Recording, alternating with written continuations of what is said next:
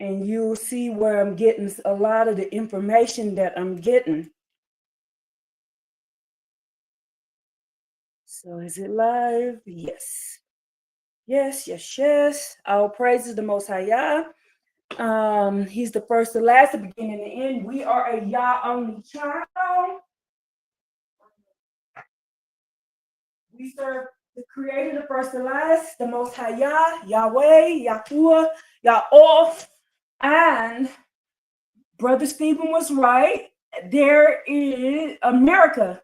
The name America means the land. If you translate it, the land of the plumed snake, the land of the plumed snake. That's what America means. So, and if you go into Ohio, if you look it up in Ohio, if you go in there are snake mounds all over the United States of America. Snake mounds, snake mounds, snake mounds. But I just wanted to go over a few historical things that they found when they got here, and then they tried to turn around and say, "Oh, they wrote all these fictional things about America." Mentirosos, liars, they are.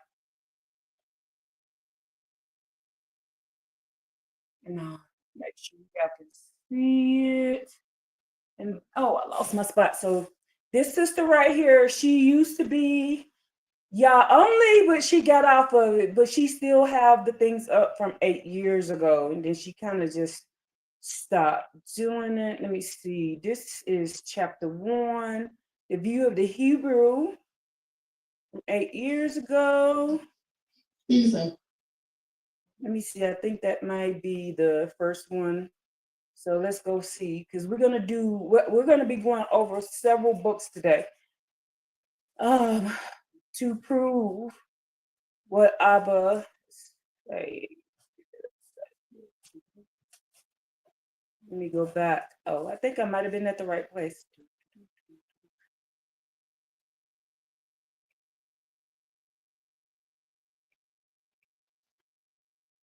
Go back up. See if she has it as anything. Yes, she do. So let's do it like this. The view of the Hebrew. Boom.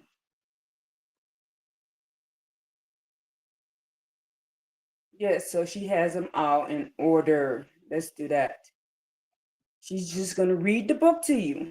Let me close this off right here, because I don't know why Abba wants to go over this today, but this is what Abba wants me to go over. You can see where the red is. I've been over this book a long time ago.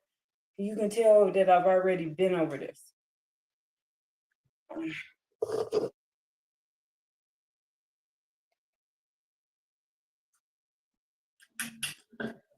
Hey YouTube, I hope everyone's well. Peace and power to everyone.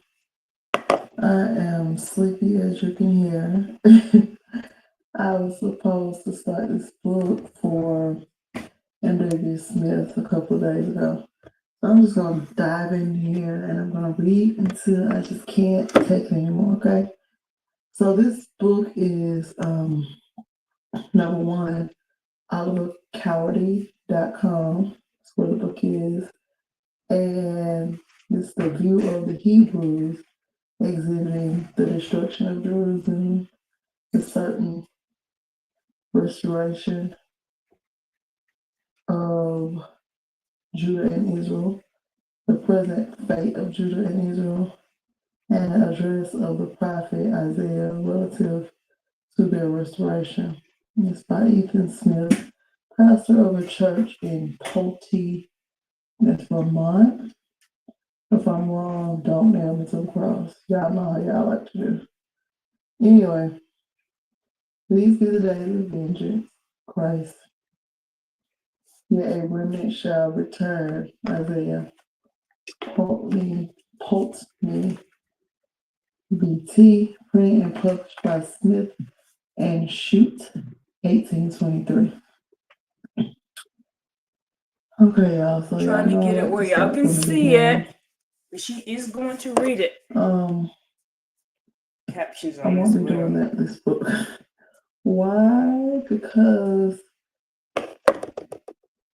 some of it is pertinent to the information, some of it is not. And I have a short attention span, and I have to do what works for me. Hello, Joshua like the I said, Levite, I'll peace and leave the link Barukins, Urbula and Angel. to read the introduction and some Let's things in pause. This is the Most High has me going over this history again today. I'm not sure why, but we're gonna be going over 3 different books today. We're gonna go over this book, and y'all just pop in and out however you need to do comments. And then we're gonna go over to another book and then another book.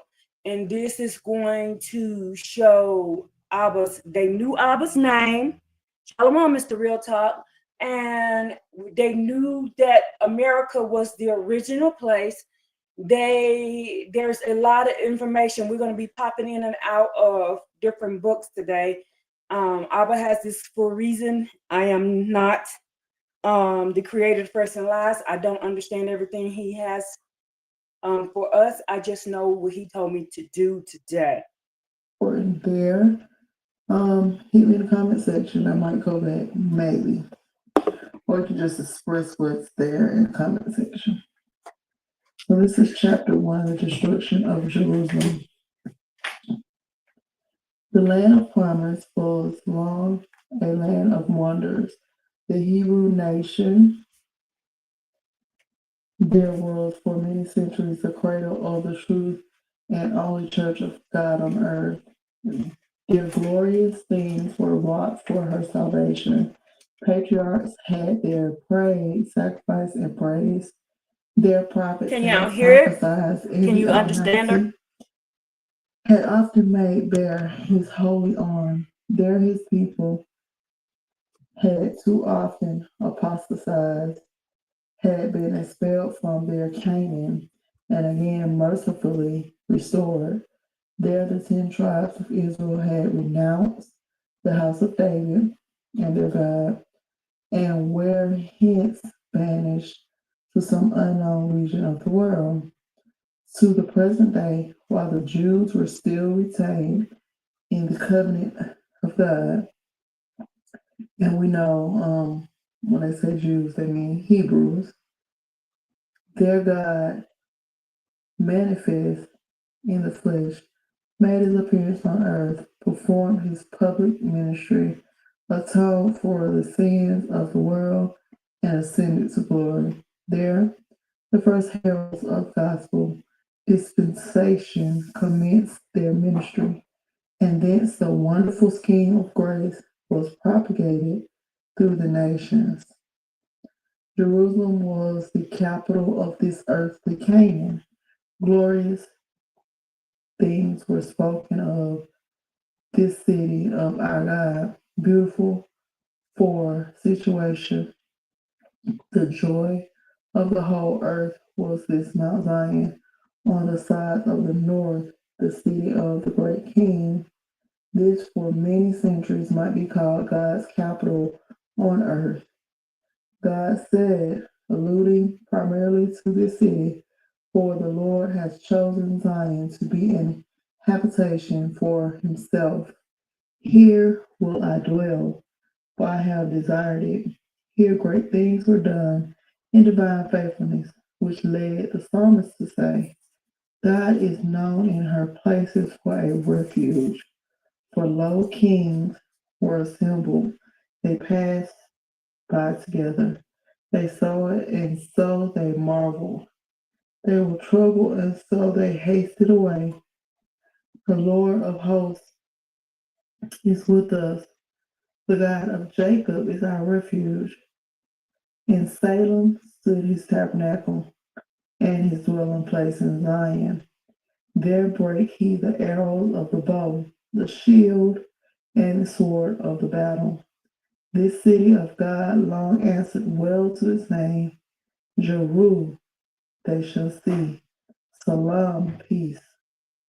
Long did the church, while they walked with God, there see and enjoy peace. But alas, we find recorded of this city, temple and nation of the Jews, a fatal reverse. They found the sentiment in their sacred oracles fulfilled. The Lord is with you while ye be with him, but if ye forsake him, he will cast you off. The Jews became carnal, crucified the Lord of glory, and they fell under the denunciations, denunciations, denunciations, and the full execution of his wrath. Their lawgiver Moses and their prophets had long thundered against them, that when they should become of the character they finally assumed, the most tremendous judgments of God should cut them off, and the Messiah uttered against them in consequence of their rejecting him. A new edition of these fatal denunciations, which we find in Matthew, Mark. Remember now, when we come to this, we need to eat the meat, spit out the bones. Now, they're doing this book in the Christian ideology, but you have to remember they had to add that bullshit in there in order to even get the books published.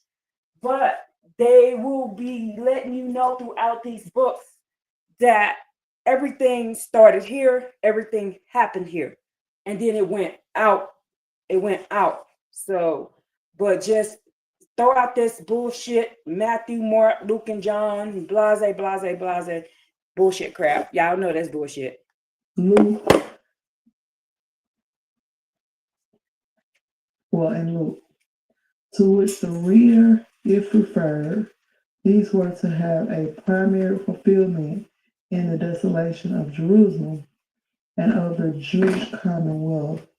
The primary fulfillment, Christ assured, should take place on that generation, and the denunciation was fulfilled. And he said that we could find this in Why would we denounce this dude and unalive him? Why would we denounce him and unalive him? Because we know he ain't the real Messiah. We know it. 19, so that's why we put a boot to his ass. Chapter 21 and 23, 27 to 30, to which if the reader referred. Okay. So this fulfillment, inasmuch as it demonstrated the truth and divinity of our Savior, exhibited a type of the destruction of Antichrist and of the wicked at the end of the world, and shows the danger of rejecting the Son of God. Ought to be duly noted in the church and frequently contemplated. It is a subject too much neglected and forgotten in the present world. I design then to give a concise description of the event in which Jesus Christ came in awful judgment upon the infidel Jews and vindicated his cause against his persecutors and murderers. They call us the infidels now. They're calling us, the Hebrews, the infidels, because we unalived his ass. We are the one who unalived his ass. And you can see that in the book of Abraham. You can see that in the book of Abraham. I will read that to you now. We are the one that unalived his ass. Where's that book at? I'm always moving stuff, y'all. We are the one that unalived his ass.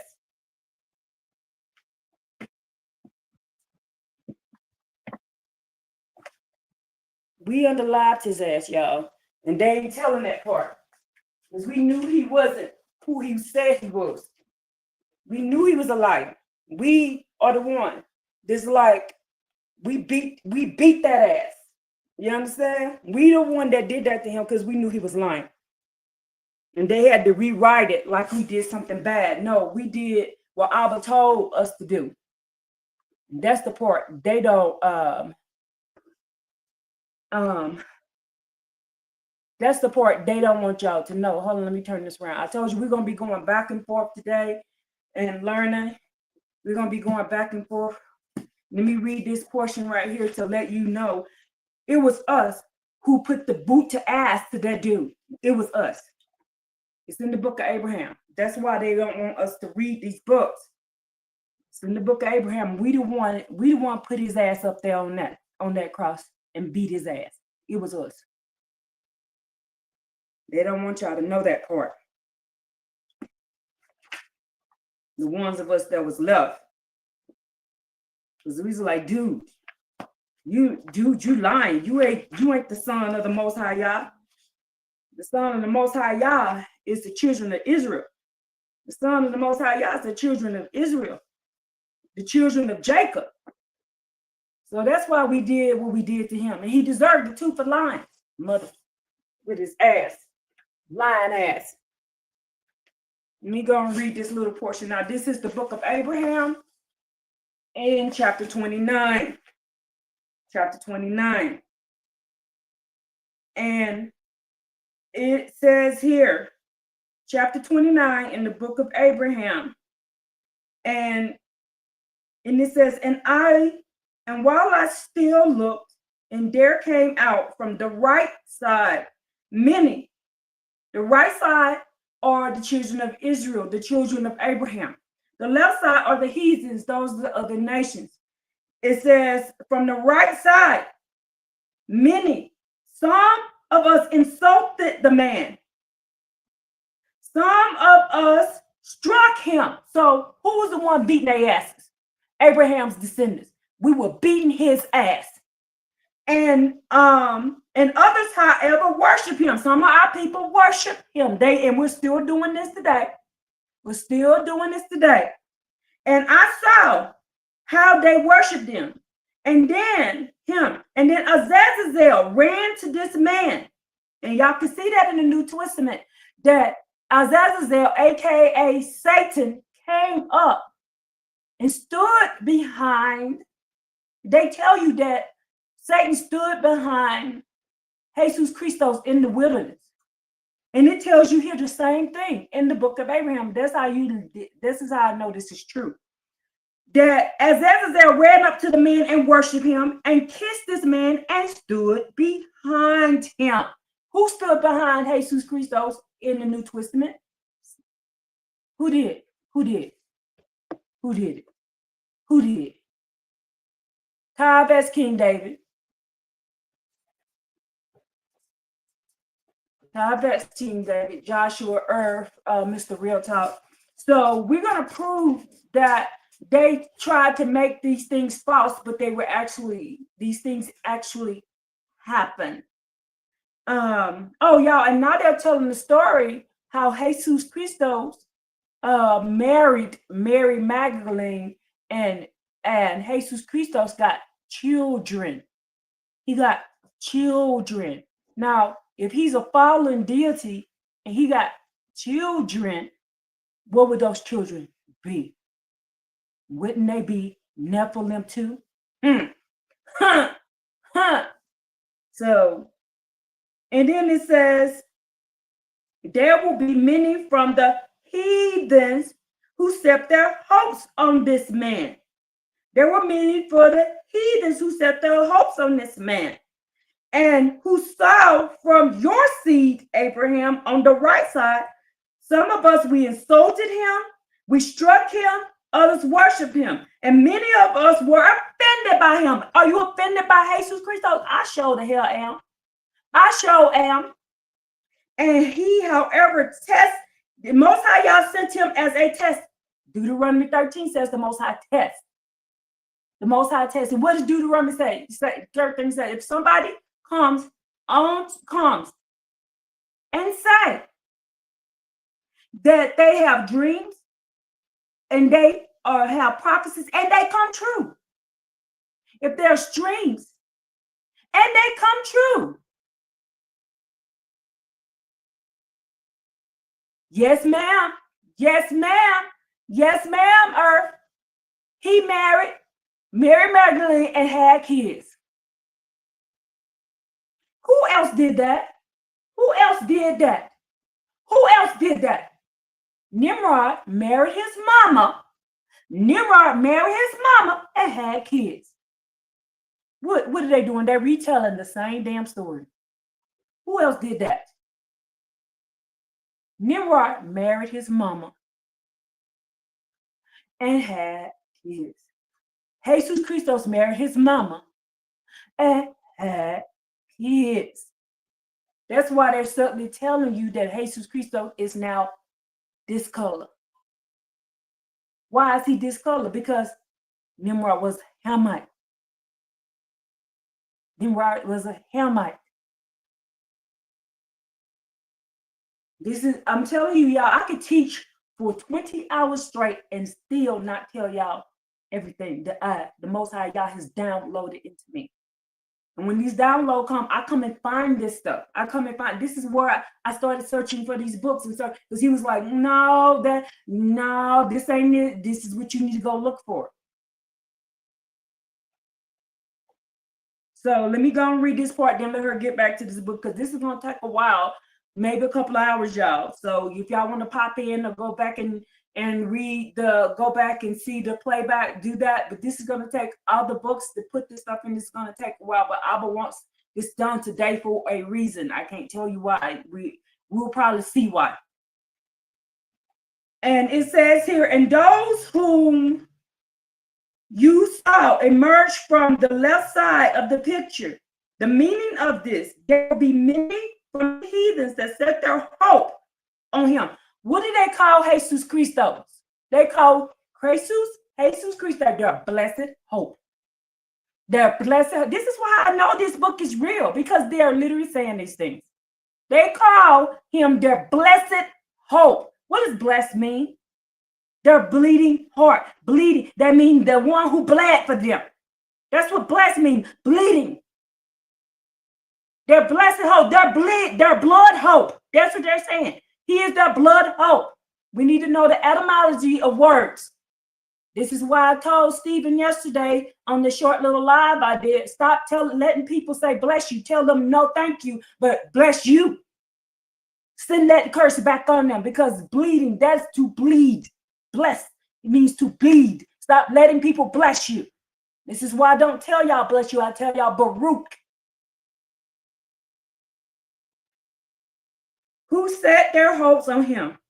And as for those whom you saw from your seat on the right side, some will insult him, some will strike, and others will worship him. Many of them will be offended by him. Oh, hallelujah. I knew that I would be offended by that.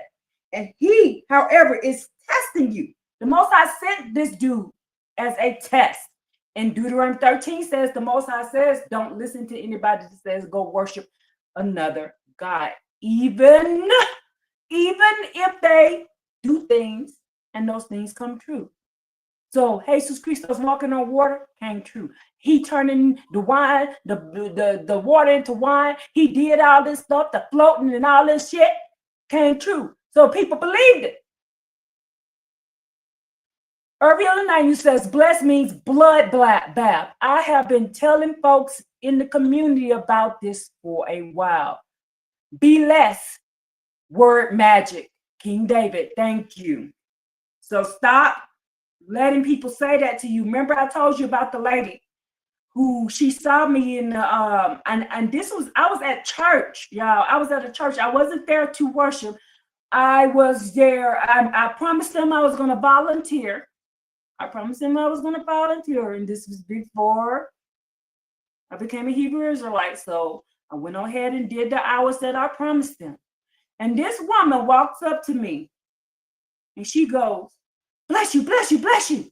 I said, no, thank you, but bless you. And her eyes said, y'all, her eyes did like this, because she knew that I knew what she meant. She knew, because she literally walked in my face and said, bless you, bless you, bless you. And I said, no, bless you. And her husband grabbed it and it took off. They took off because she realized I cursed her, and that let me know she knew who I was. She never asked me a question, nothing, just walked up in my face and said it 3 times. I said, no, you. Oh, she freaked out, y'all, and they took off running from it. Her husband grabbed her, and they took off running. Why are you gonna run if that was a good thing? That was a good thing. Why she run? Why they freak out and ran? Why did they freak out and run? I think that's why Abba had me do that, so I can get her ass. That's why they say, oh, bless your heart. They're telling you, bleed. I want you to bleed. I want your heart to bleed.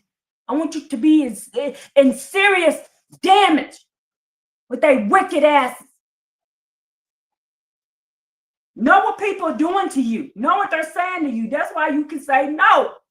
That's why people go, oh, everybody gonna die. I said, no, I ain't. I said, no, the hell I'm not. And then they'll look at me like, well, damn, why are you being so serious? Because I know what you're doing. Somebody just said to me the other day, cause this person said, nigga, you a nigga and you gonna be a dead nigga. I said, I won't be a dead nigga. I said, you will be a dead nigga before I be a dead nigga. And they were like, because they didn't know I know what they're doing. Now, this was a so-called black man who said this to me on the streets here in Colorado. They let me know he knew who I was.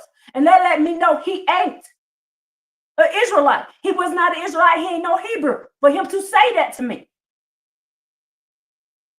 out of nowhere, I wasn't talking to him. I was going to King Super, minding my business. And he walked up to me and said that to me. And I turned around and gave it back to him verbally. I said, no, I will not. And turned it back on him.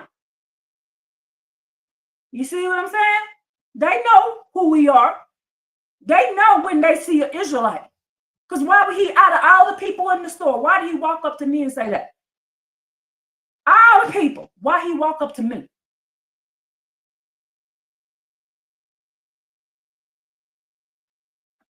Now, Jesus Christos is just a test, y'all.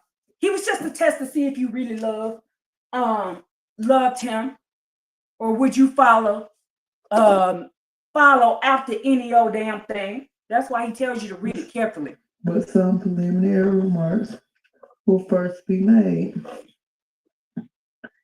You turn it back around. City was built on two mountains and contained two parts called the upper and the lower city.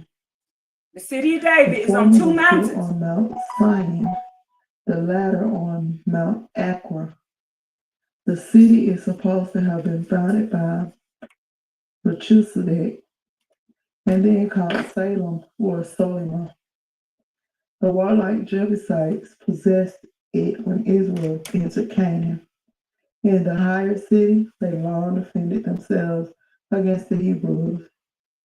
Here they remained till David subdued them and called their city the city of David.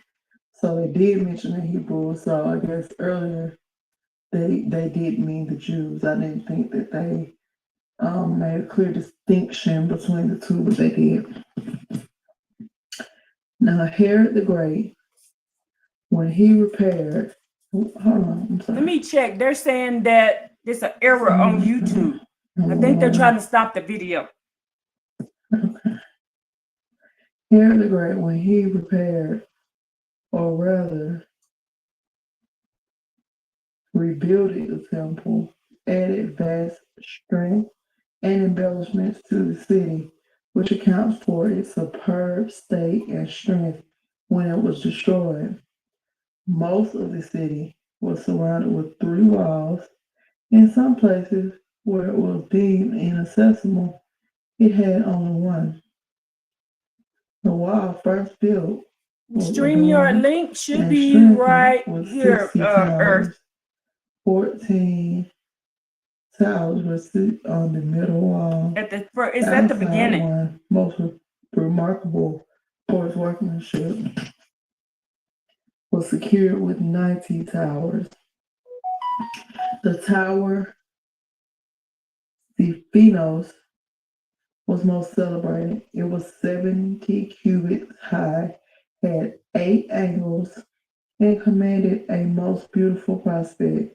Here the visitor might, in a clear atmosphere, delight himself with a view of the Mediterranean, 40 miles to the west, and of the most of the Jewish dominations, Jewish dominions. Some of these If you towers were want to, nearly but 90 that cubits in height. is you. If you want to, but there's really no need to, because unless you have something to add to the books that is coming up. But these are books that were written in the 1800s, and the Most High wants me to go over. These are things I've long known for a while, but go over this with you all. So if you don't have anything to add, don't worry about it. Don't even worry about it. But I just checked the stream. Is there? I don't know what they're talking about, because on mine it says an error has occurred. This is usually temporary. Wait a moment, try again. So let me see. Let me make sure this is playing. Yeah, it's playing. I don't know what the hell they're talking about. So Famous let for me their keep going. beauty, elegance, and curiosity. They were built of white marble and had the appearance of vast marble blocks. These huge piles gave to the city, in the view of the adjacent country, a most majestic appearance. Right? Near the most lofty of these towers stood the royal place of the most commanding elegance, incredible cost that furnishes pillars, porticos, galleries, and apartments. Its gardens, groves, fountains, aqueducts, and walks presented the richest and most delightful scenery. This was the beauty and elegance of the north side of Jerusalem. On the east side stood the temple and the fort of Antonio over against Mount Olivet. Excuse me, I'm sorry, I'm sleeping. This fort, built on a rock of 50 feet in height, of inaccessible steepness, overlaid with slabs of marble. The castle of Antonio stood in the center of this fortress. The workmanship of his castle made it more resemble a palace than a castle. A tower adorned each square of the fortress, one of which was 70 cubits high and commanded a full view of the temple. The temple was in many ways the most astonishing fabric ever beheld. Its site was partly on solid rock, originally steep on every side. The lower temple had a foundation of vast dimensions and said to be 300 cubits from its lowest base. The foundation was composed of stones 60 feet in length, and the lower part of the superstructure was composed of stones of solid white marble, more than 60 feet long and 7 by 9 feet in bigness. 4 furrows compassed the whole pile of building, which was 100 cubits high, with 160 pillars for both support and ornament. Yeah, let's see. I'm gonna start right here. Second paragraph on page 9, because I am dozing.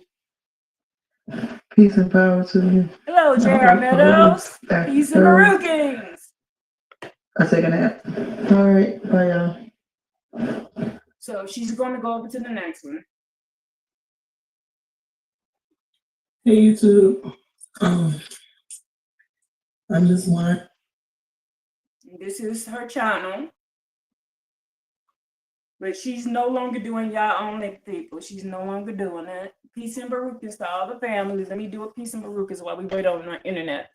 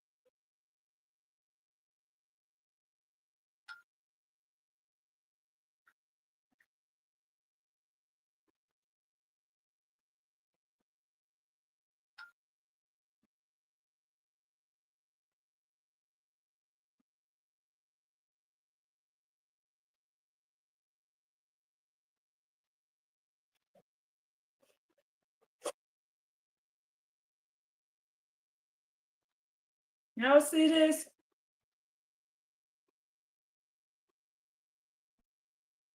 Trying to cut my internet off.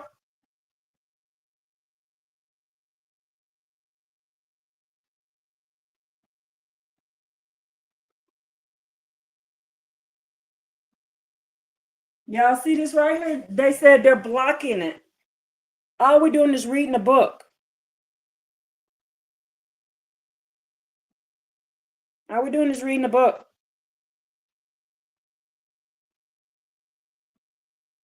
Why are they trying to do that? We're just reading a book.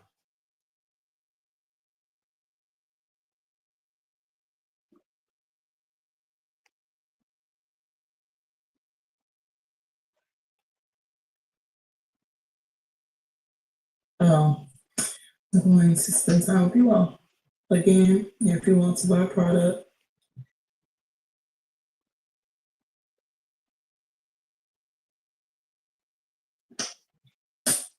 okay, so I'm reading the view of the Hebrews, and I'm starting where I left off on page 9, second paragraph.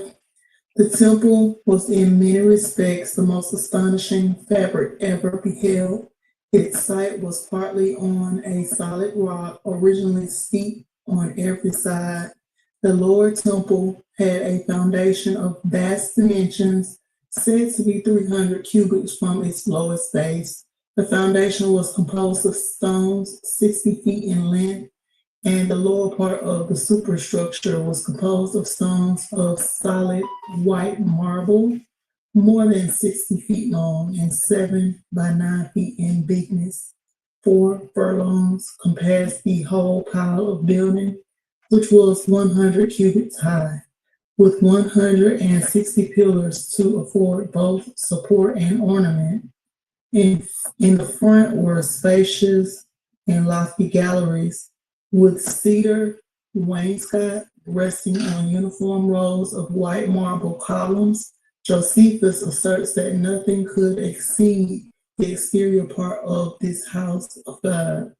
For exquisite workmanship and elegance, its solid plates of gold seemed to strive to outdazzle the rising sun. The parts of the building not covered with gold had at a distance the appearance of pillars of snow or white marble.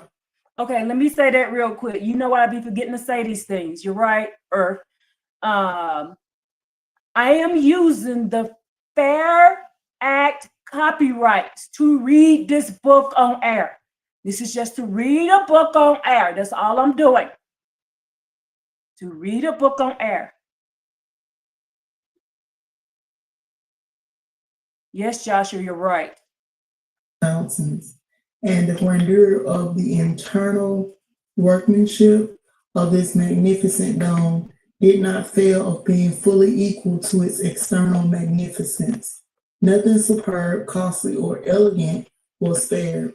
The different part of the world had seemed to be with each other, to pour their most costly treasures into this wonderful treasury of heaven. The lower story was decorated with sacred furniture, the table of shewbread, altar of incense, and the candlestick of pure beaten gold. The altar and the table were overlaid with pure gold. Several doors of the sanctuary were 55 cubits in height and 16 in breadth, overlaid also with gold. The richest Babylonian tapestry of purple, blue, and scarlet, and of exquisite workmanship waved within these doors. Golden vines with leaves and clusters of grapes of gold were suspended from the ceiling 5 or 6 feet of curious workmanship.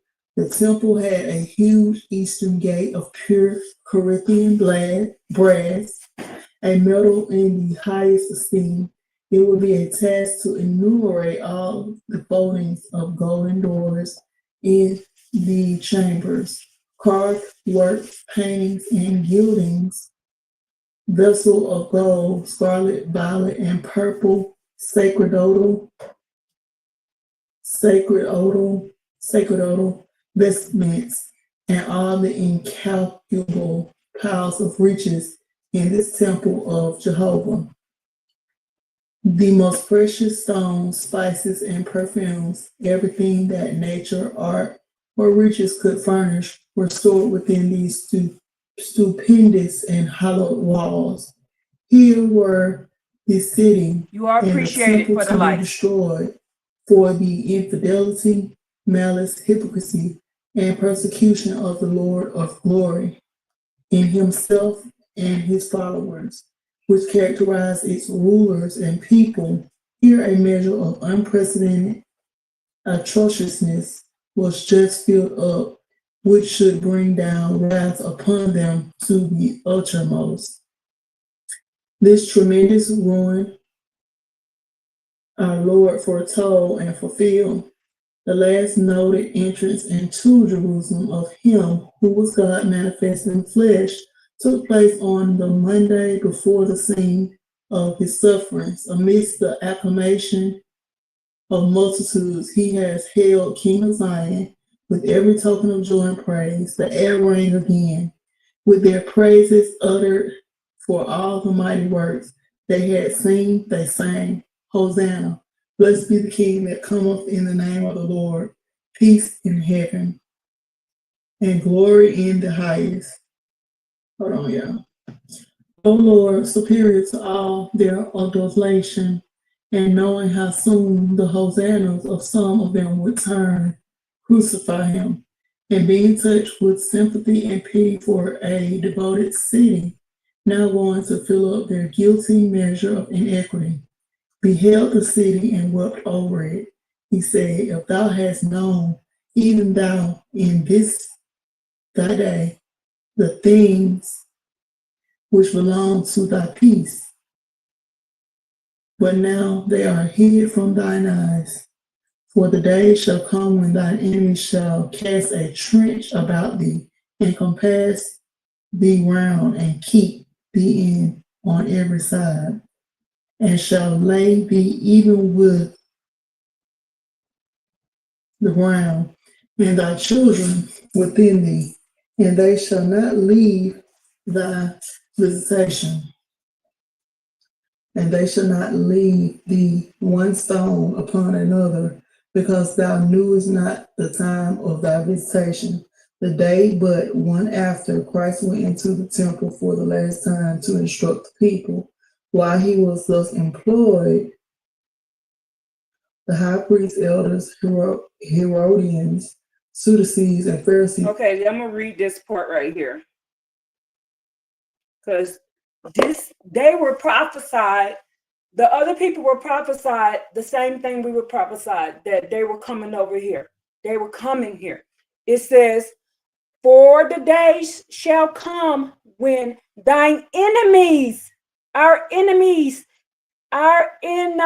shall cast a trench about thee and compass thee. Y'all know what compass thee around. They're going to come around us and keep us. be in every side. They're going to be on every side of us. Now, remember the woman said that her ancestor told her that they came from every side of America. They came on every side of America to overtake us. It took 7 countries to come to every side of America to overtake us. And he says they're going to come from every side, and they shall lay thee even with the ground. When you get laid with the ground, what you got to do? You got PK'd. And then thy children within thee. So they're going to keep the children in. We're the only people for the longest could not travel. We were the only people for the longest time could not travel. We didn't start getting released to travel and go anywhere until the 90s, y'all. What was the 90s? What was the 90s? What was the 90s? That's when Abba started giving us relief. The 90s is when the Most High Yah started giving us release and truly started letting us know who we are. The Most High said in those last times, if you look in the book of Daniel 12, there will be 45 years in between before the Most High Yah show up and show out where he was going to give us a relief. In that 45 years, he's going to give us a relief. And then at last of those 45 years, in the last 12 years, we're going to have mercy. In those last 12 years, we're going to have mercy. What is that mercy? We're going to be able to know Abba's name and call on him. Go look. Anybody, they'll tell you about 12 years ago, they started finding out who Abba was and they started serving him. Gathered in, turn around him with a malicious view to entangle him in his talk. Christ returned such answers, spake such parables, and set home such reproof and conviction to their souls, as not only to astonish and silence them, but to give them some awful prelibation of the final judgment which awaited them at his bar. He thus, in a free and pungent address to the disciples, administered most dignified and keen reproofs for the cruelty, hypocrisy, and pride of the scribes and Pharisees. He foretold the malicious treatment the disciples would meet with their hands, and then denounced the vengeance on that fallen city, which for ages their crimes had been accumulating. He forewarned that this cup of divine indignation should be poured on that generation, his tender feelings. Okay, y'all. I had to clock in. I'm on page 12. His tender feelings of soul then melted in a most moving apostrophe. O Jerusalem, Jerusalem, thou that killest the prophets and stonest them that are sent unto thee, how often would I have gathered thy children together, even as a hen gathered her chickens under her wings, and ye would not. Behold, your house is left unto you desolate. For I say to you, ye shall not see me henceforth, till ye say, blessed, until ye say, blessed is he that cometh in the name of the Lord.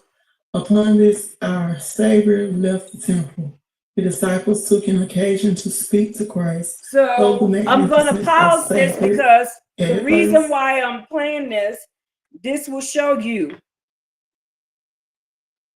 It says here, the view of the Hebrews, written by Ethan Smith, a congregational minister in Vermont, who argued that the Native Americans was the descendants of the 10 tribes of Israel, and relative common view during the early 19th century. Numerous commentators on Mormon history and the LSD Church generally authorized these books, and the biographer of Joseph Smith and similarity in the content, the view of the Hebrews, and the Book of the Mormon, which are first published in 1830, 7 years after Ethan Smith's book. Why? Because they said that America is the true land, and we were the 10 tribes. We were the 10 tribes. This is Azareth that Ezra's talk about. How it was adorned with goodly stones and gifts. Master, said they, see what manner of stones and buildings are here. Jesus said unto them, see ye not all these things? Verily I say unto you, there shall not be left here one stone upon another that shall not be thrown down. How very unlikely must such an event have seemed, but it was indeed fulfilled upon that generation. Jesus and his disciples retired to the Mount of Olives. Here the temple rose before them in all its majestic elegance. Okay, now we know that the Mount of Olives is also where the watchers fell. We know this, people. We know this. Where the watchers fell. We know this. So they can't get away with that bullshit. Jesus Christos and his disciples, the 12 copycats, they and Jesus Christos, the demigod, went to the Mount of Olives, aka the Mount of the Watchers. Scenery naturally suggested the conversation which followed the disciples' petition. Tell us, when shall these things be? And what shall be the sign when all these things shall be fulfilled? Their minds seem to have been impressed with the preceding discourse, and they fell most readily upon the same subject and wished to know when such awful events should come and what warning should announce their approach. Our Lord replied, take heed that no man deceive you, for many shall come in my name, saying, I am Christ, and shall deceive many.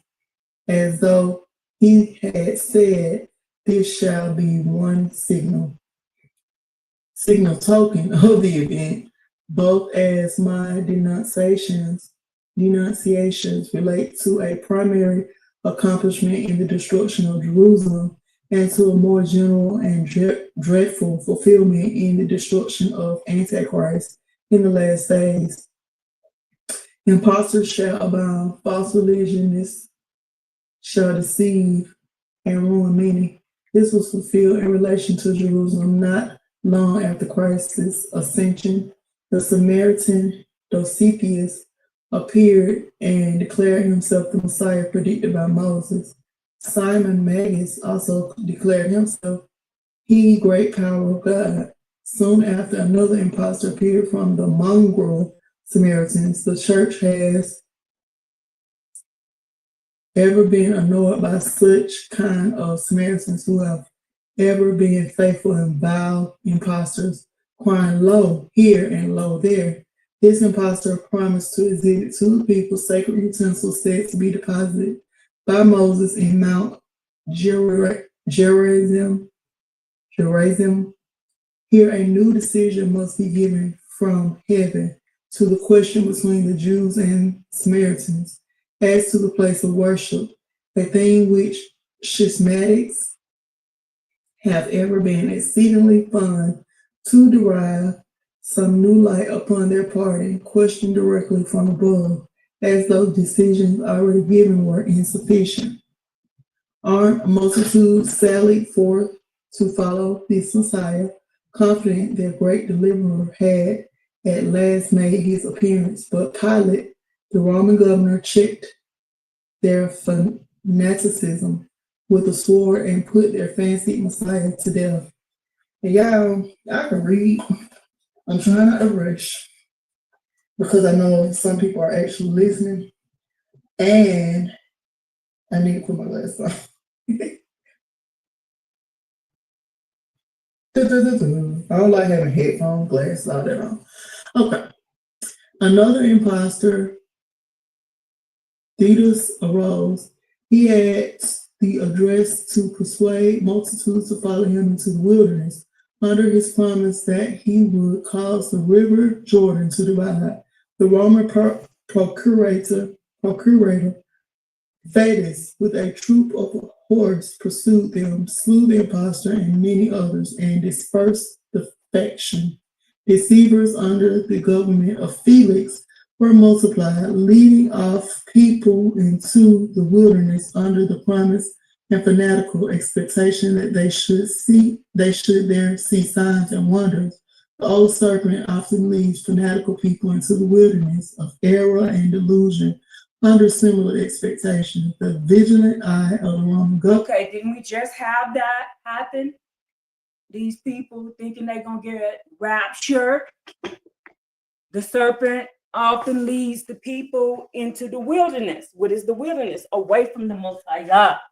That is the wilderness. That's what Abba told me the wilderness is. But I just want to show you this name right there, Felix. That is, you hear that? That was Abba saying that, yes, being in the wilderness is being away from Abba. It's not a literal like sand and dirt.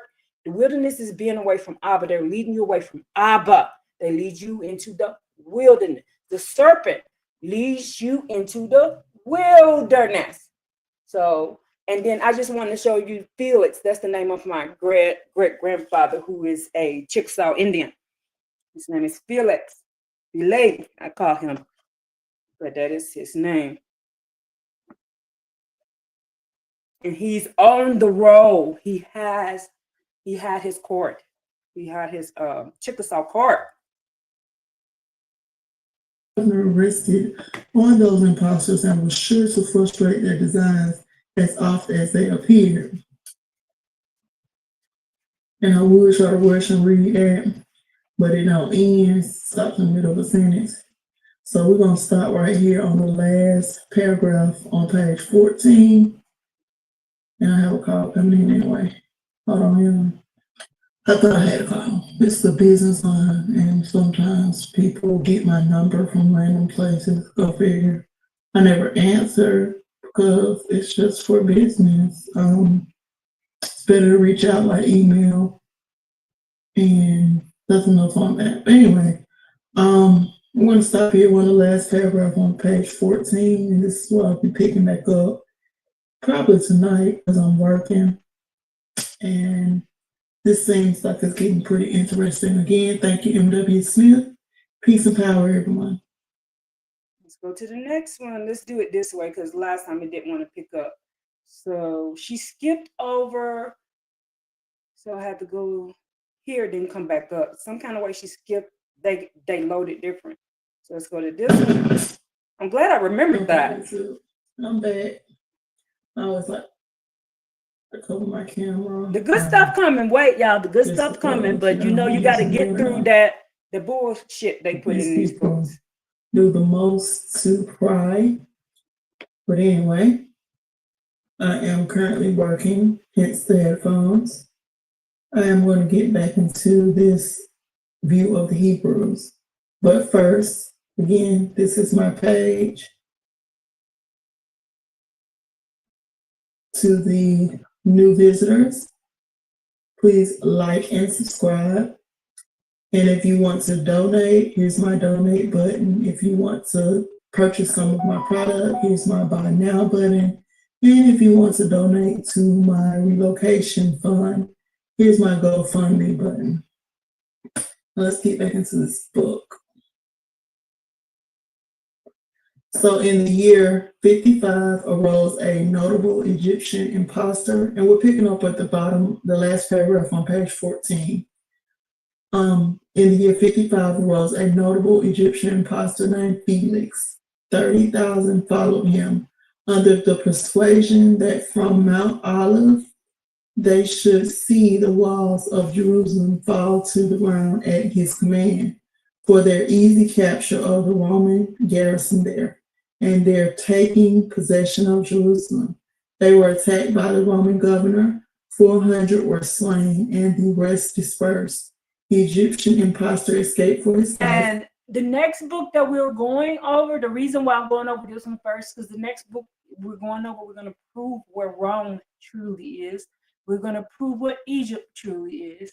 We're going to prove where Jerusalem truly is. So we're going to do this book first, and then we're going to go to the next book, and you're going to see. Now, there were more than one Rome. There was more than one Jerusalem. There was more than one Egypt. And you can go to Ayub Nazir, and I may actually add that book on if y'all are willing to sit with me all day today. And add that book on. He can prove to you there was more than one, all of everything. Because why? Because of the rule of David and Solomon. These towns were renamed the same thing all over the world. That's why you will have a map with it in Africa, over in Asia, over up in the northern area of the Japhites. When you will also have it down in South America and everywhere. Why? Because David and Solomon took over the entire world, so they was renaming. So there was a Jerusalem 1, a Jerusalem 2, a Jerusalem 3, and then some of the places were named Salem. They have this, that, all these stuff was renamed. There's more than one Mizraim, more than one Egypt, Mizraim, Egypt, same place. There's more than one Put. There's more than one this, there's more than that.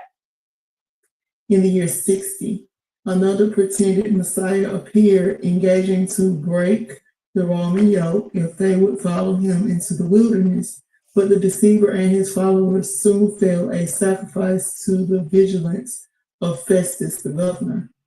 It would be too unwieldy to mention all the vile impostures of this period. They were just retribution of righteous heaven upon the Jews for having rejected and put to death the true Messiah, and they fulfilled the warning of our Lord of hosts of deceivers that at that period. How prone are men to court deception? Christ had said to the Jews, I am come in my Father's name, and ye receive me not. If another should come in his own name, him will ye receive. This was fulfilled, and not only then, but in every age to this day. True.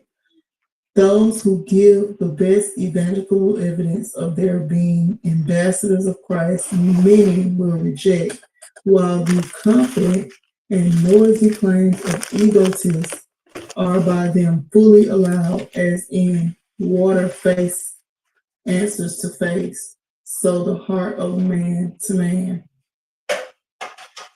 As in water face answers to face, so the heart of man to man.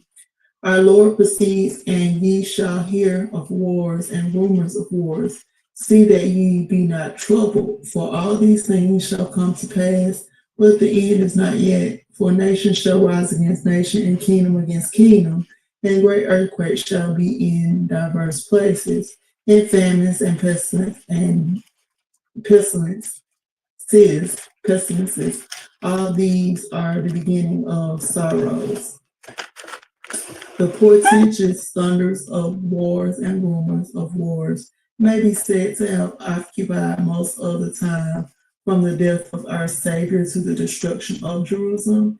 His historic pages, which treat of these times, are stained with blood. A war between Herod and Aretas, king of Arabia, opened the bloody scene after a short season of peace.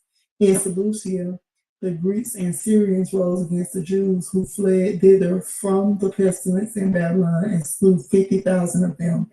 5 years after, the Jews in Perea and the people of Philadelphia, y'all hear that? 5 years after, the Jews in Perea, and the people of Philadelphia contended about the limits of a city, when many other Jews were slain. 4 years after this, an insult being offered to the Jews within the precincts of the temple by a Roman soldier, and being violently resented, a Roman force rushed upon them, which so terrified the Jews that they fled in vast disorder and 10,000 of them lost their lives in the streets. After another 4 years, the Jews ravaged the country of the Samaritans in consequence of their having murdered a Galilean who was going to keep the Passover. Many were slain. Soon after, a contention arose between the Jews and Caesarea and the Syrians relative to the government of Caesarea. In the first encounter, more than 20,000 Jews were slain. This contention raged in many cities where the Jews and Syrians dwelt, and mutual slaughter prevailed. And in 5 other cities. So where is Philadelphia? Where's Philadelphia? They didn't say, where's Philadelphia? We know Philadelphia is. These people were slaying us all across this land. Carnage among the Jews was dreadful. At Damascus, 10,000 Jews were slain in 1 hour, and at Scythopolis, 13,000 were slain in 1 night. In Alexandria, the Jews rose upon the Romans and had 50,000 of their people slain without any regard to infancy or age. Soon after, in a contention at Totapata, 40,000 Jews perished. These contentions rose and increased till the whole Jewish nation took up arms against the Romans and brought on themselves their final destruction. Thus, the prediction of our Savior quoted received in those days a striking primary fulfillment. Our Savior added, and great earthquakes shall be in diverse places. These significant warnings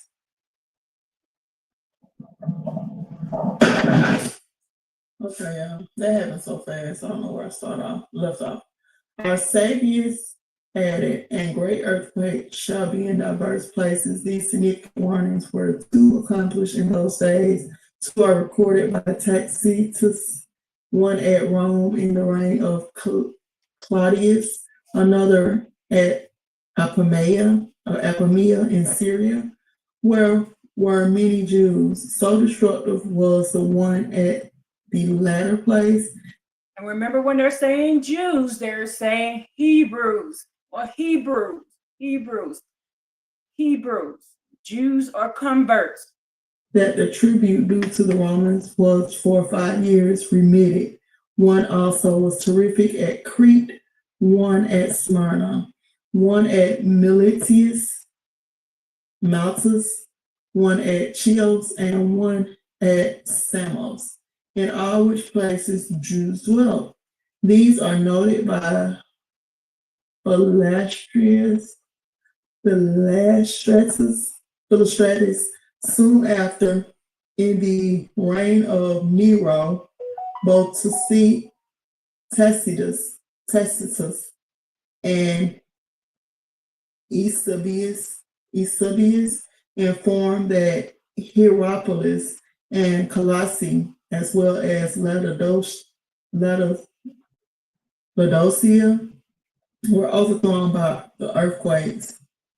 Another is noted at Rome, one at Campania, and others tremendous are mentioned as taking place at Jerusalem in the night just before the commencement of the last siege of that city. Of these, Josephus gives the following account: a heavy storm burst on them during the night, violent. Winds arose with the most excessive rains, with constant lightning, most tremendous thunders, and dreadful roarings of earthquakes. It seemed as if the system of the world had been confounded for the destruction of mankind, and one might well conjecture that these were signs of no common event. The famines predicted by Christ were likewise fulfilled. The one foretold by Agabus, noted in the Acts of the Apostles, was dreadful and of long continuance. It extended through Greece and Italy, but was most severely felt at Judea and especially at Jerusalem. The contributions noted as brought by Paul from abroad to relieve the poor brethren there were sent during this sore famine. authors of that time mention two other famines in the empire previous to the one occasioned by the siege of Jerusalem. Pestilence, too, the Savior adds. Two instances of this signal judgment took place before the last Jewish war. The one took place at Babylon, where many Jews resided, and other at Rome, which swept off vast multitudes. Other lighter instances of this calamity occurred in various parts of the empire, and both Tacitus and Suetonius record. Our Lord also adds, and fearful sights and great signs shall there be from heaven. Josephus, who can never be suspected of wishing to favor any prediction of Christ, and who probably knew not of any such prediction when he wrote, gives accounts of events which strikingly answer to this premonition. Speaking of the infatuation of his countrymen in running after impostors while they neglected the plainest admonitions from heaven, he gives account of the 7 following events. 1, he says, on the 8th of the month, Xanthicus, before the feast of unleavened bread, at the 9th hour of the night, there shone round about the altar and the circumjacent buildings of the temple a light equal to the brightness of day, which continued for the space of half an hour. 2, about the 6th hour of the night, says Josephus, the eastern gate of the temple was found to open without human existence. This gate was of solid brass and so large and heavy as to require 20 men to close it. Are y'all listening to this part? Now I will open the gates and let them in. So they think they came over here and conquered. They ain't do shit. I will open the gates. The gates just opened on their own. The gates just opened on their own, which took 20 men to open it. And they just opened on their own. That was Abba. Let me see. Here. So the gates was solid brass, so large and heavy as it required 20 men to close it. So on the 6th hour of the night, says Josephus, the eastern gate of the temple was found to open without human assistance. It opened by itself. The gate opened by itself, and it took 20 men. And it was secured by iron bolts and bars. They were let down into a lower straight hose consisting of one entire stone. Do y'all see that? I will open the gates and let them in. So they came out here talking about we're manifesting destiny, blah, blah, blah. They ain't do shit. I will open the door and let them in. Because it was time for us to get our boot to ass. Just like they gonna get their boot to ass, we gonna get our boot to ass. We got our boot to ass, they gonna get their boot to ass. And Josephus said it was secured by iron bolts and bars that were let down into a large threshold consisting of one entire stone. The Jews themselves concluded from the miraculous nature of this event that the security of their temple had fled when the procurator was informed of the event. He sent a band of men to close the door, who with great difficulty executed their orders. Again, number 3, the same celebrated Jewish author says, at a subsequent feast of Pentecost, while the priests were going by night into the inner temple to perform their customary ministrations, they first felt, as they said, a shaking accompanied by a indistinct murmuring, and afterwards voices of a multitude saying in a distinct and earnest manner, "Let us depart hence." How striking was this miraculous premonition! It commenced with a shaking to call and fix the attention of these Jewish priests. Then was heard an indistinct murmur. This would make them listen with all possible heed. Then they heard the distinct voices as of a multitude in great earnest and haste. Let us depart hence, and their last fatal war with the Romans commenced before the next season for celebrating this feast. Number 4, another sign what was was that the feast following. was? The What was same that author feast said was? I'm sorry, I forgot that quick. for the celebrating Let's go for back a the little bit. A little bit. Yeah. murmur. This would make them listen with all possible heed. Then they heard the distinct voices as of a multitude Feast in of great earnest and Pentecost. haste. Let us depart hence, and their last fatal war with the Romans commenced before the next Why were season. they doing a feast of Pentecost? Why were they doing that? The same author says a meteor resembling a sword hung over Jerusalem during the whole year. This could not have been a comet, for it was stationary the whole year, and it seems from words of Josephus to have been much nearer than a comet and appears to be appropriated to that city. This reminds one of the sword of the destroying angel stretched out over Jerusalem. First Chronicles 21:14. This stationary position of the sword for a year was a lively indication that the impending ruin was fatal. Josephus says again, as the high priests were leading a heifer to the ox to be sacrificed, she brought forth a lamb in the midst of the temple. Most striking rebuke. Now you see what they were doing? Y'all see what they were doing in the temple? Well, we ain't supposed to be doing no sacrifice in the temple. And the Levitical priest was sacrificing in the temple. That's why the Most High Yah did what he did. They weren't supposed to be shedding no blood in the temple, and they was doing this. Y'all see this? They brought forth a lamb in the midst of the temple. Remember, who just told us this? Shelley, I believe. Shelley, let us know that the Egyptians are the one who did lamb. I think that was Shelley. If that wasn't Shelley, that was Aviyah. That let us know that the Egyptians is the one who did lamb worship. The lamb worship. Look what they were doing in our temples. This is why Abba opened the door and let them bring boot to our eyes. Look what they were doing. We all know that we ain't supposed to be doing those sacrifices in the temple. No blood sacrifices in the temple. And then they wonder why the Most High put boot to ass.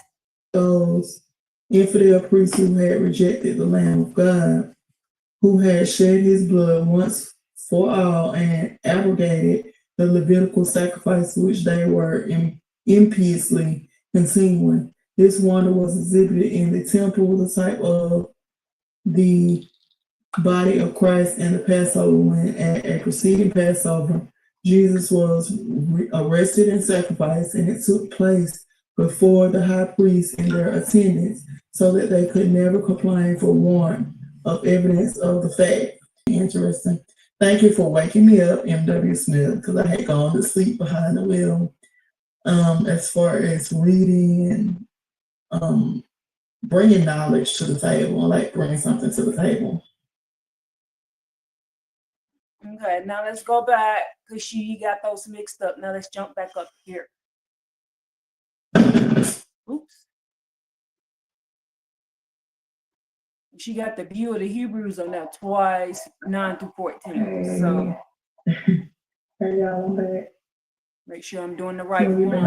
Yeah, 19-25. The view of the Hebrews by Ethan Smith. Okay, so number 6. Yes, grains and fruit and hydration and outbreak, and then we would sit and have a meal together, and I will read that to you. See, this is why Abba got me reading this book, and you can find that in Jubilees. We were sitting and we were giving thanks for. Let's see. Let me turn the light back on so I can see, and I'll read that for you. I told you we're going to be going back and forth. So it's Jubilees, in the book of Jubilees. This is why they don't want you reading this either.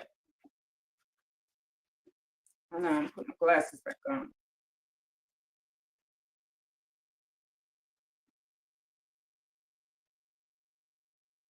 Okay. So let me see. Jubilees.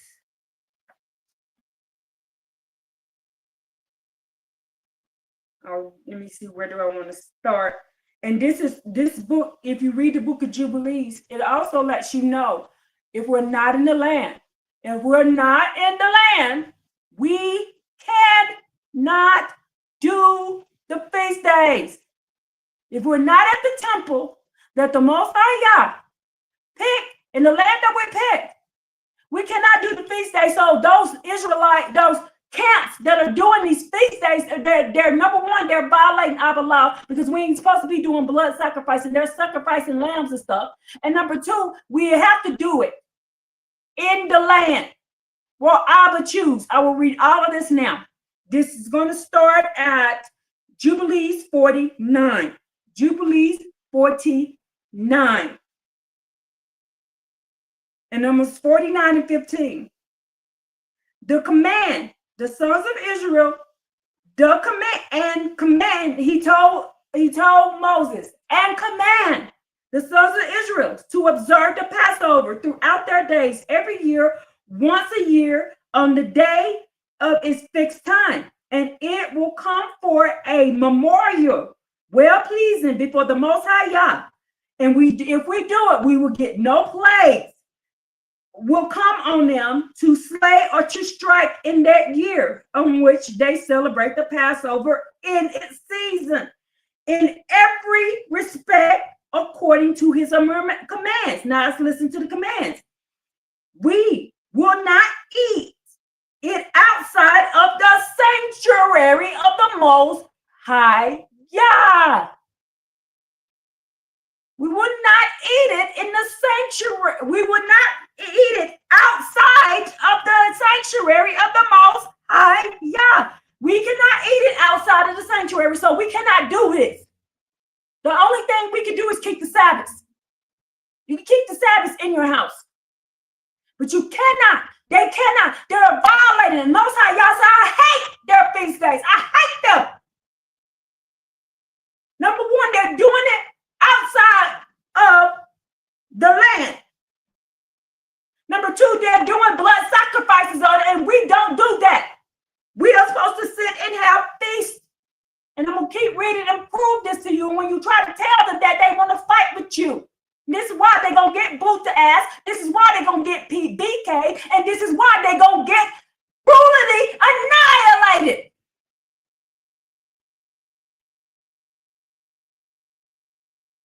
And they will not eat it outside of the sanctuary of the Most High Yah. We have to do it before the sanctuary of the Most High Yah. And all the people of the congregation of Israel will celebrate it at its appointed time, in its appointed season. And every man who has come on its day will eat.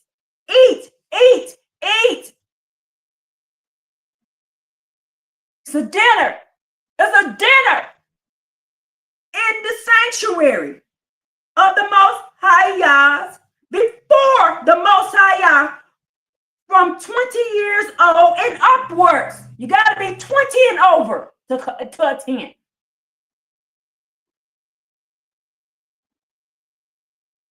For thus it is written and ordained that they should eat in the sanctuary of the Most High Yah. It is a dinner. And that's why I keep telling y'all that. And people are like, what the hell is she talking about? Because if you sat down and read these books, you would know it. Thank you, Joshua. Abba hates their feasts and their new moons.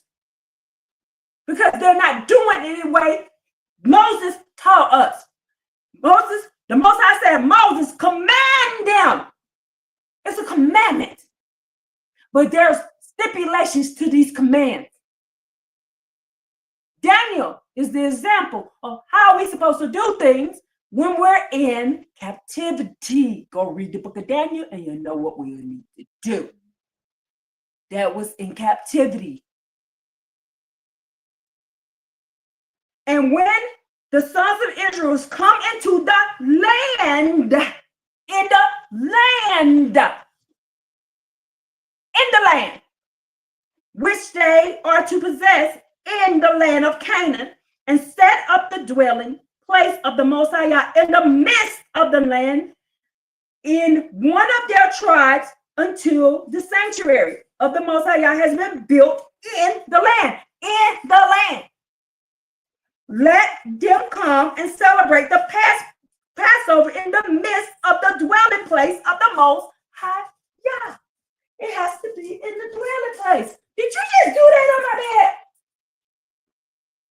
And let them slay it. Let them slay what? It before the Most High Yah from year to year. And in the days when the house has been built in the name of the Most High Yah in the land of their inheritance. It has to be in the land of our inheritance.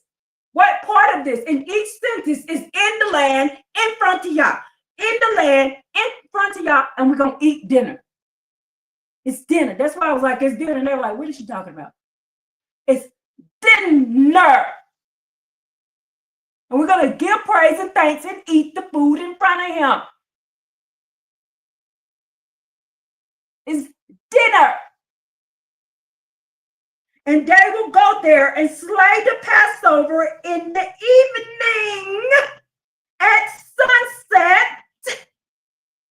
at the third part of the day. It even tells you exactly when we're supposed to cut up the meat. Remember, I told you, the Israelites, Levites, we was priests, we were teachers, we were judges, we were doctors, and we were chefs. Guess who was a chef? Because I asked Abba, what job do you want me to do that will be pleasing to you? He told me to go be a chef. That's why I told y'all, I know how to butcher animals, and I know how to do it kosher, because I was taught. I picked the job that was pleasing unto the Most High Yah for me. You may have a different, like Earth is a healer, just like Joshua is a teacher of languages, just like we all have different jobs. They all had different jobs to do. I'm a teacher, but I'm also a chef. They had to, the Levites had to do what? We had to know how to butcher the meat and do it in a kosher way. Guess who taught me how to do this? My grandmama. And guess what her name was? Guess what her name was? What her middle name was? What's her middle name? Levi? Do I have an uncle Levi? Do I got cousins Levi? Do almost everybody in my family middle name, their name is what? Lee or Levi? I wonder why that is.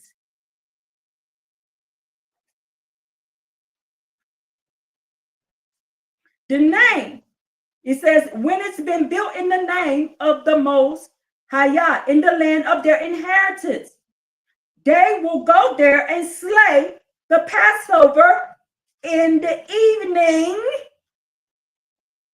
This is the day before. This is why they get this. It starts in the evening. That's where they get this from. But they don't know why it starts in the evening because they ain't read this book. It starts the day before on Friday.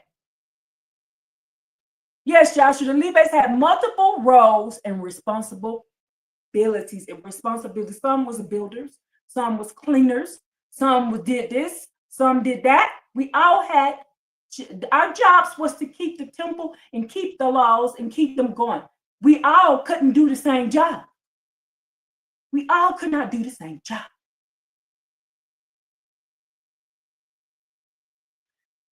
Now, this is why they started with the evening sunset. Why? On the evening sunset, we started preparing the dinner the day before.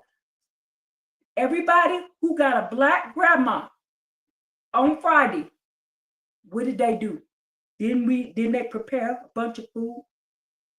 Didn't they prepare a bunch of food that went over into the weekend? We had to do that. And we did the cleaning, we did everything on Friday. Saturday we rested. We didn't hardly do anything. This is why it was so easy for me to be a Hebrew Israelite, because I was already doing this stuff. You cooked the food, you did that. It was all spread out. Everything was done. This is how I grew up. That's how they knew we were Israelites over here in America, because of how we was doing things.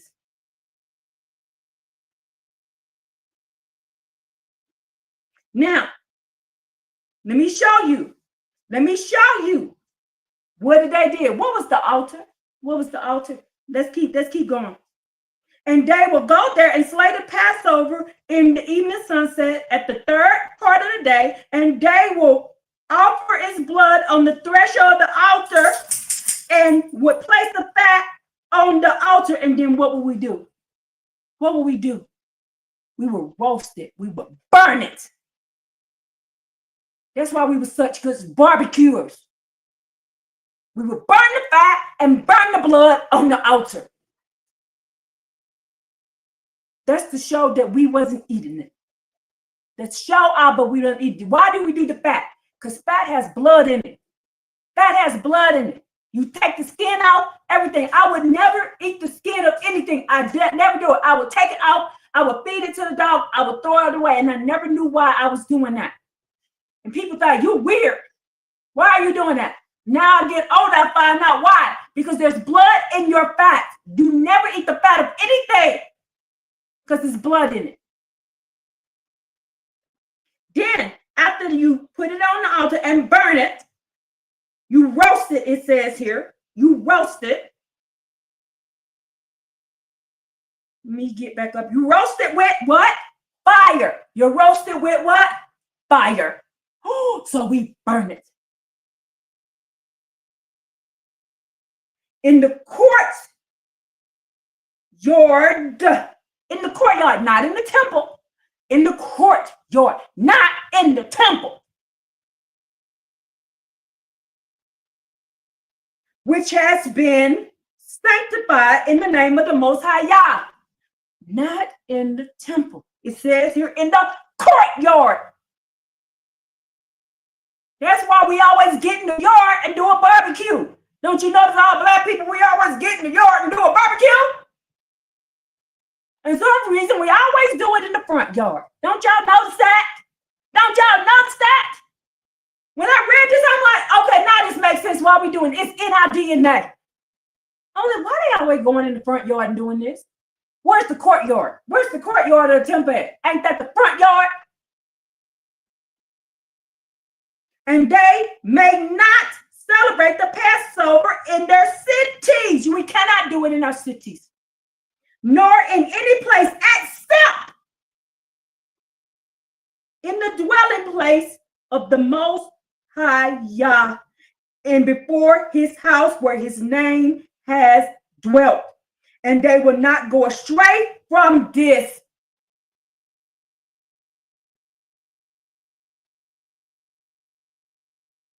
That's why Yah didn't give Levites land. We went to wherever Israel dwelt in the land and performed. Yes. And you, Moses, command the sons of Israel to observe these ordinances of the Passover as it is commanded to you. Declare to them every year days of it, and the festival of the unleavened bread is the same way.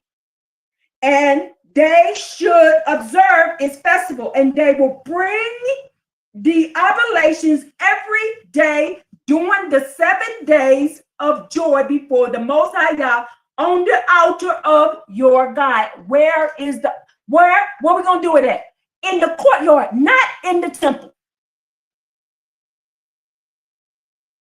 For you celebrate these festivals when you went out of Egypt and until you entered into the wilderness of Shur, for you completed it on the shore of the sea. We did it by the sea. So we be doing barbecues by the water.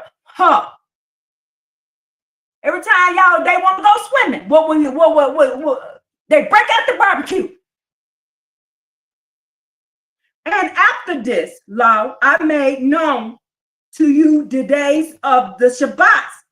Now, after this law, now he's going to start telling them about the Sabbath days, how we do the Sabbath day.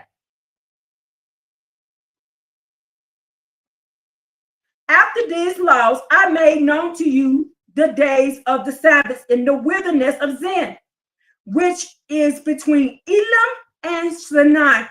And I told you the Sabbath of the land of Mount Sinai, and I told you the Jubilees years in the Sabbath of the years. So we have Jubilee Sabbaths and we have weekly Sabbaths. We have both. That's a whole year. We have to do a Sabbath, y'all, a whole year.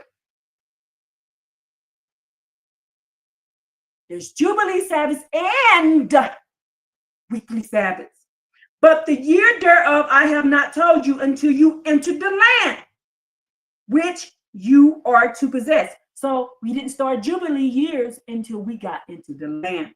And the land will also keep its Sabbaths while they dwell on it, and they will know the Jubilee year. For that reason, I have ordained for you the years of weeks and the years of the Jubilee.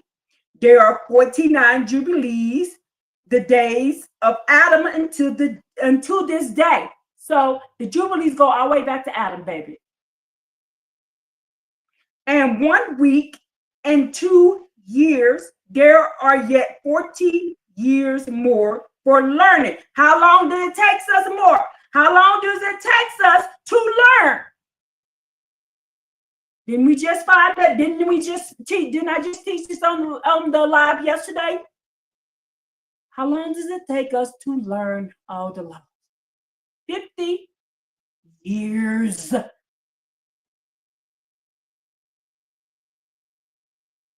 And the commands of the Most High Yah until they pass over into the land of Canaan, crossing the Jordan to the west.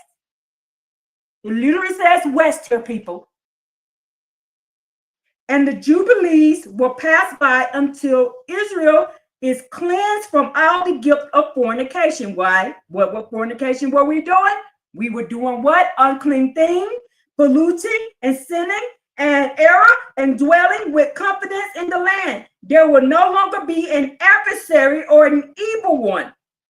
And the land will be clean from time and forevermore. This has not happened yet. Or we wouldn't have an adversary around us right now. We call him JC. And behold, the command regarding the Sabbath, I have written them down for you in all the judgment and its laws. 6 days you will labor, but on the 7th day is the Sabbath of the Most High Yah, and in it you will do no manner of work.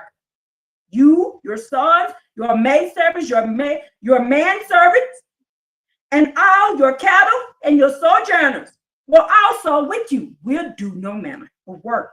And the man that does any work on it will die. Whoever desecrates that day, whoever lies with his wife, you can't do the horizontal mumbo on that day. Whoever says he will do something on it, that he will set out on a journey thereon. So you can't travel. Wherever you stand at, that's where your ass stay. In regards to any buying or selling, we cannot do that.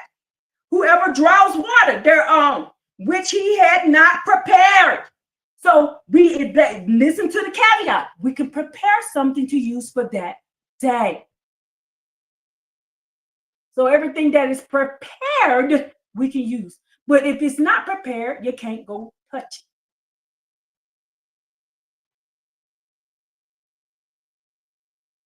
For himself on the 6th day. So it has to be prepared on the 6th day.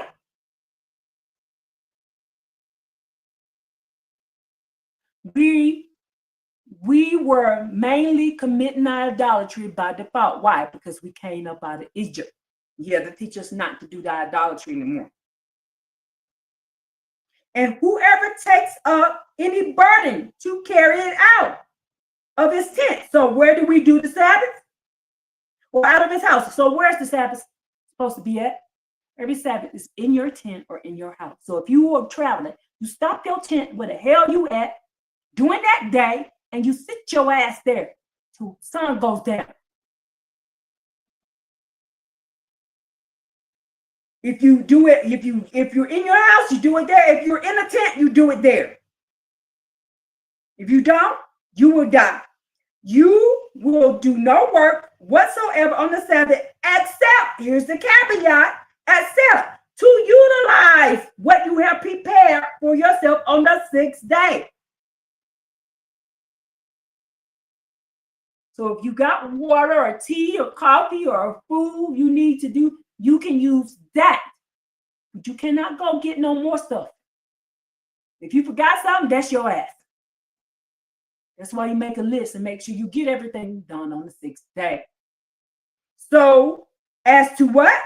So what we going to be doing on that day? We're going to be eating. We're going to be drinking. We're going to be resting. And we're going to keep the Sabbath from all work on that day. And we're going to be doing what? We're going to be baruching the Most High Yah. So we're going to be eating, drinking, singing, and baruching him. So what are Sabbaths? They're celebrating Abba Yah. They're dinners and parties, and it's a festival. I'm going to prove it's a festival so we can sing, dance, eat, and bless the Most High Yah for what he gave us that week. We're going to baruch the Most High Yah, who has given you a day of festival. Did you hear that? What you do on the festival? Don't you have fun on the festival? It's a day of fun. We're not sitting there in the morning. We're celebrating, drinking, and eating. Eating everything, doing it all. When the sun does go down, then we can clean it up. But during that time, you don't touch nothing until the sun go down. And a holy day, and a day of what?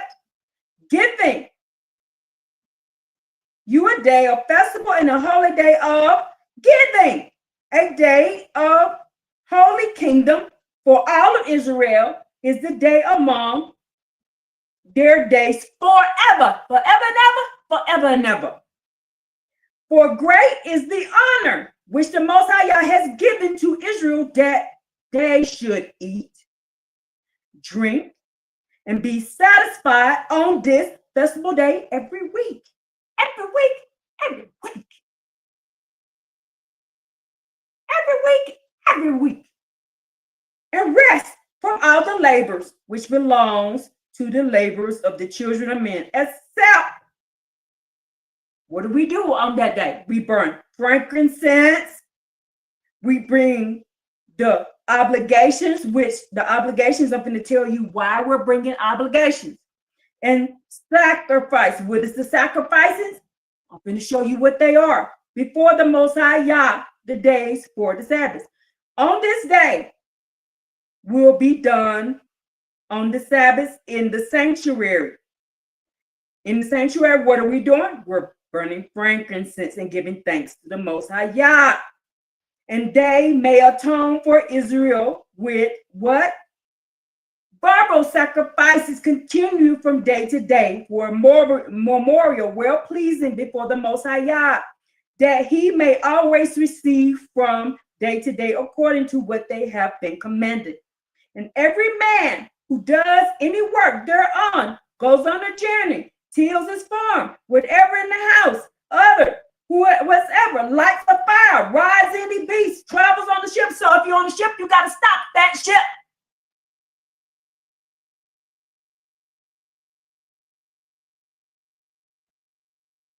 Who strikes and kills anything, slaughters anything, a bird, whatever, catches fish, do anything, whatever you do, even make war on the Sabbath. To that man, what of these do these things on this Sabbath will die. So the sons of Israel will observe these Sabbaths according to the commands of the regarding the Sabbaths of the land, and it is written in the holy tablets which he gave unto my hands, that I should write out these things. So there was more than 10 commandments on them tablets. This is written on the tablet. So that means there was more than 10 commandments on that tablet.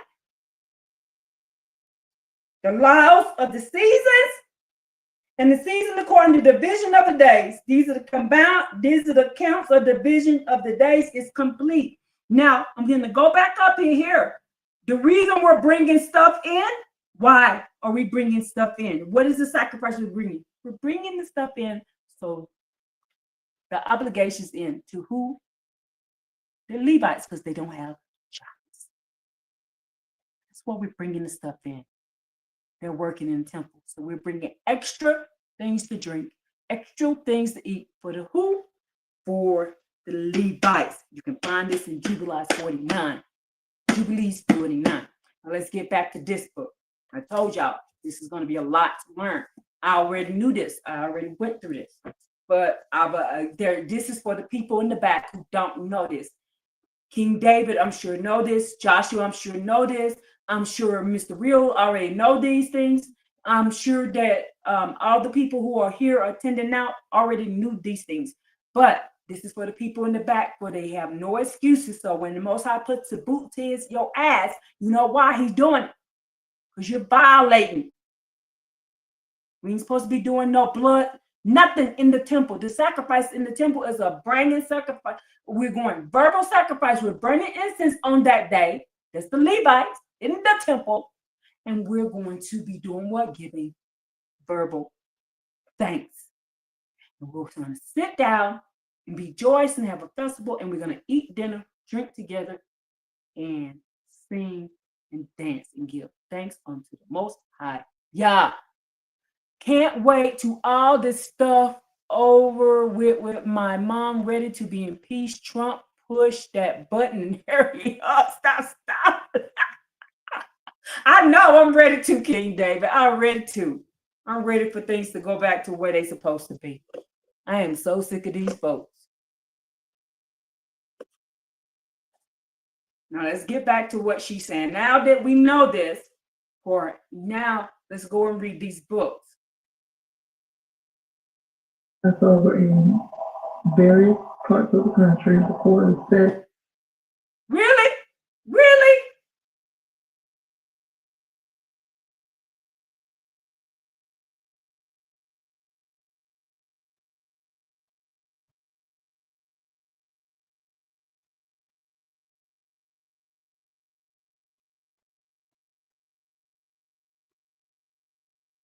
Setting of chariot and army was seen in the air passing round about Jerusalem.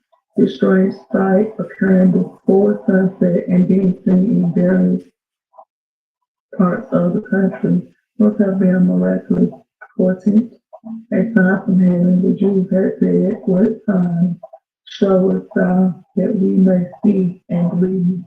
Now they had their sign in abundance, yet they would not believe.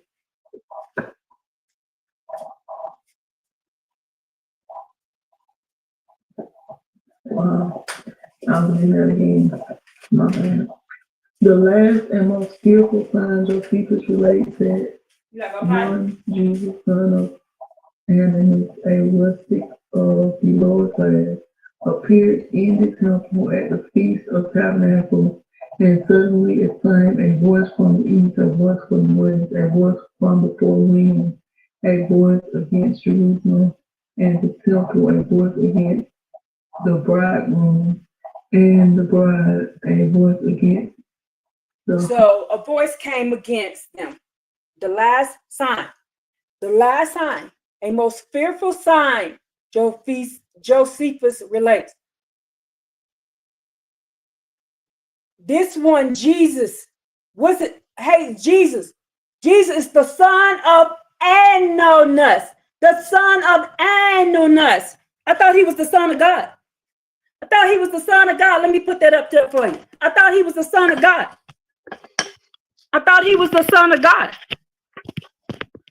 He's the son of who?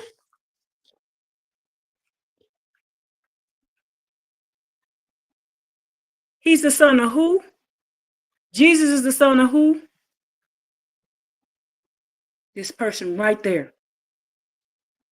Now all of a sudden he's the son of God. He's the son of this person, A-N-A-N-U-S.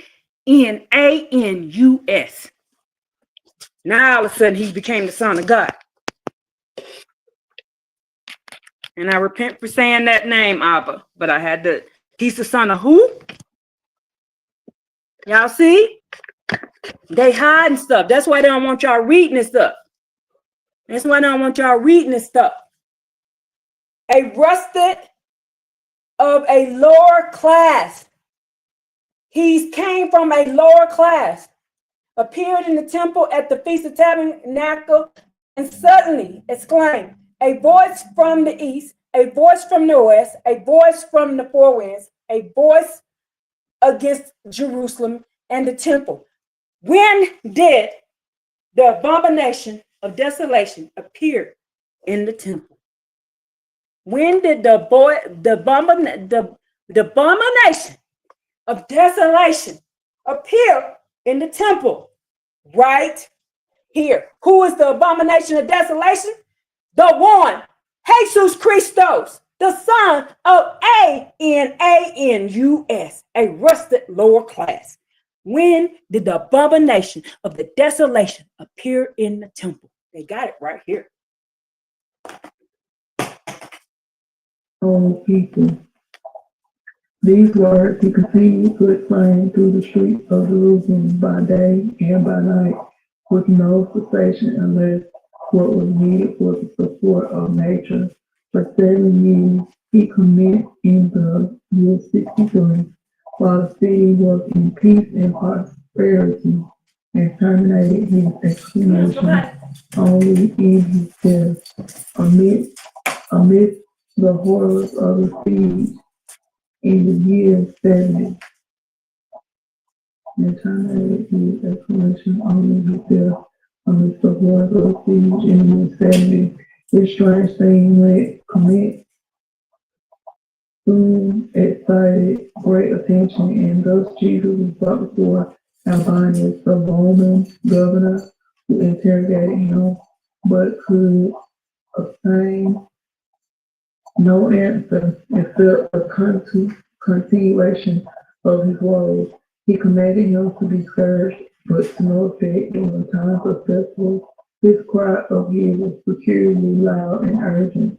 After the commencement of the siege, he ascended the wall, and in a voice still more tremendous than ever, he exclaimed, woe, woe to this city, this temple, and this people. And he then added for the first time for these 7 years, woe, woe to himself. The words were no sooner uttered than a stone from a Roman machine without the walls struck him dead on the spot.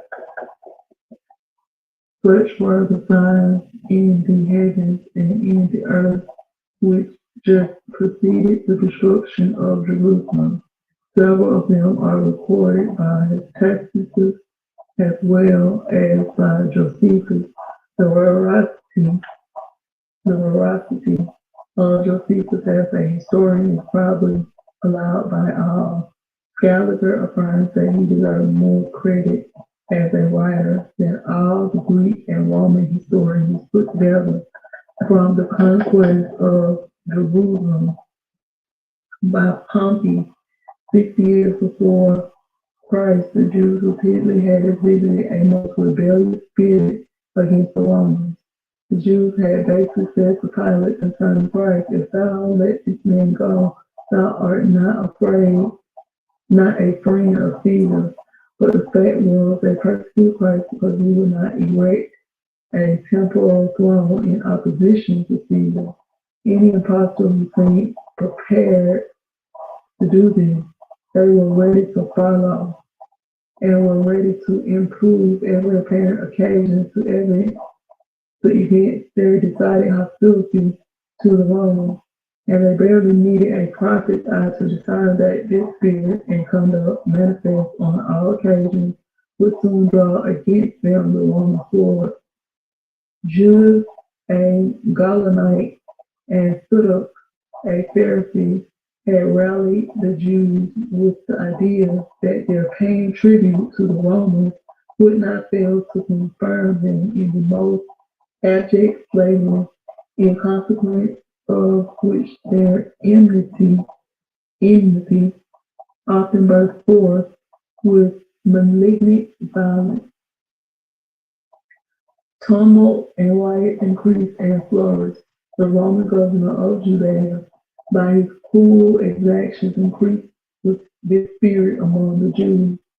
Elijah, Eleazar or Elijah, son of the high priest, persuaded the officers of the temple to reject the offerings of foreigners and to withhold public prayers for them, and to withhold public prayers for them. The Roman government felt the insult, and a basis was soon found to be laid for a Roman war.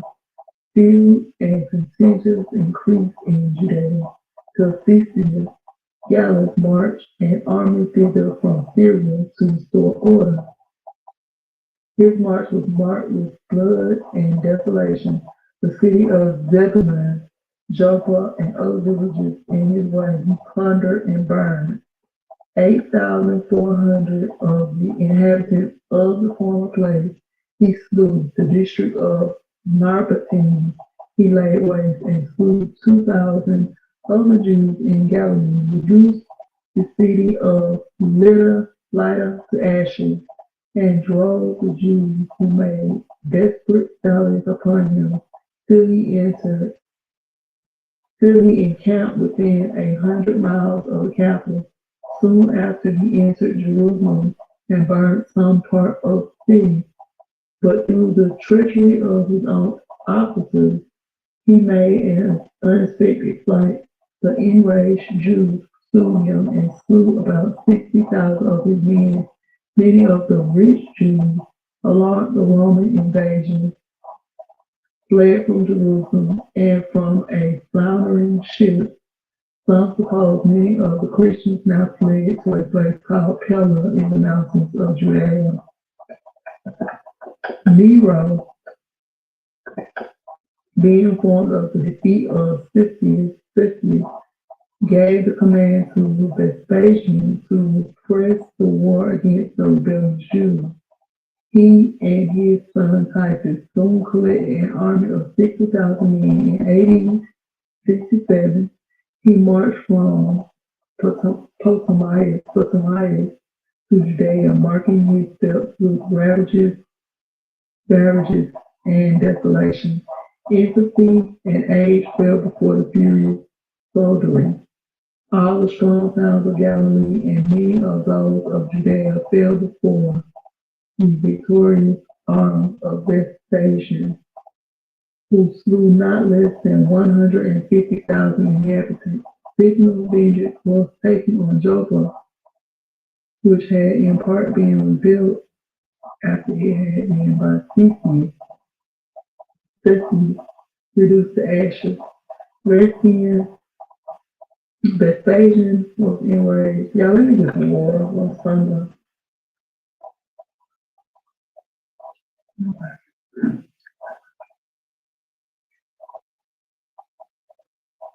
Vespasian was enraged at the frequent piracies of his people. The Jews of this place fleeing before him betook themselves to their shipping, but a furious tempest overlooked those who stood out to sea, who were lost. The others were dashed vessel against vessel, or against the rock.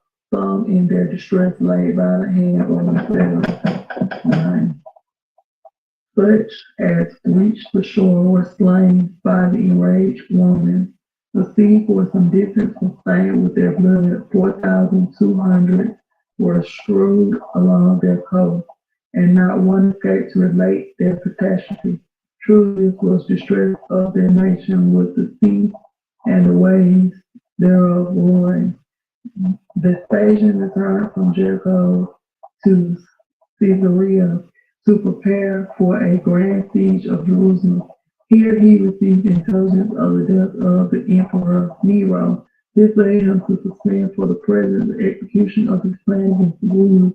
This respite to that devoted people continued about 2 years, but encouraged them to deeds of greater enormity. A spirit of faction now appeared in Jerusalem. Two parties first, and afterwards three waged there, each contending with deadly animosity for the presidency. A part of one of these factions having been excluded from the city, entered it by force during the night, and to such madness were they abandoned that they butchered on that fatal night not less than 8,500 of men, women, and children, whose mangled bodies appeared the next morning strewed in the streets of Jerusalem. These abandoned murderers plundered in the city, murdered the high priest, Ananias, and Jesus, and insulted their dead bodies. They slew the brethren of Jerusalem as though they had been wild animals.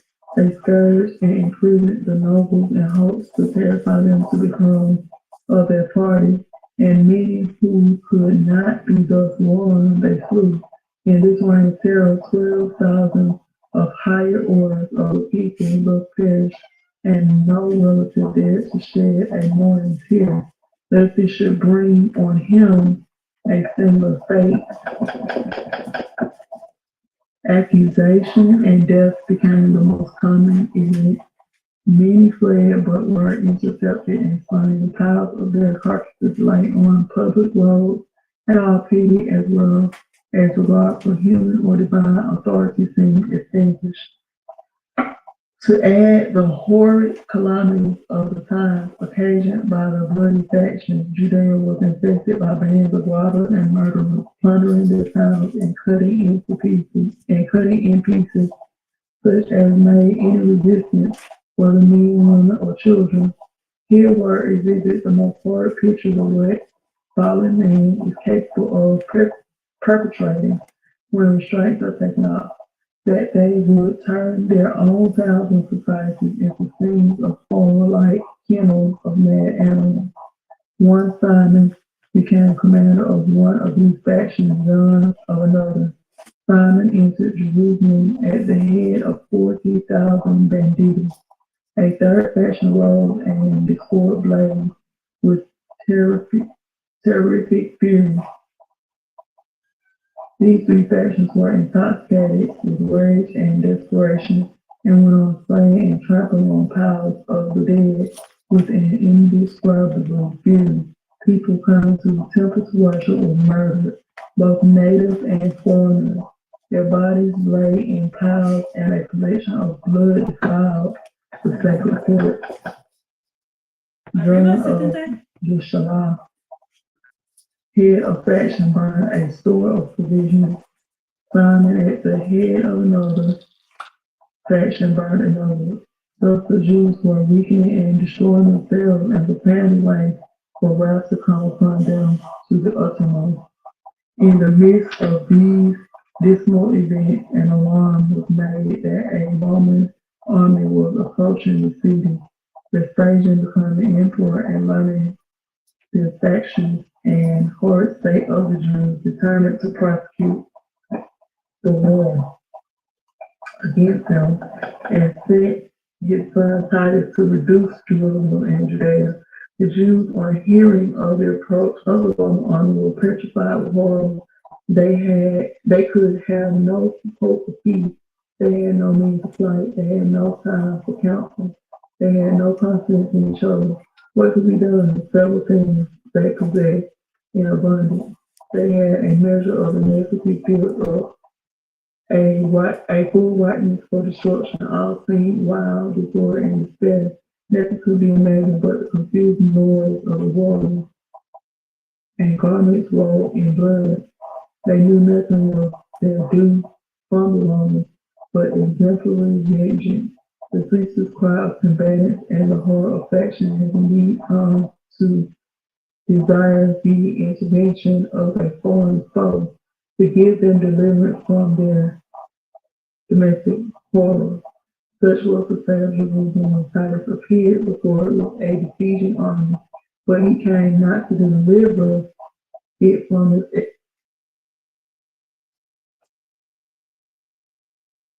Okay. Remote, so I can get to the next one. Make sure that we're still on there. So we got to go to 26.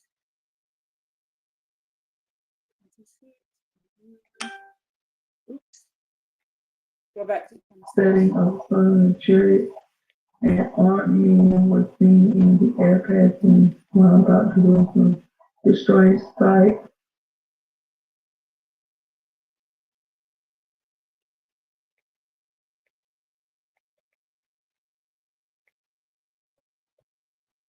26 is the next one. Let me see if the other book is on here too while we're at it.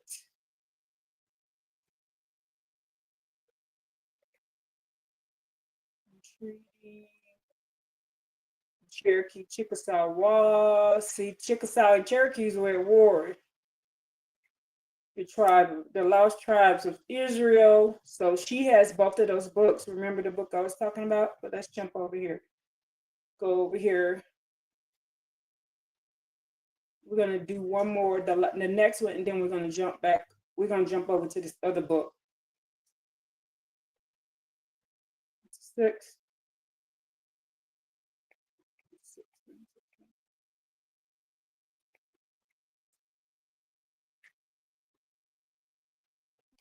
We're gonna do 2 more. You'll see why I'm doing this. Josephus notes the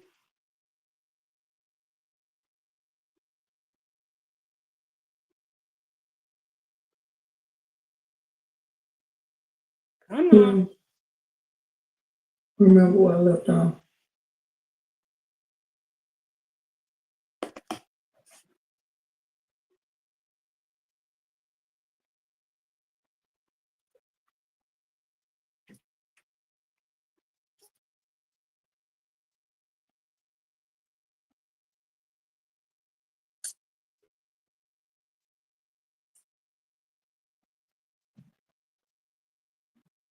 I'm gonna start right here. What are the glasses? Hey, glasses. Okay. They knew nothing. Make sure. They knew nothing was theirs due from the Romans, but exemplary vengeance, the ceaseless cry of combatants, and the horror of faction had induced some desire to the intervention of a foreign foe to give them deliverance from their domestic horrors. Such was the state of Jerusalem when Titus appeared before it with a besieging army, but he came not to deliver it from its excruciating tortures, but to execute upon it divine vengeance, to fulfill the fatal prediction of our Lord Jesus Christ, that when ye see the abomination of desolation standing in the holy place, when ye see Jerusalem compassed about with armies, then know that the desolation thereof is nigh. Wheresoever the carcass is, there shall be the eagle. Did you just hear that? There shall be eagle. Did y'all just hear that? Whoever's still here, did you just hear?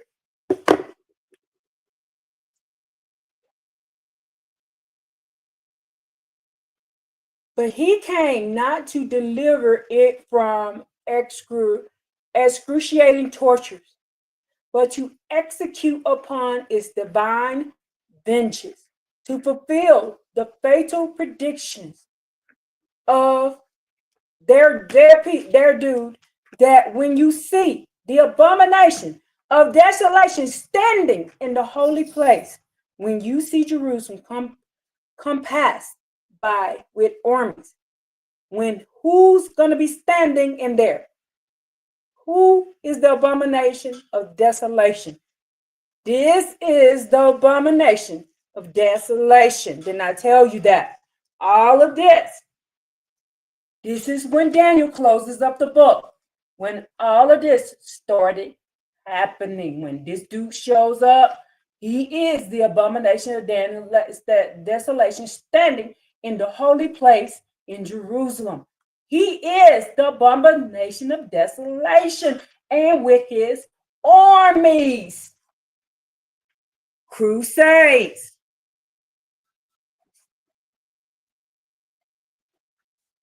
Y'all got that? Cool. Be gathered together. Jerusalem was now the carcass to be devoured. The Roman eagles had arrived to tear it as their prey.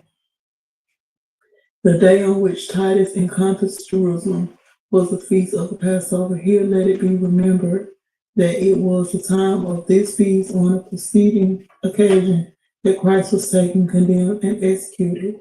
It was at the time of this feast that the heifer in the hands of the sacrificing priest brought forth a lamb. And just after this feast, at another time, that the miraculous besieging armies were seen over Jerusalem just before sunset. And now at the time of the Passover, the And this happened on the Passover. of this prodigy appears in the besieging army of Titus. The abomination of Jews. The abomination of niggas better wake up, fast, who they fast, who they really following, like real fast, closer than what people think. Oh yes, King David, you are right. Now this happened on what day? This abomination, desolation, showed up in our temple on the what? On the Passover. What we just read about the Passover. That was a holy day. They desecrated the desecration, the abomination of desolation came on a Passover, y'all. And they have been doing that on the Passover ever since. The abomination of desolation practice. That's why Abba hates the feast days. Convened at Jerusalem from surrounding nations to celebrate this feast, all miserable people born with intent to feed on the Paschal lamb, but really to their own final slaughter for rejecting the Lamb of God who taketh away the sin of the world. And a lot of this is highlighted, we know that, but we're going to read.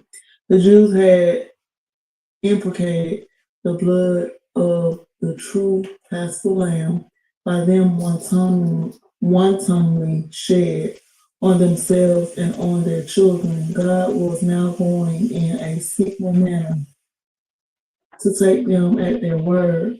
He hence providentially collected their nation under the sentence of death as into a great prison for the day of execution, and as their execution of Christ was signal, low degrading, the death of the cross, so their execution should be signal and dreadful.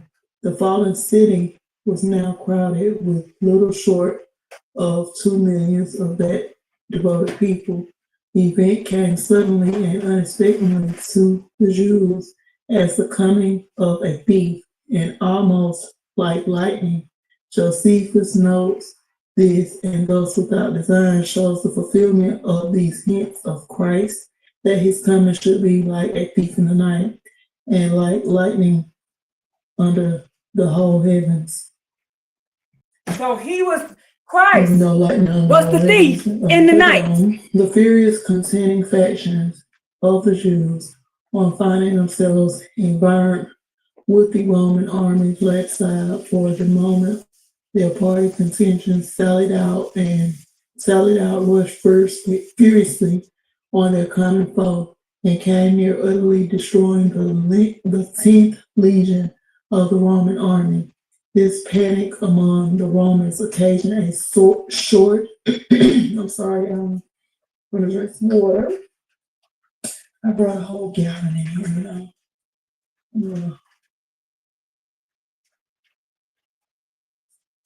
Let me show you how to see.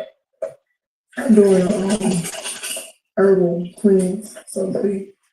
And what I do is, it's kind of nippy, and it's sitting here, so it's like put on the shirt, Yeah, the first time I wore the shirt, it felt great. When I ordered it, my cousin put it on Instagram, And that felt great. So all of his followers and all my followers saw the light. Yeah. Um,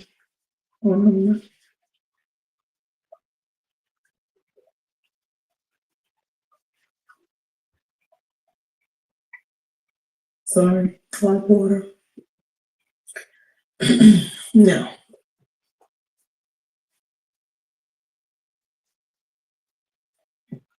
Short suspension of hostilities. Some new confidence hence inspired the hopes of the Jews, and they now determined to defend their city, but being a little released from their own terrors of the Romans, their factious resentments again rekindled and broke out in great fury. The faction under Eleazar was followed up in the other two under John and Simon. Slaughter, conflagration, and plunder ensued. A portion of the center of the city was burned, and the inhabitants became as prisoners to the two furious parties. The Romans here saw their own proverb verified. Huios Deus vult perder prius dimitat, whom God will destroy, he gives up to madness. The invading army knew how to profit by the madness of the Jews.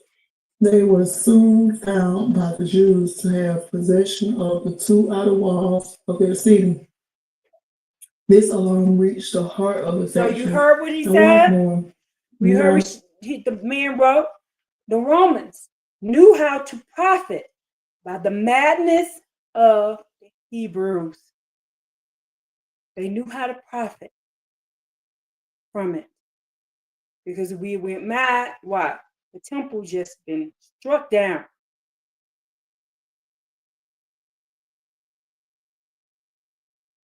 Them against the common enemy, but they had already proceeded too far to retreat from the effects of their madness. Famine with its ghastly horror stared them in the face. It had, as might be expected, been making a silent approach, and some of the more obscure had already fallen before it. But even this did not annihilate the fury of faction, which again returned with redoubled fury and presented new scenes of woe. As the famine increased, the sufferers would snatch bread from each other's mouths and devour their grain unprepared. To discover handfuls of food, tortures were inflicted. Food was violently taken by husbands from wives, and wives from husbands, and even by mothers from their famishing infants. The breast itself was robbed from the famishing suckling, as our Lord denounced, woe to them that give suck in those days.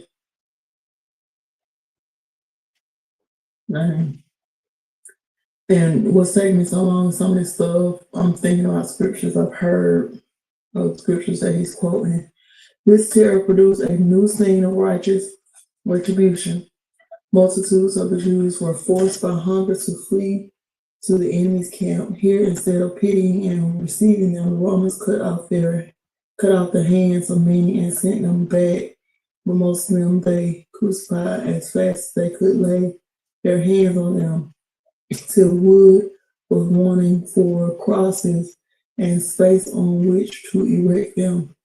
Behold, here thousands of those despairing Jews suspended on crosses round the walls of Jerusalem. Verily, the Lord is known by the judgments that he executed. Yea, this did not suffice. Behold, 2,000 Jews who had fled to the mercy of their invaders, ripped open alive, 2,000 in one night, by Arabs and Syrians in the Roman armies, in hopes of finding gold, which these Jews had, or their enemies fancied they had swallowed to carry off with them. Titus, being a merciful general, was touched to the heart at the miseries of the Jews, and in person he tenderly entreated the besieged to surrender. But all the answer he obtained for his tenderness was base revilings. He now resolved to make thorough work with this obstinate people, and hence surrounded the city with a circumvallation of 39 furlongs in length, strengthened with 13 towers.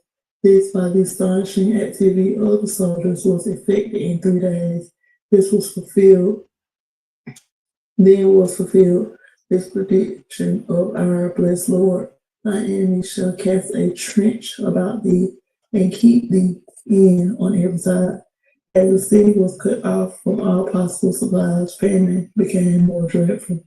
Whole families fell a sacrifice to it, and the dead bodies of women, children, and the aged were seen covering roofs of houses and various recesses. Youth and the middle aged appeared like specters and fell, many of them dead in public places. The dead become too numerous to be entered. Many died while attempting to perform. Lamations ceased to perform. Okay. Many died while attempting to perform this office. So great and awful became the calamity that lamations ceased, and an awful silence of despair overwhelmed the city. But all this failed of restraining the more abandoned from the most horrid deeds. They took this opportunity to rob the tombs and with loud infernal laughter to strip the dead of their habiliments. Now y'all hear that? Habiliments. Abba wants me to read y'all something. Let me let her finish, and I'm gonna read y'all something real quick. Death, and would try the edge of their swords on dead bodies and on some while yet breathing. Simon Geroris, now bending his rage against Matthias, the high priest, and his 3 sons. He caused them to become condemned as though favoring the Romans. The father asked to be condemned. The father asked the favorer to be first executed and not to see the death of his son, but the malicious Simon reserved him for the last execution. And as he was expiring, he put the insulting question whether the Romans could now relieve him. Okay, so I'm going to stop right here. The last paragraph on page. All right. Let me turn the light down. Okay, let me pause it. Then let me read y'all something. Let me turn it back around.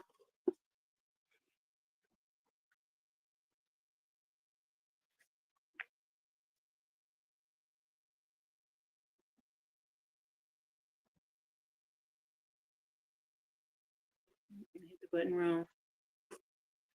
So let me read this. Now you just heard what she read, how they went in the temple, they robbed the temple, they did all this stuff, they was unaliving our people, all that kind of stuff. What does it say in Joel? What Abba gonna do to them for doing this? Because he never told them to do this. That was never authorized by the Most High. What does he say in Joel 4?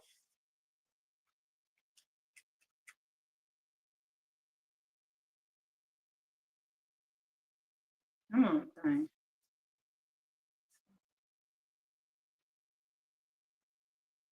What does Abba say he's gonna do to them for this, doing this right here? She just read that they did. Now this book was written in the 1800s that this really happened. And he's saying this is happening in where? In America. This book is written about what happens in America. Let's keep reading. Let's read this, and then I get on with this. This is Joel 4, starting at 13 in my book. Extend the sickle, for the harvest has ripened. And when it's harvest time, y'all, when it's harvest, the harvest is between what? April and September. Then September starts the new year. Come and trample the grapes, for the winepress is full. The vats have overflowed, for their evil is great. For their evil is great. He's talking about what the people did. He said the winepress is full of their evil. Multitudes upon multitudes will fall in the valley of the final decision. For the day of the Most High Yah is near in the valley of the final decisions. Valley of final decision, aka the valley of Jehoshaphat. And the sun and the moon have become blackened, and the stars have withdrawn their shine. And the Most High Yah will roar from Zion and will emit his voice from Jerusalem. And the heavens and the earth will tremble. And the Most High Yah will be a shelter for his people and a stronghold for the children of Israel. Thus you will know that I am the Most High Yah, your Elohim, who dwells in Zion, my holy mountain. Jerusalem will be holy, and the aliens will no longer pass through her. And it shall be on that day that the mountains will drip with wine, and the hills will flow with milk, and the watercourses of Judah will flow with water, and a spring will go out from the house of the Most High Yah. And where the valley of Shittim, Egypt will become what? Desolate. Edom will become what? A desolate wilderness. Because of what? Because they did what? Because of the robbery of the children of Judah, and for they shed innocent blood in their land. Judah will exist forever, and Jerusalem from generation to generation. Through I cleanse their blood, shall I will not cleanse. When the Most High Yah dwell in Zion. What did they do? Because of this, what they just did, Abba said, I'm going to show up and show out in Joel. What they did in the temple. He said what they did in the land here. And they admit that they did this stuff. Then they start hiding these books. It was written down this happened. And they said, this is in America, the 10 tribes.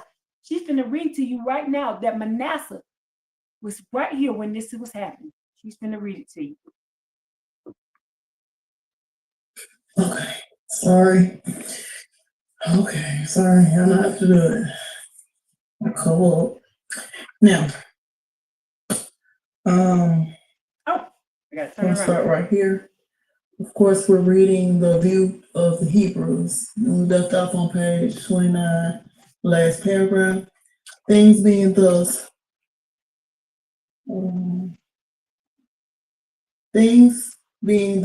one Menaeus, a Jew, escaped to Titus and informed him of the consummate. One Menaeus. So this book lets you know that Manasseh was where? Manasseh was where? Who is Manasseh? Ain't Manasseh who? Manasseh is who? Joseph. Things being thus, one Menaeus, a Manassian, a Hebrew, escaped to Titus, a Manassian. And this is a book about America.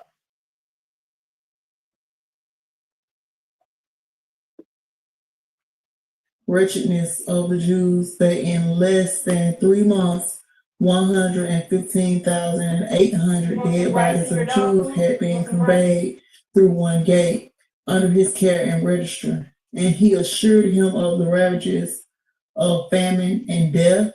Other deserters confirmed the account and added that not less than 600,000 dead bodies of the Jews had been carried out at different gates. The humane heart of Titus was deeply affected, who under those accounts and while surveying the piles of dead bodies of Jews under the walls and in the visible parts of the city, raised his eyes and hands to heaven in solemn protestation that he would have prevented these dire calamities that the obstinate Jews had procured them upon their own heads. Josephus, the Jew, now earnestly entreated the leader John and his brethren to surrender to the Romans and thus save the residue of the Jews. But he received in return nothing but insolent reproaches and imprecations. John declaring his firm persuasion that God would never suffer his own city, Jerusalem, to be taken by the enemy. Alas, had he forgotten the history of his own nation and the denunciations of the prophets? Micah had foretold that in this very calamity they would presumptuously lean upon the Lord and say, "Is not the Lord among us? No evil shall come upon us." So Micah. lying and So let me go presumptuous look that are up. hypocrisy and self-confidence. The temple of the Lord, the temple of the Lord, the temple of the Lord are these. The famine in the city became, as might be expected, still more deadly. For want of food of the Jews ate their belts, sandals, skins of their shields, dried grass, and even odor of cattle. Now it was that a noble Jewess, urged by the insufferable pangs of hunger, slew and prepared for food her own infant child. She had eaten half the horrible preparation when the smell of food brought in a horde of soldiery, who threatened her with instant death if she did not produce to them the food she had in possession.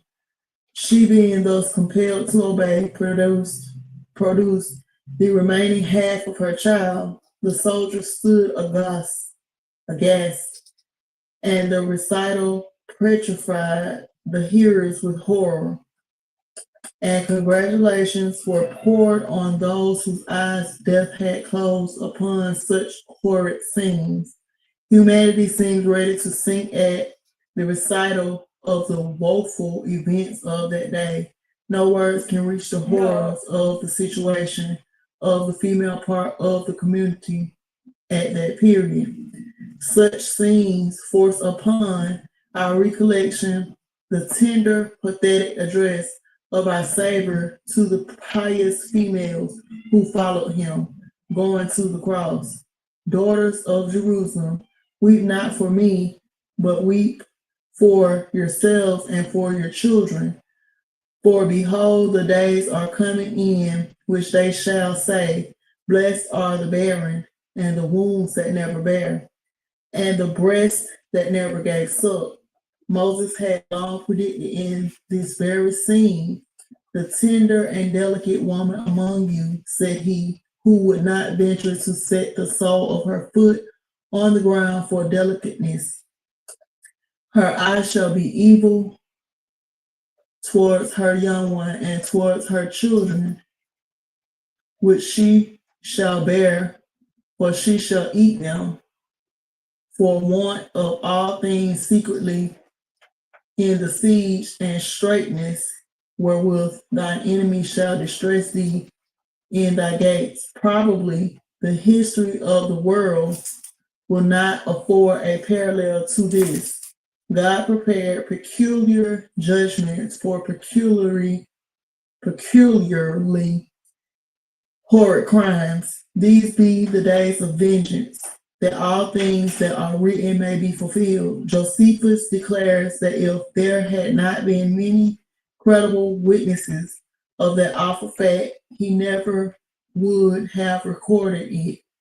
For, said he, such a shocking violation of nature never has been perpetrated by any Greek or barbarian. While famine thus spread desolation, the Romans finally succeeded in removing part of the inner wall and in possessing themselves of the high and commanding tower of Antonio, which seems to overlook the temple. Let's pause it right there and let me read what Micah said about this, because they just mentioned Micah in this book.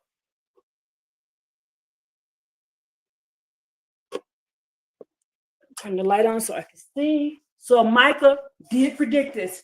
Micah predicts this in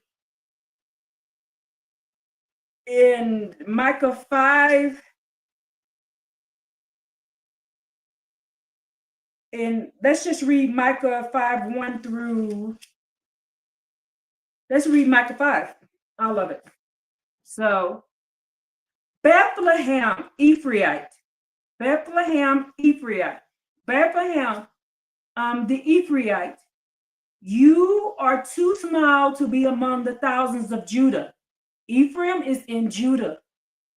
But from you, someone will emerge for me to be a ruler over Israel.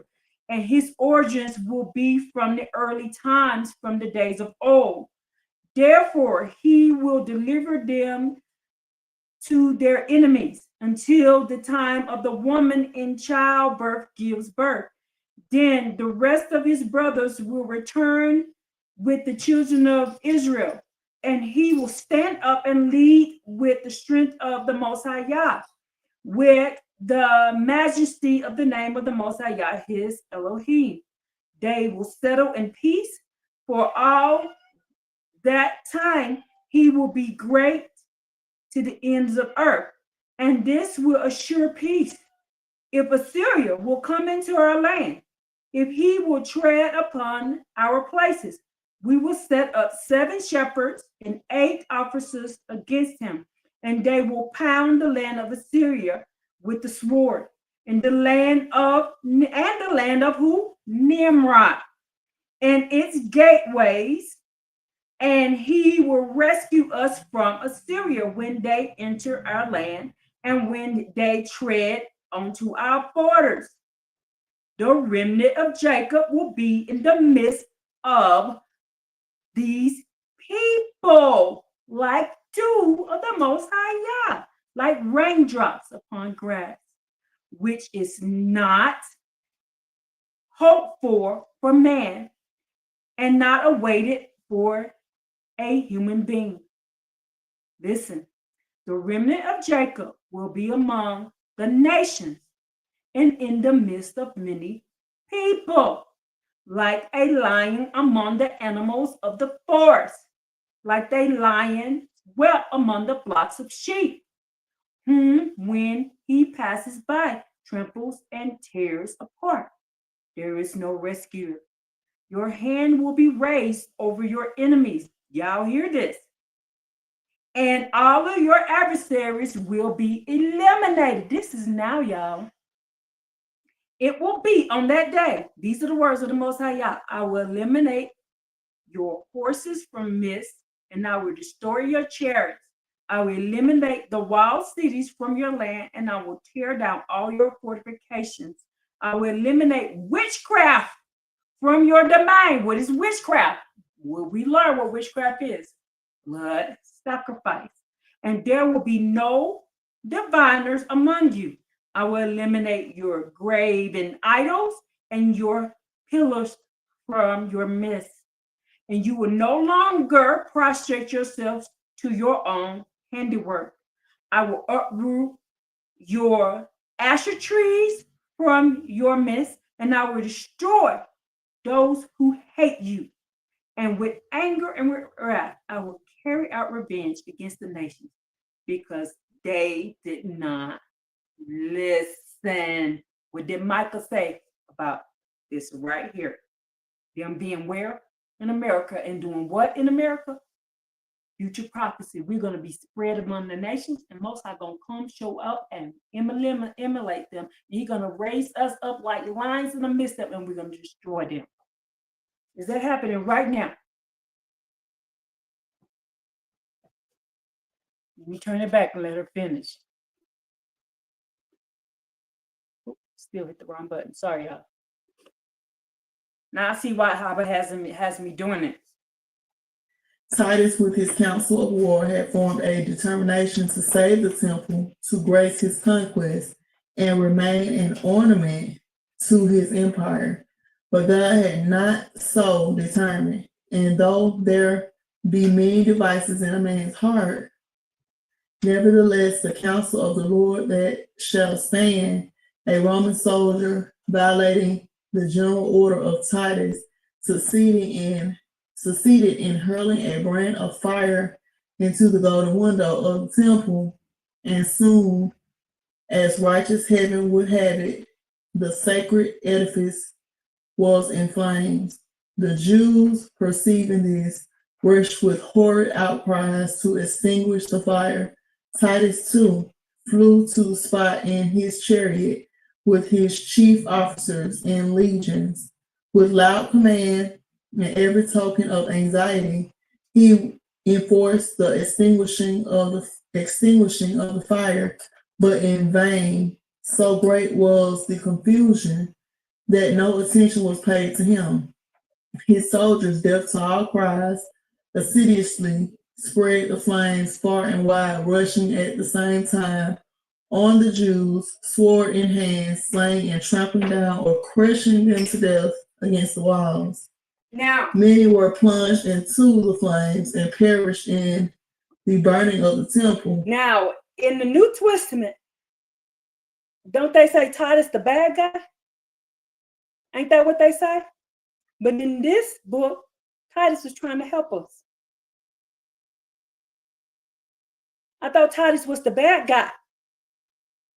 But in the New Testament, he the bad guy. But in this book, Titus was trying to help us. The fury of the Roman soldiers slaughtered the poor, the unarmed, and the rich, as well as men in arms. Multitudes of dead bodies were piled around about the altar to which they had fled for protection. The way leading to the inner court was deluged with blood.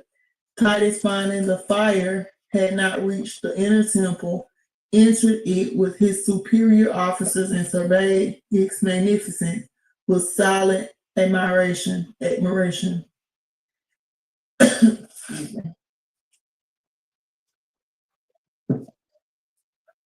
He found it to exceed all he had heard. The view led him to renew his efforts to save this stupendous pile of building, though so many of the outbuildings were gone. He even entreated his soldiers to extinguish the flames and appointed an officer to punish any who should disobey. But all his renewed efforts were still in vain. The feelings of his soldiery were utterly unmanageable. Plunder, revenge, and slaughter had combined to render them deaf and most furious. A soldier succeeded in firing the doorpost of the inner temple, and the conflagration soon became general. One needs a heart of steel to contemplate the scenes which followed. The triumphant Roman soldiers were in a most ungovernable rage and fury. They were indeed instruments prepared for their work to execute the most signal vengeance of heaven. The flame which was now reaching its height, the Romans slew of the Jews all before them, swaying neither age, sex, or rank. They seemed determined to annihilate the Jewish race on the spot. Priests and common people, those who surrendered and those who still fought, all were alike subjects of an indiscriminate slaughter. The fire of the temple at length completely enveloped the stupendous pile of building. The fury of the flames exceeded description. It impressed on distant spectators an idea that the whole city was in flames. The ensuing disorder and turmoil Josephus pronounces to have been such as to baffle description. The outcry of the Roman legions was as great as they could make, and the Jews, finding themselves a prey to the fury of both fire and sword, exerted themselves in the wildest accents of screaming. The people in the city and those on the hill mutually responded to each other in groans and screeches. People who had seemed just expiring through famine derived new strength from unprecedented scenes of horror and death to deplore their wretchedness. From mountain to mountain and from places distant, lamentations echoed to each other. As the temple was sinking under the fury of the raging element, the mount on which it stood sank in that part of it, says the historian, to impress the idea of a lake of liquid fire. The blood of the slain ran in rivulets. The earth around became covered with the slain, and victorious Romans trampled over those piles of the dead in pursuit of thousands who were fleeing from the points of their swords. In a word, the roaring and crackling of fire, the shriek of thousands in despair, the dying groans of thousands, and the sights which met the eye wherever it was turned were such as never before had any parallel on earth. They probably as much exceeded all antecedent scenes of horror as the guilt which occasioned them in their treatment of the Lord of glory exceeded all guilt ever before known among men. A tragical event had transpired worthy of particular detail before the temple was wrapped in flames. An impostor appeared among the Jews asserting a divine commission and that if the people would follow him to the temple, they would see signs, wonders, and deliverance. About 6,000, mostly women and children, followed him and were in the galleries of the temple waiting for this promised deliverance. When fire was set to that building, not one escaped. All were consumed in the conflagration of the sacred edifice. What multitudes are by false prophets plunged in eternal fire. The place of the temple now presented a vast pile of ruins. Here terminated the glory and existence of this stupendous building, this type of the body of Christ and of his church, this type of the millennium and of heaven. Here it reached its close after the period of 1,030 years from the time of its dedication by Solomon, and of 639 years from its being built in the days of Haggai after the 70 years captivity. It is singular that it should. Oh, when was the millennial reign? Oh, I forgot this was in here. I forgot that was in there. What does it say? What did she say? Here, it reached close to after the period of 1,030 years from the time of the dedication of by who? Solomon. So this happened after Solomon. Of 600, the 639 year from what the beginning of the build in the days of Haggai. When the days of Haggai? Ain't that scriptural? How long did we stay in the temple? How long? Didn't I tell you? And that matches this book right here. I forgot that was in there. That matches this book right here. It matches in Second Baruch, the same damn thing. That Solomon, their rule, David and Solomon time was for 1,030 years. The time of Solomon and David was for 1,000. I forgot this was in there. See, Abba? Thank you, Abba. Because I keep telling y'all this is 1,000 years. She don't know what she's talking about. She crazy. I read the books. And there's another book that says this. This ain't the only book that says this. That the time of David and Solomon reign was for 1,000 years. It says it in this book. David and Solomon took over the whole world. So the whole world was of David and Solomon for how long? 1,030 years.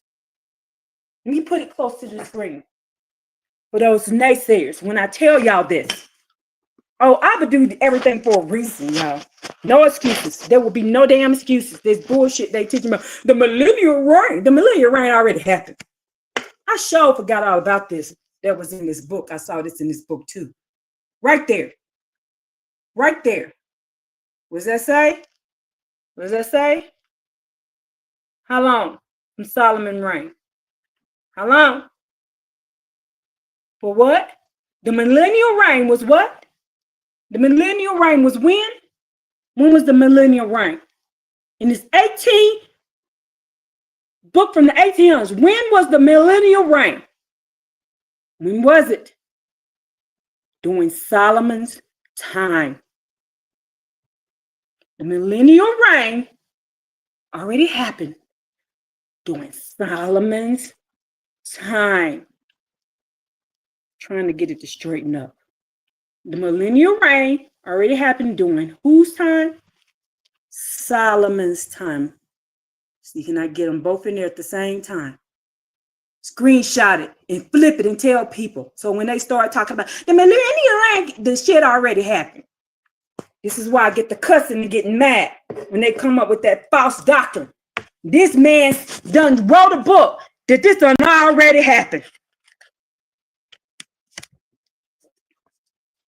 This is a book about the Hebrews in America. This is happening in America, and this happened in America. The time of Haggai in America. This is a book about America, y'all.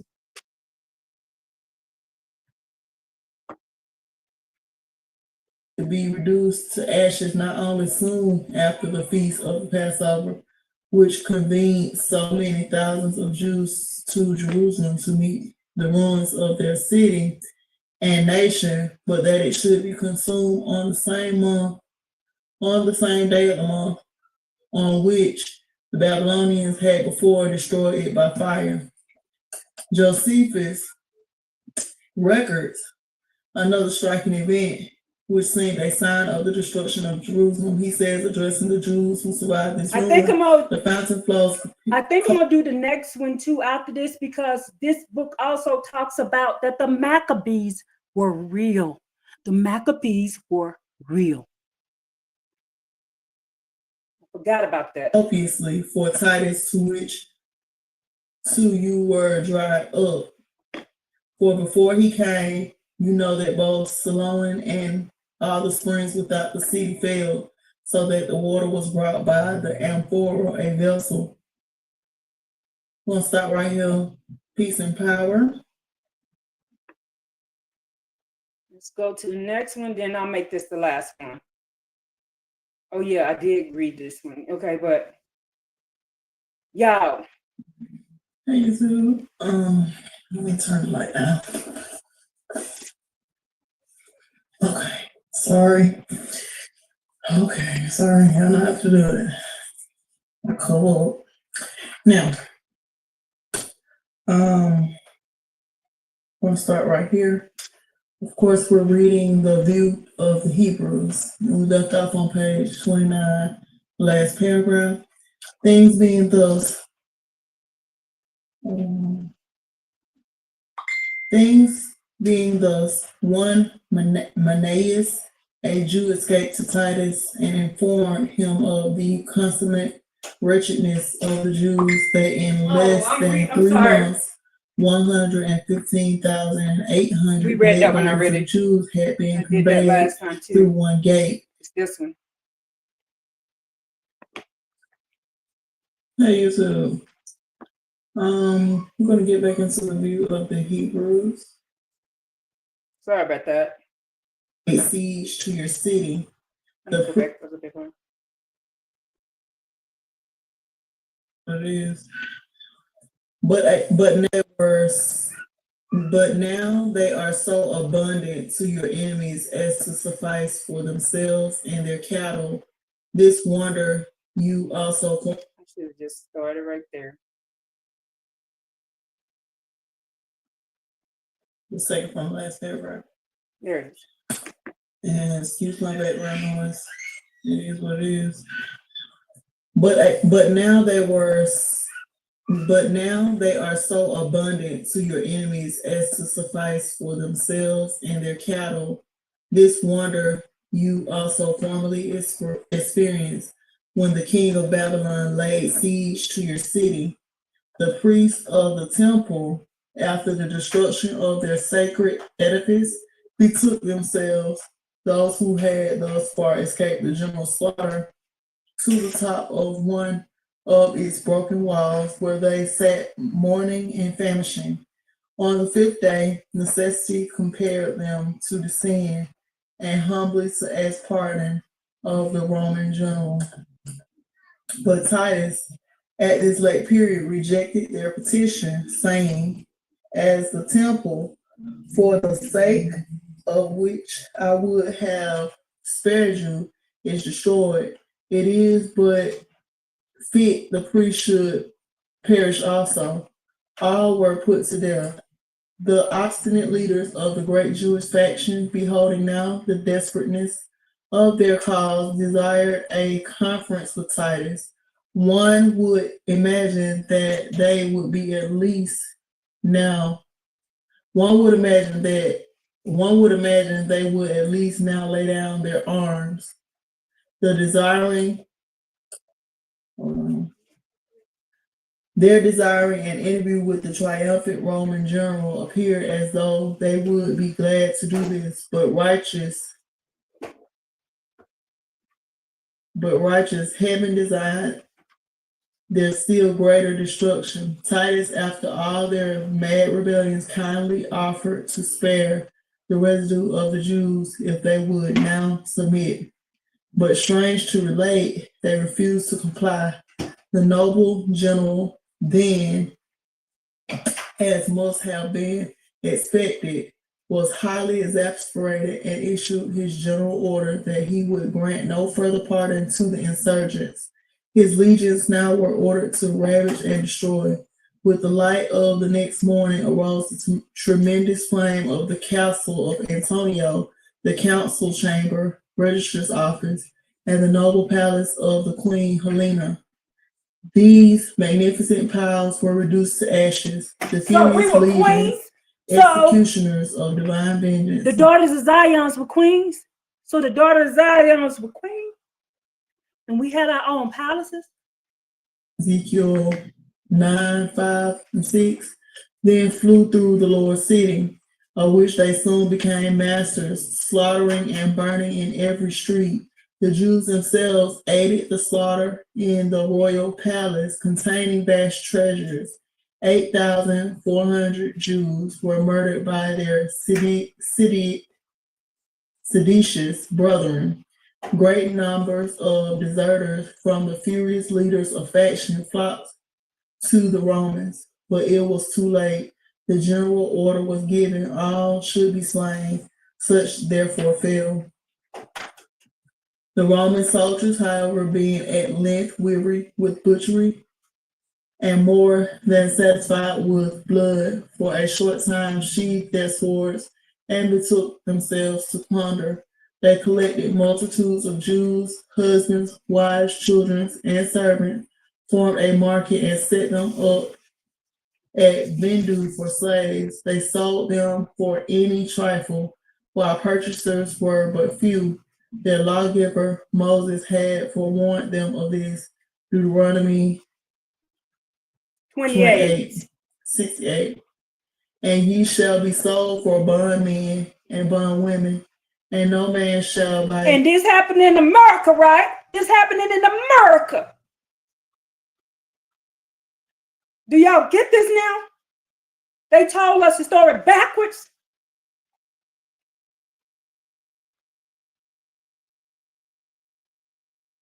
Tremendous. And this is after David and Solomon's reign.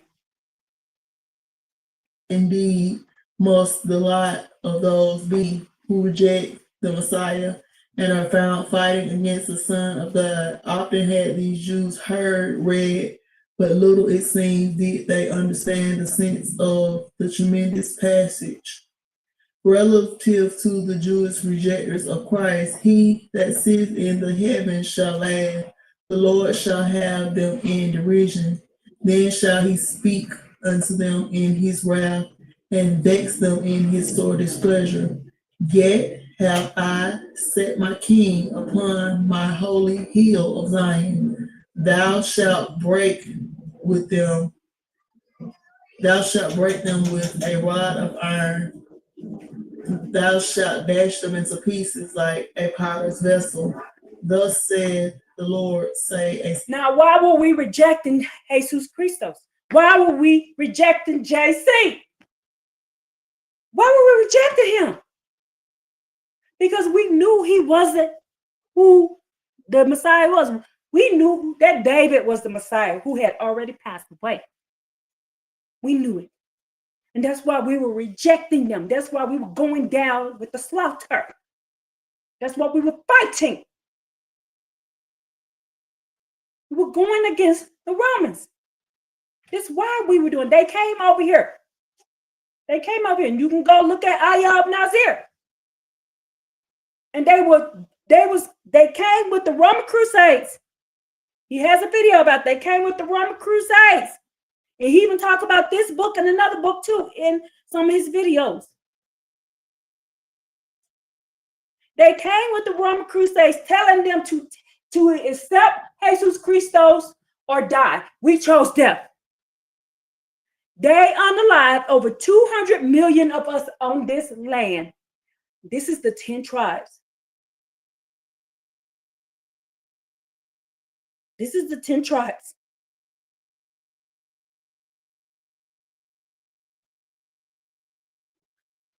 $200 million. A sword is sharpened and also furbished. For not wanting to serve Jesus Christos. It is sharpened to make a sore slaughter. It is furbished that it may glitter, said God by the prophet Ezekiel 21, alluding to this very event. The sword is sharpened and it is furbished to give it into the hand of the slayer. Cry and howl, son of man, smite upon thy thigh, smite thy hands together, and let the sword be doubled a third time, the sword of the slain. I have set the point of the sword against all their gates, that their hearts may faint and their ruins be multiplied. It is made bright, it is wrapped up for the slaughter, such and much. More were the divine denunciations of this very scene, which the infidel Jews would not escape, but would incur. And even a merciful God shrunk not from execution. Let the anti-Christian powers, yea, let all infidels and gospel despisers consider this and tremble. They call us infidels and gospel despisers. What's the gospels? What's the gospels? Yeah, we despise that shit. Or city now in the possession of the Roman legions, after the respite noted, was set on fire. But the insolence of the devoted Jews in a part of the higher city remained unabated. They even insulted and exasperated their enemies. We insulted them. Afraid the work of vengeance might not be sufficiently executed. Now, why else did we just get through reading how we insulted them? We insulted them. Didn't we just read that in the book of Abraham that we insulted them? We just read that. King David said 10 toes down for Yah. They knew death was better than paying a price in the spirit realm. Turning on Yah, they have a sure spot in the kingdom. Yes, they do. Family, you all have a beautiful night. I may see you later on Mr. Real Talk's premiere. Okay, get some rest, Earth. Peace and Baruchins. Peace and Baruchins, okay? And we will see you later. Just come back to the playback and go back and finish the rest of the books, because I got 2 more books to do. And I'll probably be doing this at the same time. And on my other tablet, I will have my ear things in and I will be watching Mr. Real's premiere. Okay? Because I told you, y'all, this is going to be a long one. And it's going to probably take me all day. But Abba wants this done for a reason. So I do what he tells me to do. But like I said, you can watch the rest on the playback.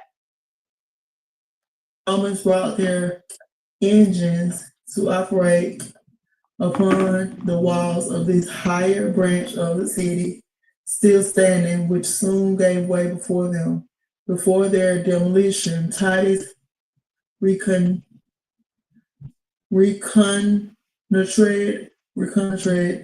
city and its fortifications, and expressed his astonishment that it should ever fall before his army. He exclaimed, "Had not God himself aided our operations and driven the Jews from their fortresses, it would have been absolutely impossible to have taken them. For what could men and the force of engines have done against such towers as these? Yes, unless their rock had sold them for their iniquities, no enemy could have prevailed against Jerusalem."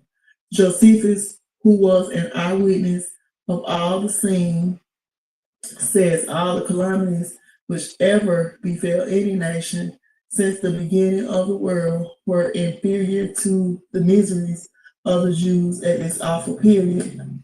The upper city fell before the victorious arms of the Roman conquerors. Titus would have spared all who had not been forward in resisting the Romans and gave his orders accordingly. But his soldiers, callous to all the feelings of humanity, slaughtered the aged and sick as well as the mass of people. The tall and most beautiful young men, however, were spared by Titus to grace his triumph at Rome. On the rest, many above the age of 17 were sent in chains to Egypt to be disposed as slaves. Some were reserved to be sacrificed on their amphitheaters as gladiators to be slain in sham fights for the sport of their conquerors. Others were distributed, sorry, distributed through the empire. All who survived under the age of 17 were exposed for sale. The triumphant general commanded what remained of the city to be razed to its foundation, except three of the mass stately towers, Mariam, Hippocos, and Basiel. These should stand as monuments of the magnificence of the place and of his victory. A small part of the wall of the city at the west also he commanded should be spared, as a rampant for his garrison. The other parts of the city he wished to have so effectually erased as never to be recognized to have been inhabited. Y'all, Mr. Real Talk has a premiere coming up in 5 minutes. I'm gonna let this keep playing over on this channel, and then, but if you want to go over there and do this and then hop back over here, I understand, but I'm gonna keep this going. But I'm gonna also be listening to his video as well on my other phone. So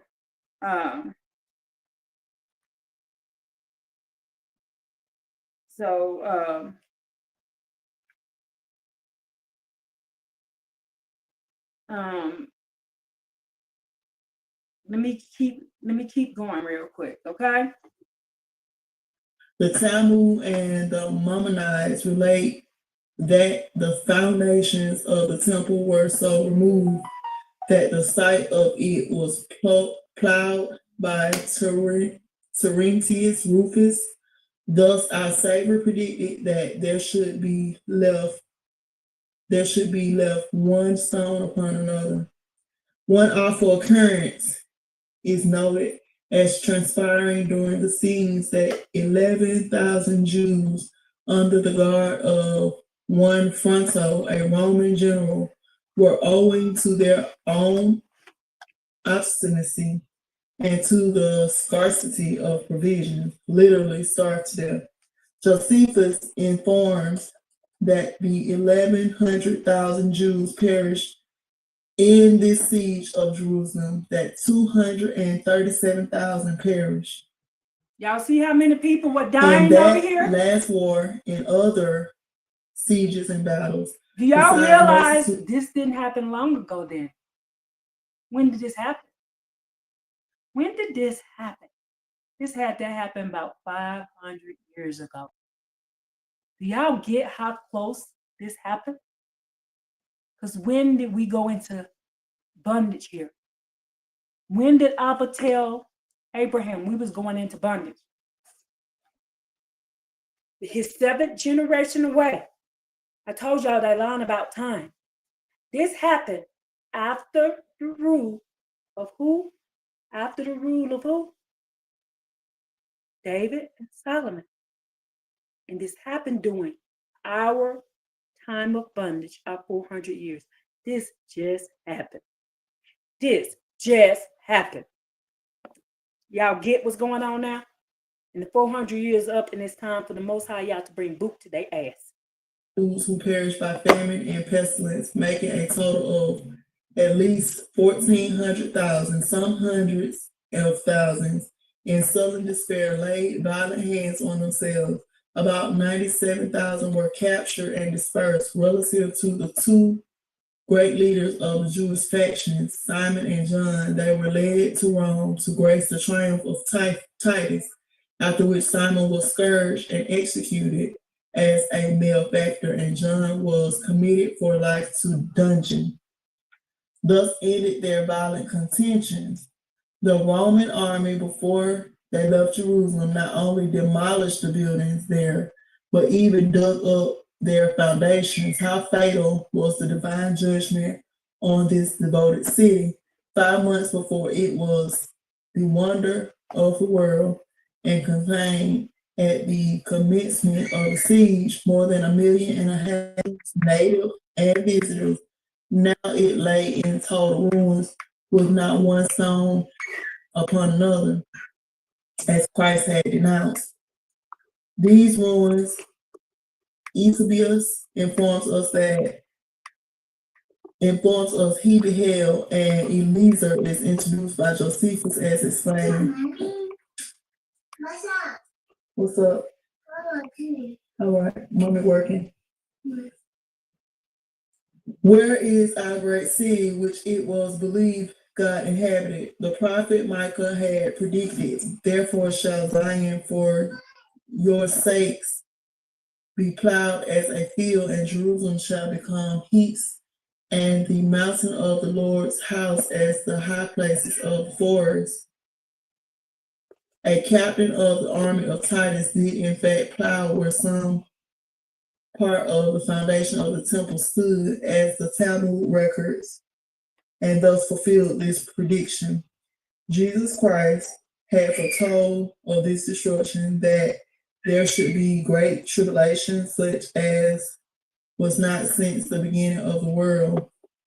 And of the event of Josephus says, if the misfortunes of all nations from the beginning of the world were compared with those which befell the Jews, they would appear far less. Again, no other city ever suffered such thing, as no other generation from the beginning of the world was ever more fruitful in wickedness. And we're going to stop right there. Okay, we just now completed the first. let's go over to the next one, the next book. Now this proves that this happens in America. Now let's go over to the next book. Now this is 3 books that I'm going to put together, written by 3 different people to prove the same thing.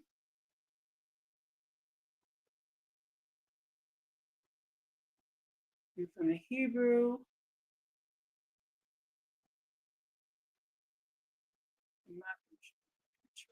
Cherokee, Chickasaw Wars, the Lost Tribe. I think this one is the first of the red men in America. So let me see if she got them in order. She don't. Hey YouTube, this is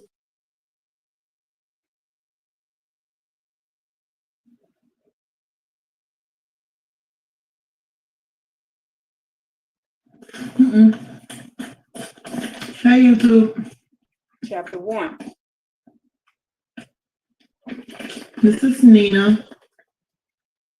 I'm here tonight to read to you.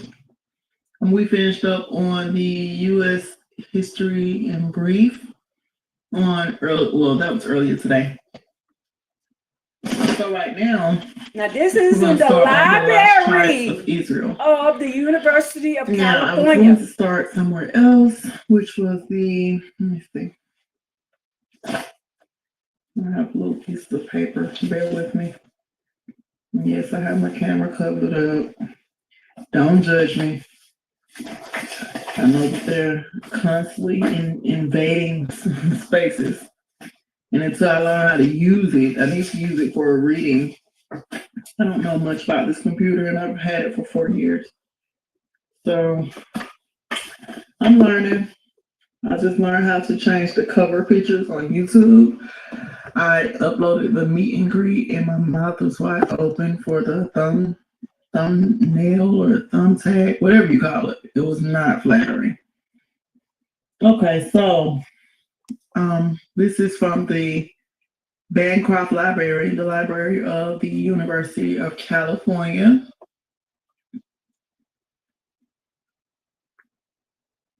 Now, why they hiding this stuff from us?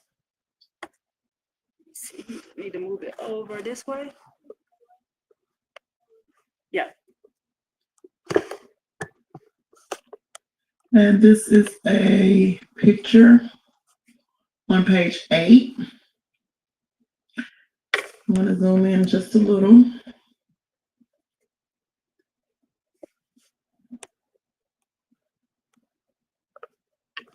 Get it all in there, y'all. And it looks to me like some kind of decree. Okay.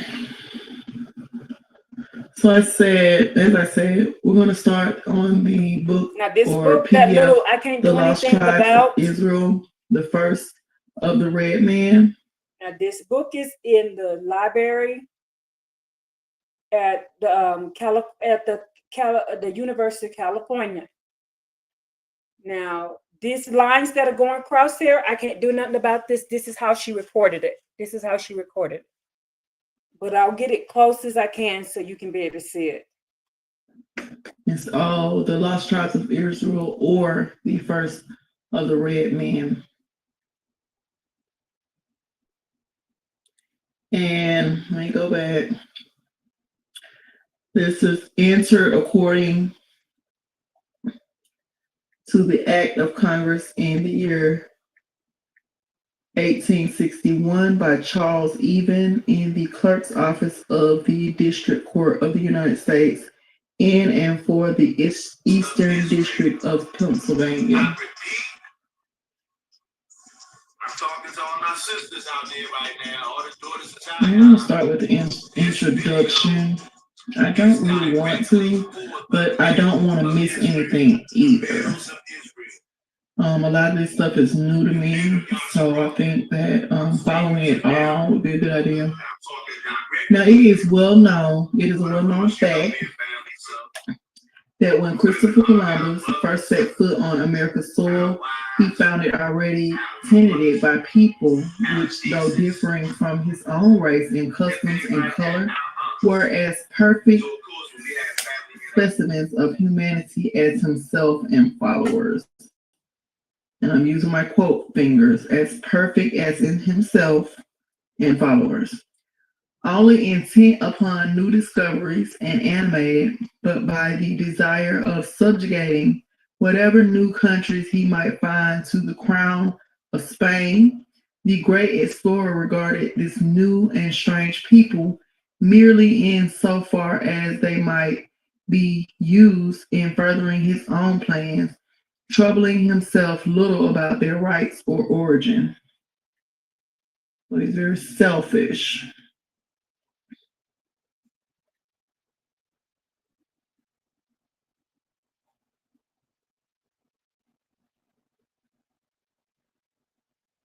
Now, the extreme darkness in which the earlier history of our red neighbors is involved renders it next to impossible to penetrate the veil which enshrouds their origin. While it is almost needless to say that all that has been said or written about this certainly interesting subject is based only on conjecture and fiction. Yet, notwithstanding all this, it is almost certain that the history of the earlier inhabitants of this country concerns us much more than hitherto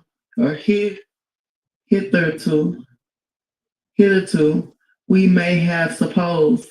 For unless we regard that book of books, the Holy Bible, as a mere work of romance and fiction,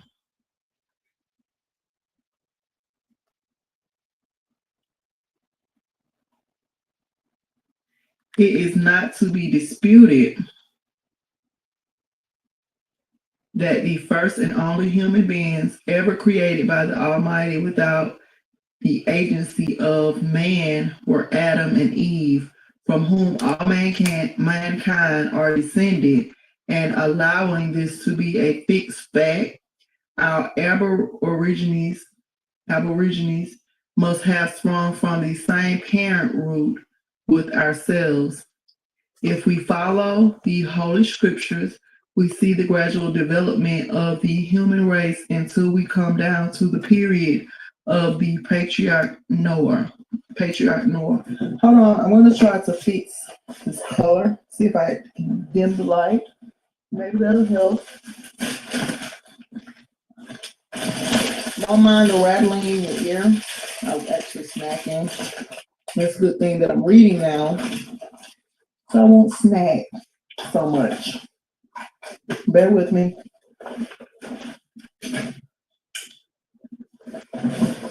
Let's see if this is better. Okay. Who knew if I dimmed the lights that the phone wouldn't have those lines going through it? Okay. Now,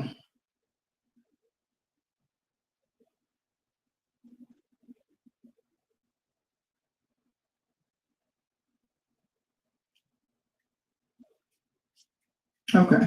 So if we follow the Holy Scriptures, we see the gradual development of the human race until we come down to the period of the patriarch Noah. We all have read of the deluge, and we have seen that all mankind were destroyed with the exception of Noah and his family. How these latter were saved, we all know, but is it not wonderful that a man who never before even dreamed of a ship or the possibility of crossing a large expanse of water should all at once have become possessed of the idea of building the ark? It is most, let me see. I'm trying to see why. Oh, might be me. Okay, that looks a whole lot better. I'm learning, y'all. Okay, so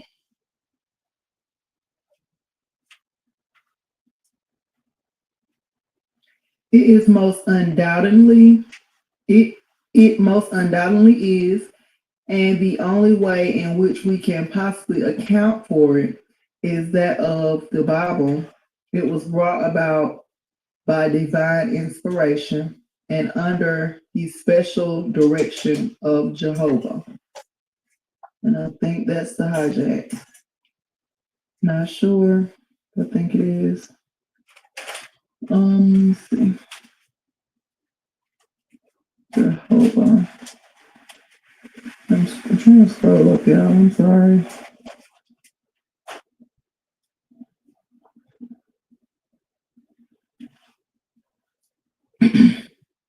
Excuse me. Now, here then, we have a striking instance that even in the oldest times, when science was in its infancy, God sometimes in a single lesson would teach and reveal to his creatures things which at a later period it took years and all the patience and ingenuity of man to accomplish. And in pursuing the history of the Israelites, the chosen people of Jehovah, we find that similar revelations have been very frequent. When the 10 tribes of Israel seceded from the tribe of Judah, the favors of the Lord were equally divided between the two nations. Now, see that? So I need to make it darker. Okay. Yeah, I need to make it darker.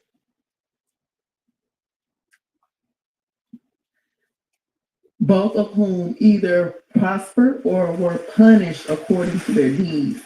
And the Bible continues to speak of either as the chosen people up to the period of the Assyrian captivity, when the record of the Israelites abruptly closes. Now, sometime after the destruction of Samaria, the kings and the people of Judah adopted the same evil course followed by the Israelites. And they in turn were given into the hands of their enemy, Nebuchadnezzar. See? And B.O.B. says something about giving the land back on this earth drop. Not drop, but the earth mixtape. I have to look into that. Nebuchadnezzar, who carried them captive to Babylon. But after a season of suffering, and when it seems they began to repent of their evil doings, the children of Judah were liberated and permitted to go home and to rebuild their destroyed cities. Whereas of the 10 tribes of Israel, it is written, they were carried away out of their own land to Assyria unto this day. And now the question arises, were the Israelites so utterly debased, so utterly abandoned as to be unable to return to the God of their fathers? I cannot and do not believe this, for not unfrequently we see that the greatest and most obstinate sinners repent of their wickedness and are pardoned. Why could not this have been the case with at least a part of the once chosen people of the Lord? And why should it be impossible that in the red men of our forest we behold the descendants of the lost tribes of Israel? The physical differences, particularly that of color between our red neighbors and our own race, it is not very difficult to account for if we take into consideration, firstly, that the sons of Jacob in all probability were not so delicately organized, nor so white as ourselves, but mostly like were a medium between us and our modern Indians. And secondly, the many powerful agencies at the command of nature. Okay, let's Sometimes read these that again. agencies are perceptible, as for instance, the difference of The Jews, the lost tribes of Israel, they were the Indians. Number one, they said. He says they were not like we. They were not so white like ourselves, but most likely a medium between us and the modern Indians. And secondly, the many powerful agencies at the command of nature. They were not white. They are at a medium hue. What is the copper color? The copper color Indians, and not the modern Indians who were more darker. They were in the middle.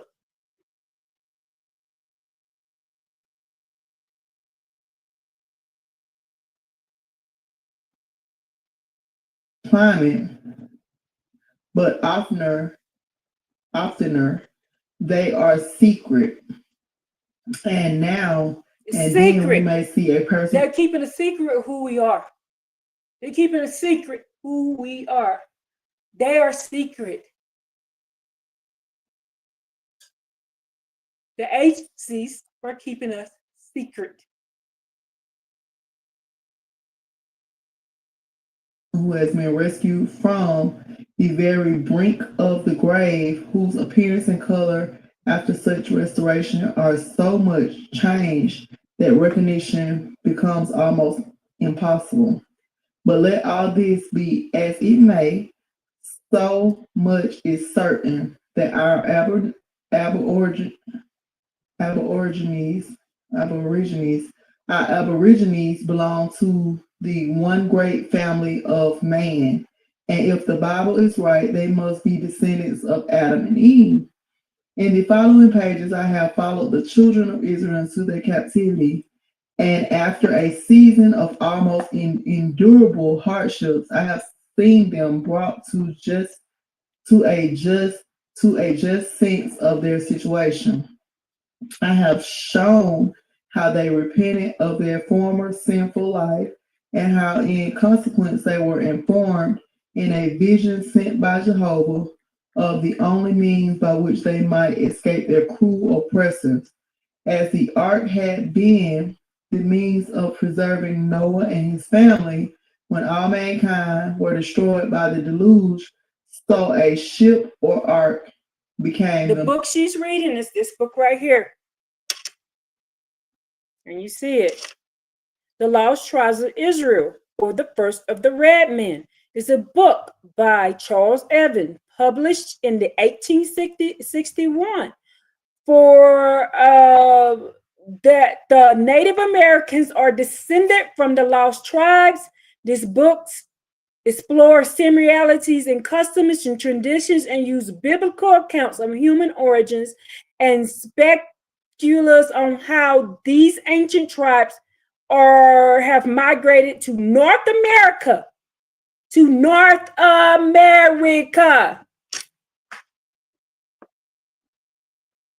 Means by which the Israelites were freed from their enemies. In a vessel constructed after a model seen by one of their number in a dream, the captives sailed down the river Tigris, and under the direction and guidance of divine providence, they at last came to this country where they became the founders of the race of red men. I'm not presumptuous enough to assert that my book has been written. Sorry about the shaking. My book has been written by divine inspiration, yet I may be permitted to say that as all our faculties and thoughts belong to and come from our Creator, it may not be regarded as presumption when I say that there is every possibility of my being as near the truth as most writers of ancient history. And that was by the author, Philadelphia, February 1861. Sounds interesting. And these are the contents. I'm going to I need to set up some way to hold my phone steady. For one, I need to just put it down.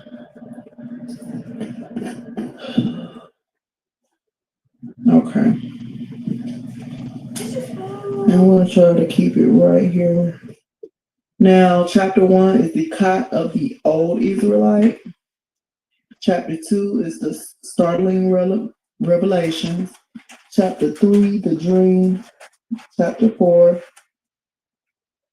Hermoine. Chapter 5 is determination. Chapter 6 is the flight. Chapter 7, the day after the flight. Chapter 8 is the departure and journey. Chapter 9, the first inhabitants of America. Chapter 10 is the death of Mordecai and separation. Chapter 11 is the ghost and the solemn warning. Solemn. And 12 is the earthquake and its consequences. There's an earthquake. 13 is Omar and his friends. And 14 is Chawaki, the first of the red men. The Cherokee. Are y'all ready? So we're going to start on chapter 1. And what I'm going to do with this book is try to do a chapter, a session. I just want to warn you, tomorrow I have a date with my husband. So I'm going to probably get back to it tomorrow night. In the morning, we have a lunch date. So I don't know if I'll be able to read in the morning. So I'm going to try to do maybe chapter 1 and 2 tonight. If not, just chapter 1. And y'all just bear with me. I got y'all though. Okay, so this is chapter 1. The Lost Tribes of the book, The Lost Tribes of Israel. Chapter 1 starts on page 11. Yes, it's page 11. Hold on. Yeah, page 11. Really page 19 if you count a few pages before the introduction. So, y'all ready? I'm ready. Now,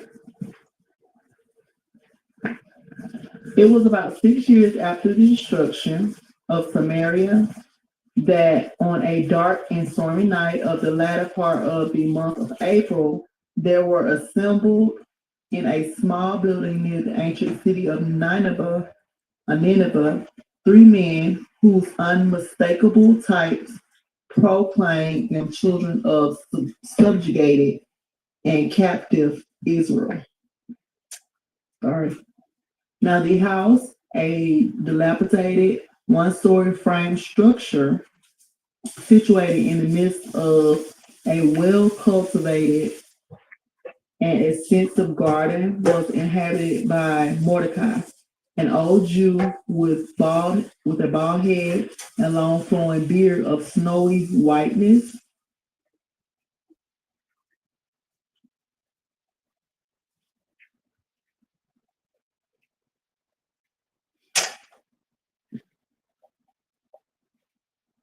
Whose skill in the art of horticulture had secured for him this tenement at a reasonable rent, payable in flowers, fruit, and vegetables, and where he managed to lead a comparatively free and comfortable life. His only assistant and companion, a handsome youth of 18 years of age, and whose veins coursed the royal blood of Jehu, and who was called Old Mordecai, uncle, might have been seen about 2 hours before the opening of my story, disguised as a beggar, and his face concealed by a slouched hat, wending his way through several dark and narrow streets of Nineveh until he came to a small but strongly fastened door in the rear of a magnificent palatial mansion fronting the principal street of the city. Arrived here, he sought the shelter of some overhanging trees, and putting both hands to his mouth, he imitated the shrill cry of an owl. Then, after slowly and deliberately counting 100, he repeated the cry and, throwing himself flat on the ground, patiently waited. At that instant, footsteps were heard approaching his place of concealment, and by the light of a shaded lantern, he recognized one of the guardians of the night who, since the arrival of the captive Israelites, patrolled the small streets and alleys of the town after a certain hour, and who generally were armed to the teeth so as to be ready for any emergency. Lamech, for that was the youth's name, noiselessly glided into the deep shadow of a large woodpile, and presently saw the man passing, cursing and swearing at the inclement weather, and the uselessness of his toilsome task. Curses on these Jewish dogs, Lamech heard him mutter. Curses on them for a rascally thieving sect.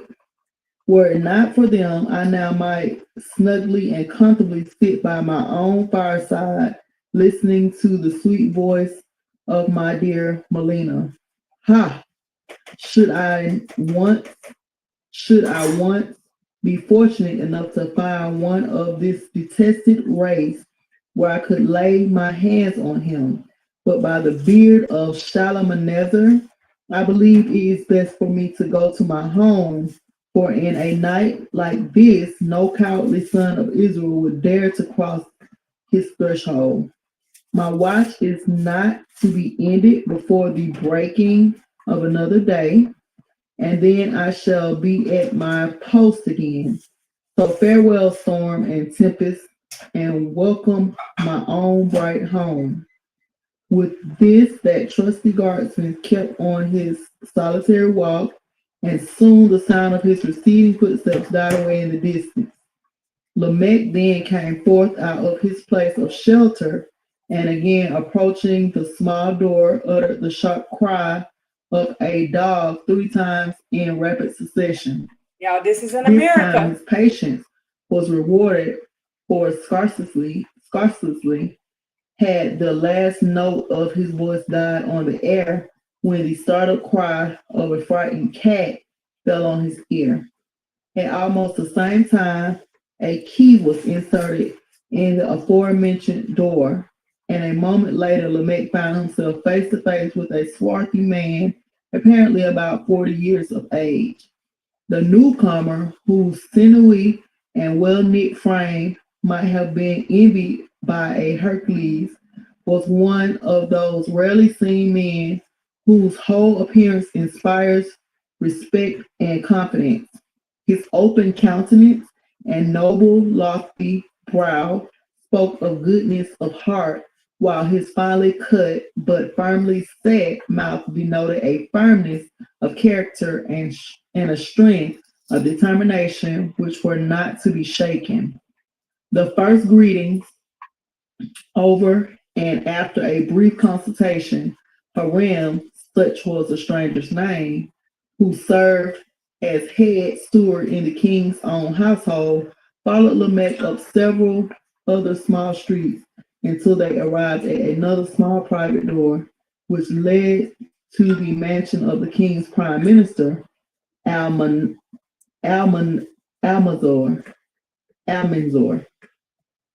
Here, they again succeeded by means of the same signals used by Lamech at the king's gate in quickly bringing out Nahum, the head groom of Almanzor. Almanzor. Give me 1 second. I'm going to take a sip.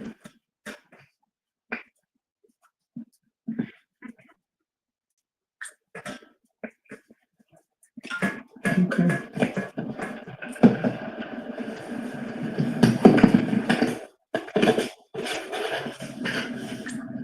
You want some more intro? Is that a little better? Let's see.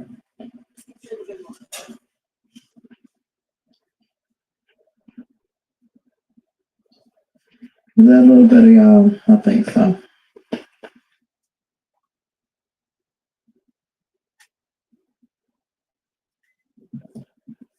Another brief consultation ensued, after which the trio, now hurrying on fearlessly, took their way straight to the eastern gate.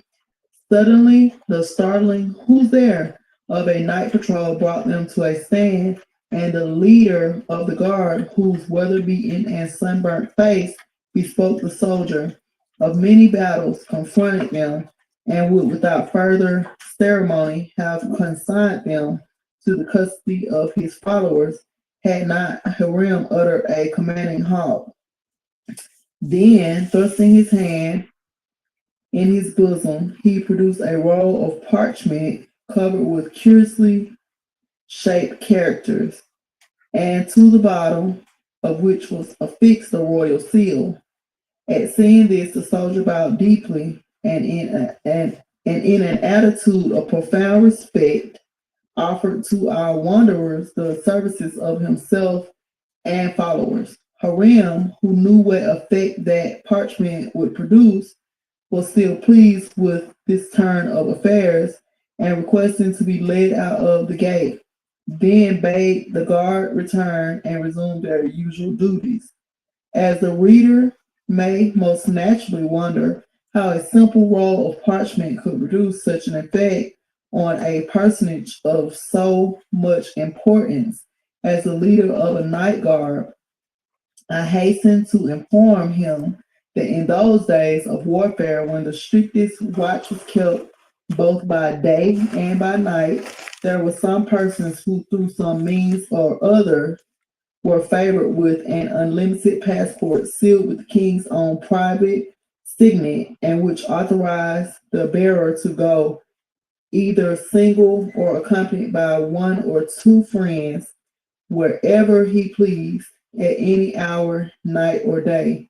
And as all persons so favored were naturally supposed to be on the best terms with the king, the attention shown them by all public officials were generally equal to those shown to the ruler himself, as moreover it would have been punishment, dishonor, and even death to anyone who should have dared to question or disregard the royal will. Now Hiram had sometime previous succeeded in rendering the king a signal service in ferreting out and disclosing a conspiracy to assassinate the monarch by two of his chamberlains. The conspirators were secretly executed, and Hiram was favored with an unlimited passport at his own request, this seeming to him the most useful and consequently the most valuable reward, as the Israelites in particular were subjected to the closest and not unfrequently most painful surveillance.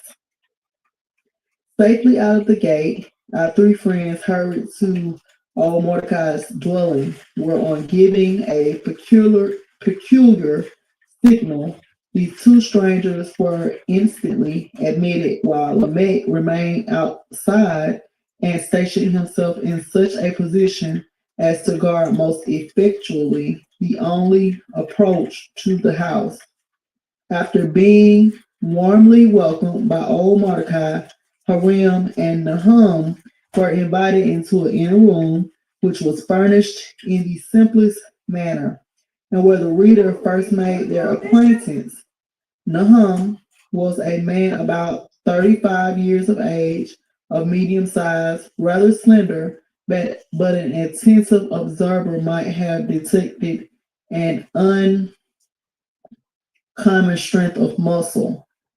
His noble forehead, finely arched brows, overshadowing a pair of eyes fiery and black as the raven's wing, a Roman nose, a mouth almost feminine in its exquisite cut, and a well-rounded chin would have rendered him a fit model for the painter and sculptor as the personification of manly beauty. His hair and beard, both well cultivated after the fashion of his countrymen, were of the same color as the eyes, and while his frank and open countenance spoke of goodness of the heart, the determined curve of his upper lip denoted undaunted firmness and inflexibility of purpose. What color was he? He was the They were the same color. They had the same color as his eyes. They were the same color as his eyes. What color was his eyes? Let's go back.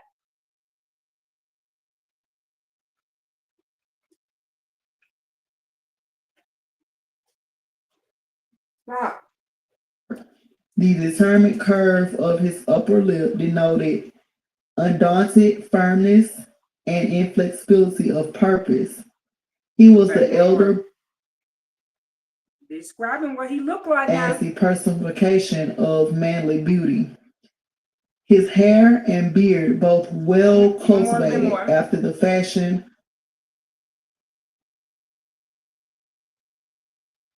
in the simplest manner, and where the reader first made their acquaintance.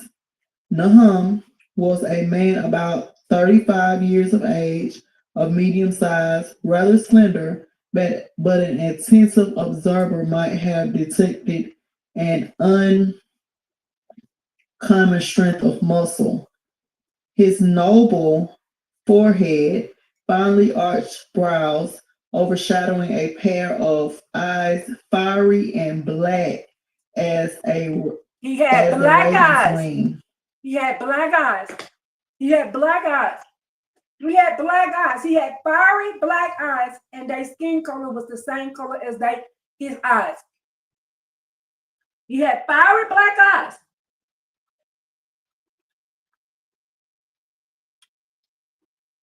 And their skin color. Black as a raven. What color is a raven? And his skin was black as a raven. And this is American Indians he's talking about. You heard Abba. You heard Abba. This guy, who is an Israelite, he's an Israelite in America, had the color. Let's look at what the color of a raven.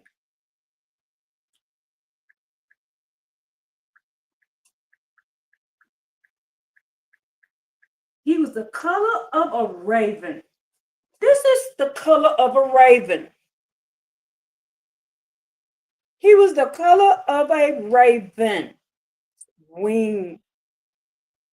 He's the color of a raven's wing. These are Israelites in America. Thought we all came from Africa. A Roman nose. He had a Roman nose. Almost feminine in its. He was black with a Roman nose. Let's see what a Roman nose look like.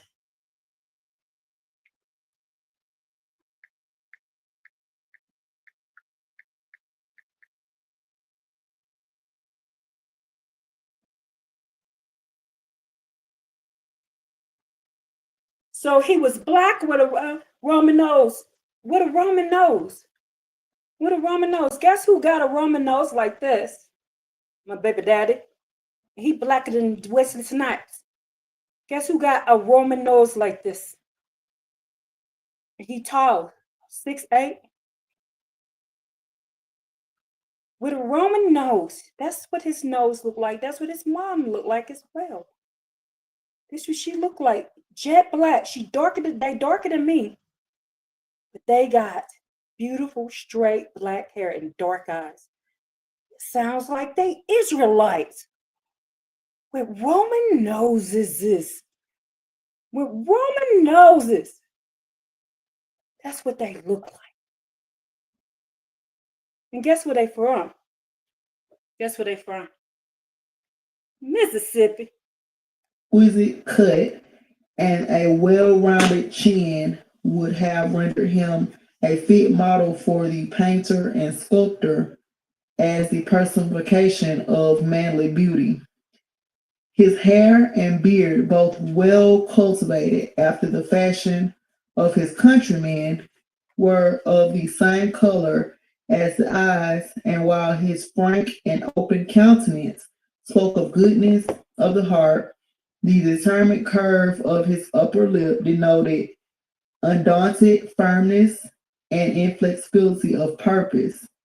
He was the elder brother of Lamech, and perhaps would even now have sat on the throne of his fathers had Israel not lost her independence. Mordecai was an old man Now of threescore and 10. This is after this, and this man is here in America. He's with these people. He is seeing these people. He's in America looking at these people right now. This isn't something from somebody told him.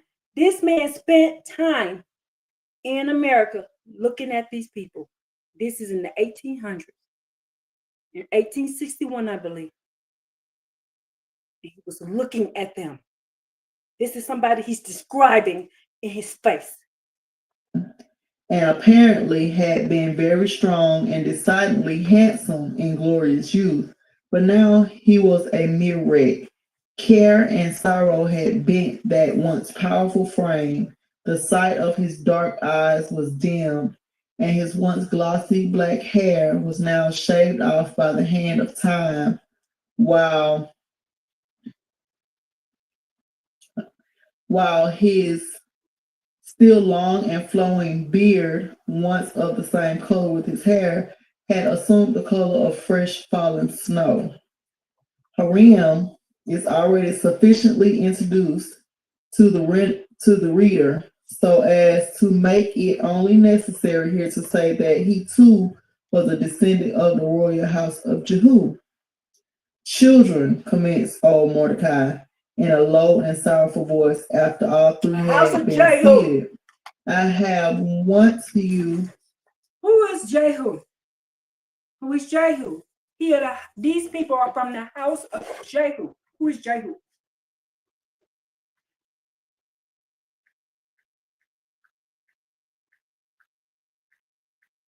He's looking at these people. He's looking at these people.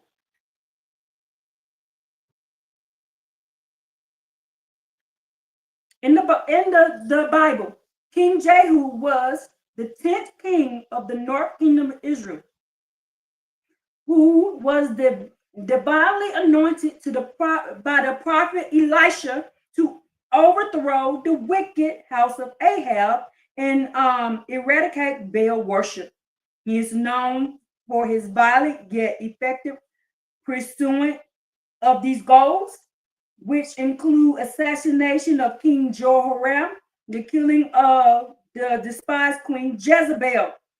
These people, he said, they are descendants that he's looking at. This man is looking at these people in 1861.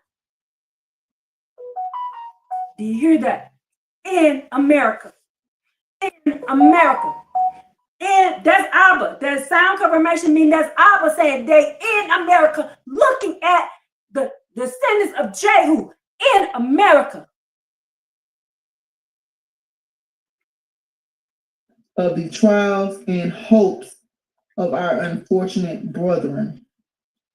To us, they look for consolation.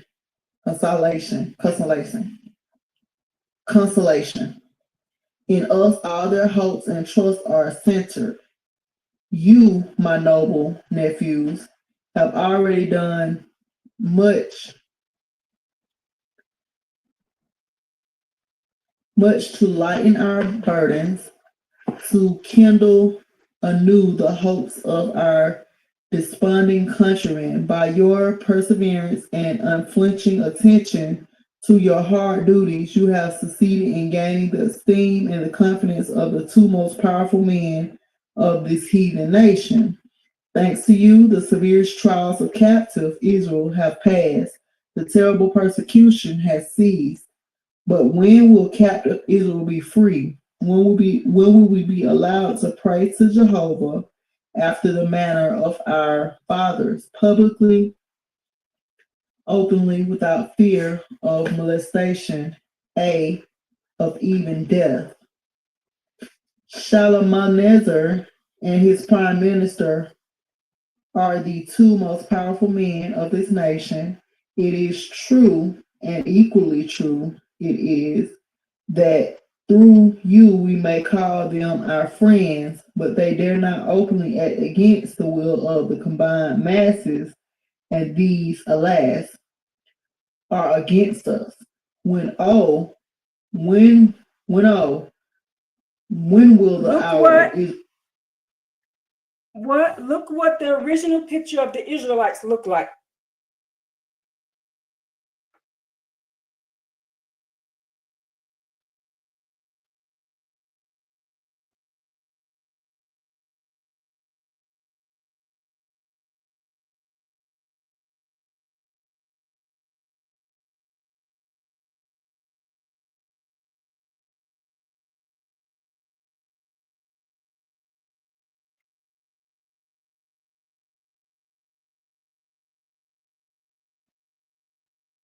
What kind of hair do they have? What kind of hair? This is Israelites. This is the last 10 tribes. What do they look like? That's the original picture to that book. Then they changed it over to this cover. This is the original cover. Then they changed it over to, where is that? I just saw it. Then they changed it over to this.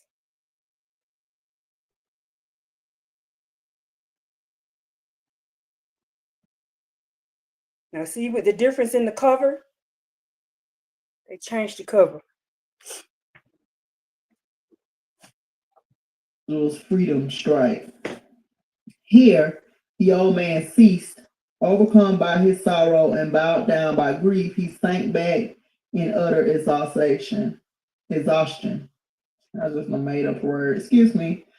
In utter exhaustion. A silence of about 5 minutes duration ensued, after which Nahum arose and advanced to his aged relative, whose hands he took and carried affectionately to his lips. This reminds me of a movie that I've seen. I can't call it, but it'll come back to me. Uncle, he said in a clear, melodious, and manly voice. Uncle, nay more than that. Father, let not your sorrows affect you thus. Are not, as you said yourself just now, our severest trials past? Are not we yet strong and healthy? Is not the whole universe a Canaan to those who but have the will to make it so? And above all, have we not our respected wife and good old Uncle Mordecai still among us? Who has ever done more to raise the drooping spirits of a nation than you, my father? You have given a new impulse to our hopes. When 3 years ago you disguised as an outcast and a beggar, bereft of reason, traverse this country, regardless of death and dangers that beset you on every side, to console our despairing brethren and to devise means for lightening their heavy burdens.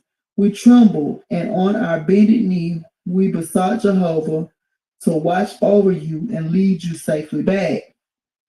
Thanks to God, you did return, and you succeeded in your noble mission. 200 strong and able men of Israel with their families are at this moment assembled in subterranean chambers constructed under almost insurmountable difficulties and with almost superhuman efforts beneath our feet. Thanks to your good management, all these people are sufficiently provided with everything needful. And although we do not know how you contrive to construct these subterranean vaults or to bring so many human beings safely, in spite of all the watchfulness of our enemies, to your greatly exposed cot, nor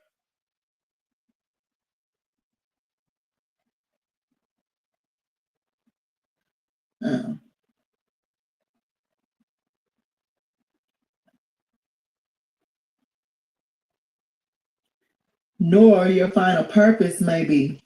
Still, we know that the latter cannot be, but the latter cannot but be for the good of Israel. And we here once more repeat the assurance that we shall be with you even unto death. Unto death? Repeated Hiram. We're going to jump down what we may have done. 13. No, we're going to do 12 because we need to know about the earthquake. So 12. The earthquake that happened over here in America. That's where Atlantis was. It went down in the water, and it's going to be why. So let me see. So we need to do making sure, because I think she put it on here more than one time. So let's go jump down to, let's jump down to this, and then we'll get to the third book.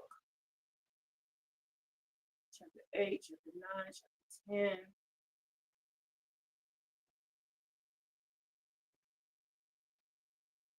Let's start here. And it's much better. See, it is much better. And I think I have to read it. I think she's not reading.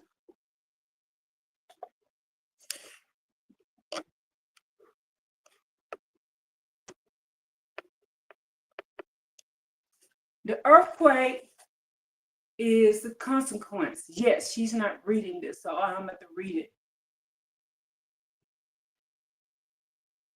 The sun had scarcely risen when Omar and Gad arose. Both had been awakened in the night, but without disturbance. One another, they had silently reflected on their situation. And now they sat down to deliberate on what they might do. I think Omar said, "It would be best for us to not remain here, as there is every possibility of our retreat being discovered. And then I fear we would be lost. And the people would at once become aware of the impious play upon them, while the priests would certainly instigate them to resent the insult of their God."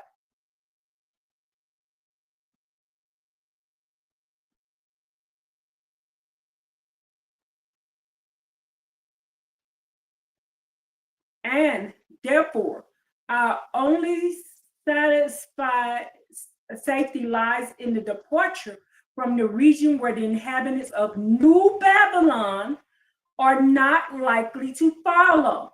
But still, I believe that for a day or two, we are safe. Our present retreat is so well hidden, only by accident can it be discovered. And then I am sure the Most High Yah, who eventually has been and still is with us, will prevent our enemies from finding us. I, therefore, would advise you to stay there. Let's stop right there. Advise you. So I'll be reading the rest of this. Advise you to stay here for the present with the maidens, while I once more return to the city to see how matters stand there. Possibly our yesterday's exploits may have affected the populace in the right direction. If so, they may see they have done wrong. And then the return of the Most High Yah of their fathers, our forefathers, in which case we can go back to our parents and friends. But whatever may be the case, y'all are getting cold. It's dark in here. Turn the speed up a little bit. But it's best for you all to be able to see this book. Whatever may be the case, they will at least not suspect me. No one witnessed my last night departure. And if the people see me return with my horse, they will most naturally think I have left the city early this morning. I shall therefore leave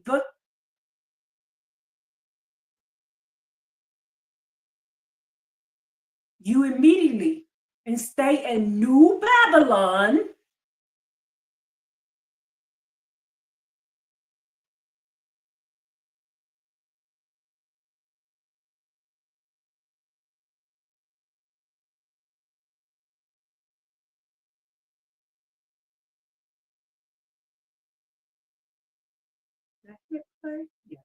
New Babylon until I have found out how matters will turn out after yesterday's proceeding. This may possibly take me 2 days, but as you are well provisioned, and as I said before, have nothing to fear, for 2 to 3 days. You need be under no apprehension. While it is hardly necessary for me to assure you that I shall return as soon as I have found which course will be the best to follow. And this is the lost tribes of Israel or the return of the red man. So Gad, tribe of Gad could find no objection to this advice. And it was therefore resolved that Omar should do as he had said. The friends now returned into the vault.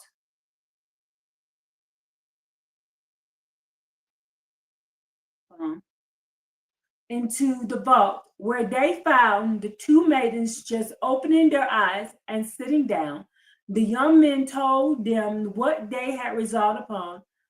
Talma and Ada, Tamia and Ada at once gave their assent to the appropriate proposition, and entering Omar to return as soon as he bade him a good go immediately, while they had no fear to stay where they were under the protection of Gad. And leaving them for a while, we will accompany the son of Hamar and Tamar. Hamar and Tamar in America,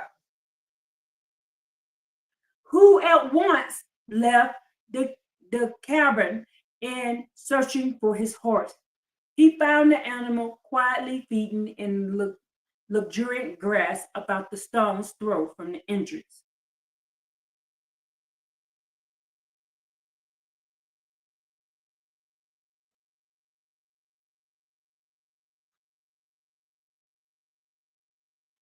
To the cavern. Now there was horses in America already. And this Indian jumped on the back of it and rolled off. So they didn't teach them that because they already had it. And he found the animal quietly feeding in the luxuriant grass and about a stone's throw from the entrance to the cavern, and jumped on his back, and he rode off, and he did not take his direction straight to the city, however, but went off farther into the woods, where he soon succeeded in securing some small game, which he slung across his horseback, and then, as if returned from hunting expedition, he galloped back to New Babylon. When he rode into the city, he found but few people.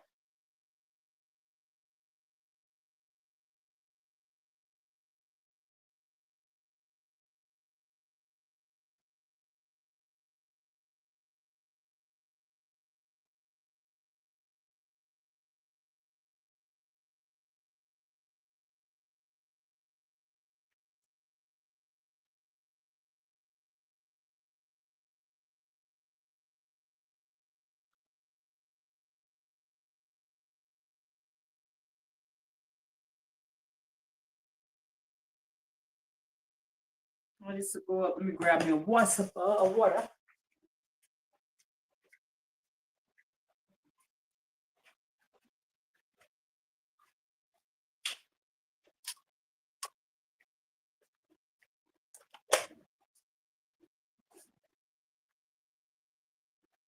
He found but few people abroad, the majority of the inhabitants being still sleeping off the fatigue of the previous day, and those whom he met in the streets greeted him cordially, never for once doubting that he had left the town that very morning.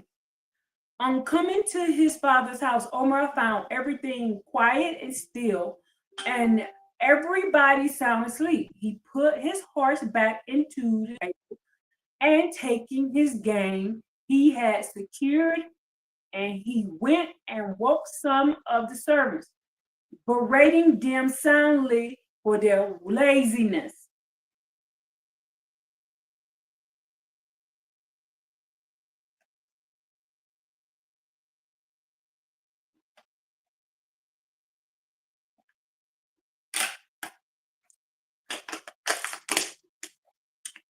The aroused menials rubbed their eyes.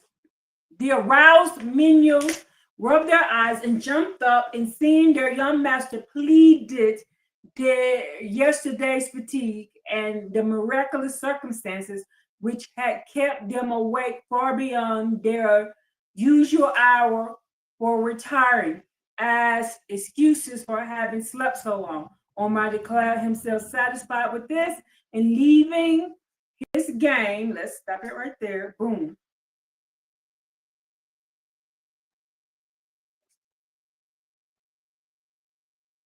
In the care of the servants, he went to his room where, throwing himself on his bed, he mused over his own and his friend's situation. It was the ninth hour of the morning when the young man returned to his father's house, and about an hour afterwards, the household began to stir.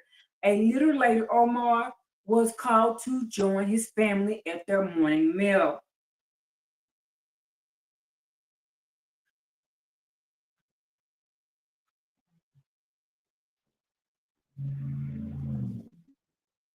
And when he came down, he found his parents in a seemingly very disturbed state of mind. Haram, Haram cordially shook his son's hand, a thing he had not done for the last 5 years, while Tamar silently embraced and kissed her child. That's Haram and Tamar.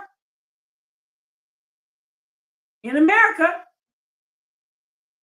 who before, on account of his aversion to the heathenish ways of his parents, had been looked upon with rather unfavorable eyes. Omar, of course, regarding this friendly reception as a good omen, and as the proceeding of the previous day soon became subject of conversation, he had the courage to remonstrate with his parents against the sinfulness of their previous life.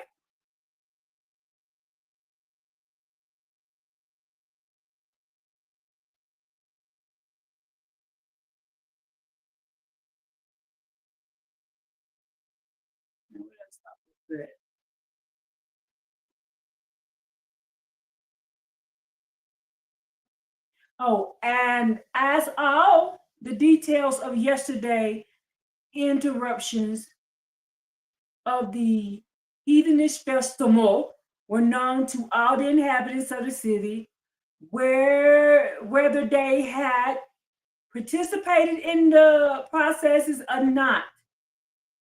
It was not surprising in the process or not. It was not surprising that he too should have been informed of all that occurred.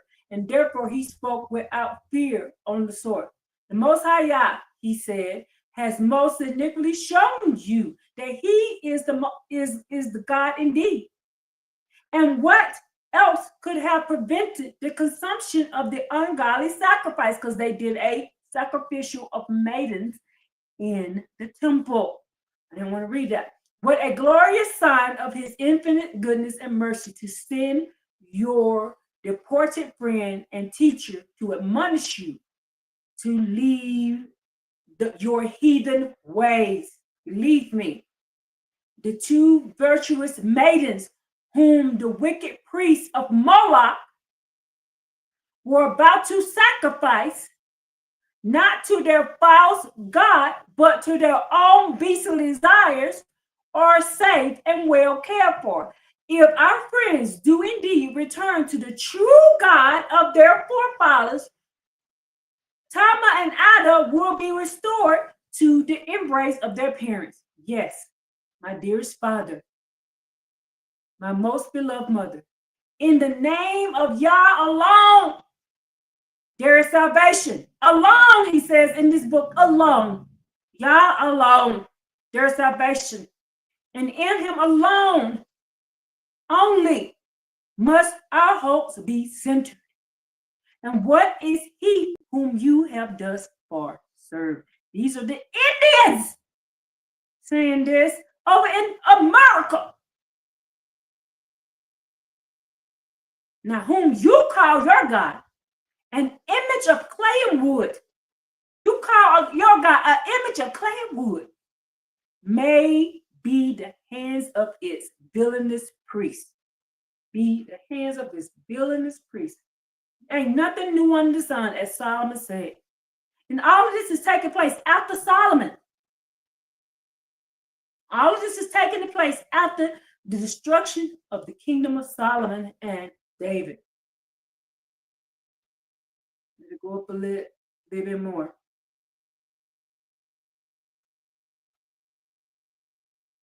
Sacrifice. And they was trying to sacrifice maidens to Moloch, and the Most High made Yah made an earthquake happen. And he gonna do it again.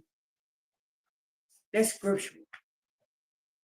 Which could not even withstand the stroke of the feeble. Oh, jump down too much. And it says, in the image of clay and wood made by the hands of his villainous priests, which could not even withstand the strokes of a feeble old man, but fell to the ground, broke into thousands of pieces. And where then was the mighty being whom, as you say, it represented? Believe me, this being is this only in your imaginations. That's why they did not strike the profane destroyer. Not 10,000 Molochans would have been able to harm a single hair on the head of those two virgins they was about to sacrifice virgins.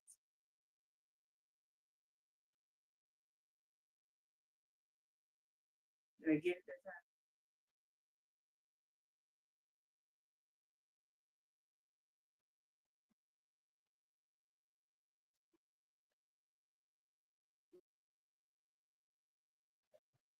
But the Most High Yah spoke, and your idols and its accursed priests were done. The great I am sent.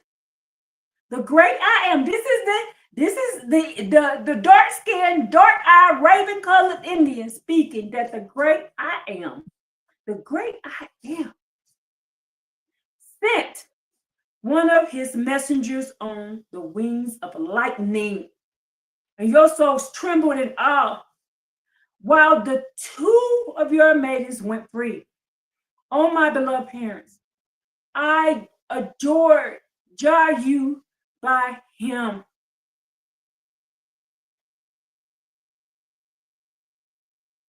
Where is that? Who made the heavens and the earth. Return from your evil ways.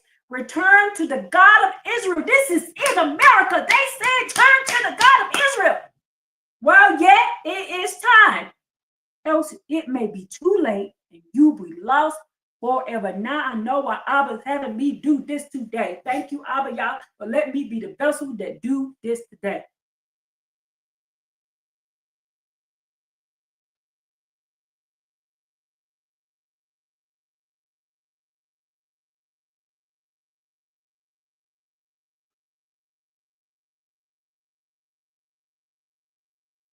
Turn to the God of Israel while yet it's time, or you'll be lost forever. That's what this is all about. Omar had grown warm while he proceeded. His parents listened in speechless surprise and wonder. Never before had they heard their son speak so eloquently and fearlessly. And if at that moment it had depended on them, there is a little doubt that the Israelites would have been made to leave their heathenous ways and return to the God of Abraham, Isaac, and Jacob. But that was not to be. The tribes of Israel were to be lost forever. The morning meal had not been ended when there came a knock at the door. Ham invited the comer to enter, and the door opened, and came old Korah, his face wearing troubled expression. Why? The Most High don't play about that shit, about worshiping idols. And this finna happen again. This is why Abba having me read this today. He gonna let me finish this up because I'm gonna do 2 videos of this and then I'm gonna go to the other book and I'll be done. So we still gonna have about 3 more hours.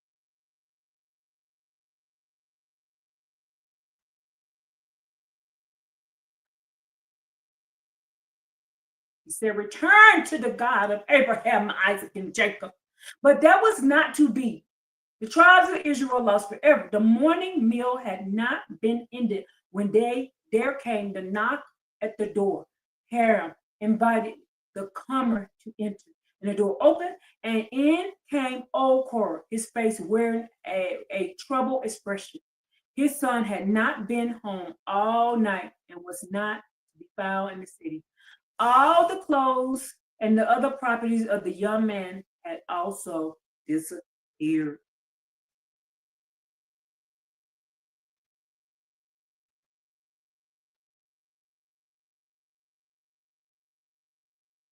The first of the red men. This is in America, y'all. This is America.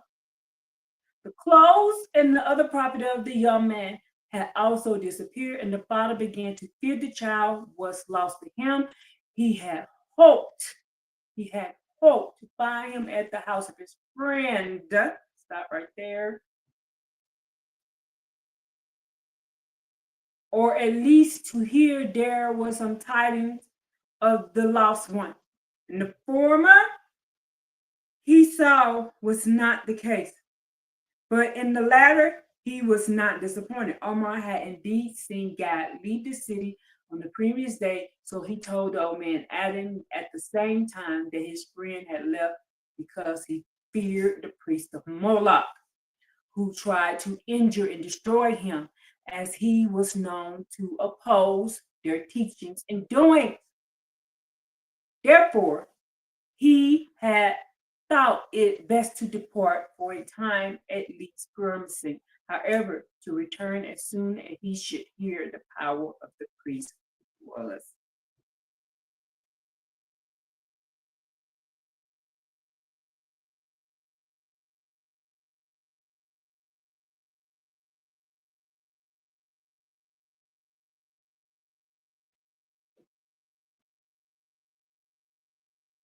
Let me go up some, y'all. Then I can drink a little water.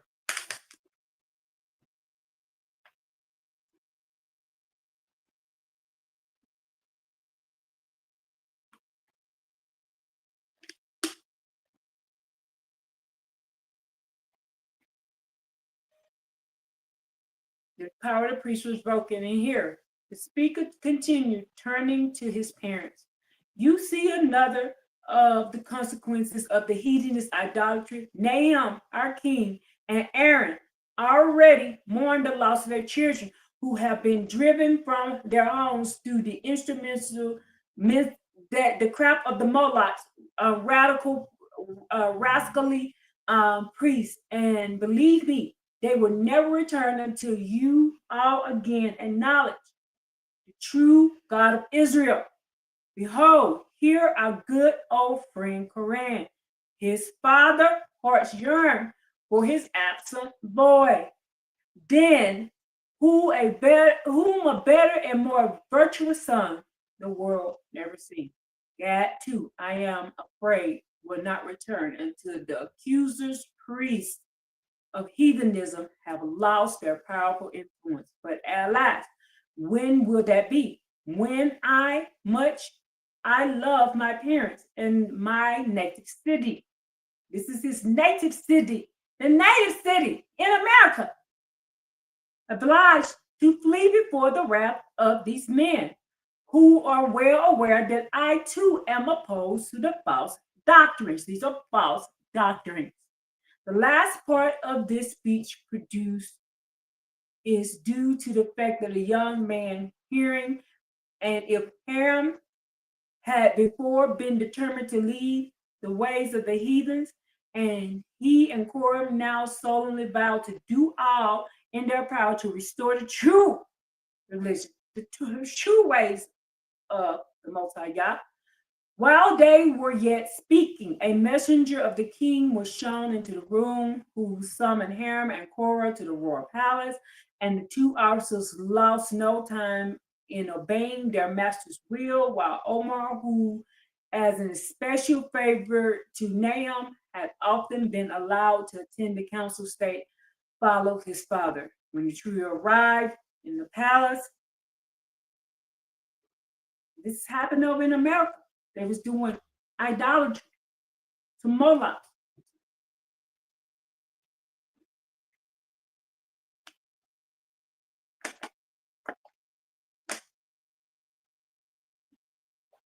They found a great concourse of people assembled near, and the interest and all eagerly talking. Gesturally, Omar, without losing sight of his father,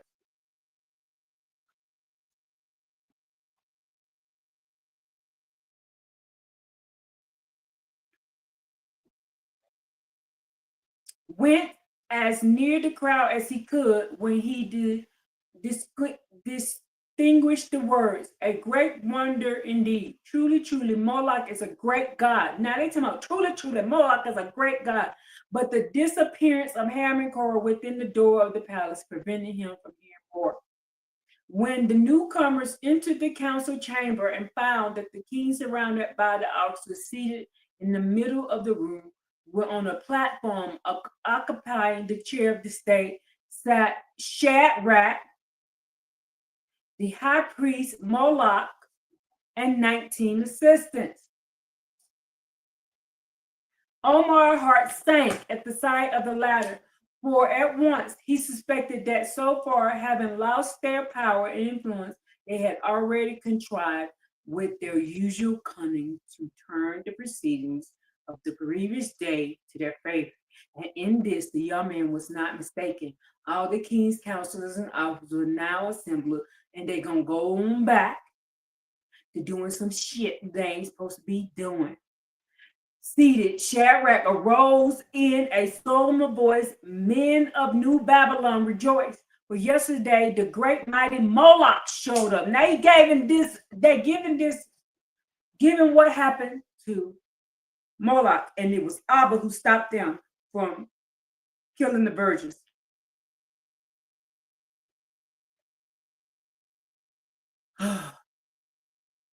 Don't learn. Just like y'all be giving JC and Jesus Christos credit for something that Abba did.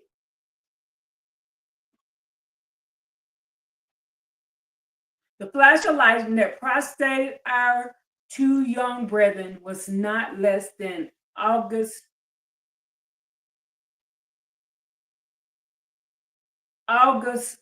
presence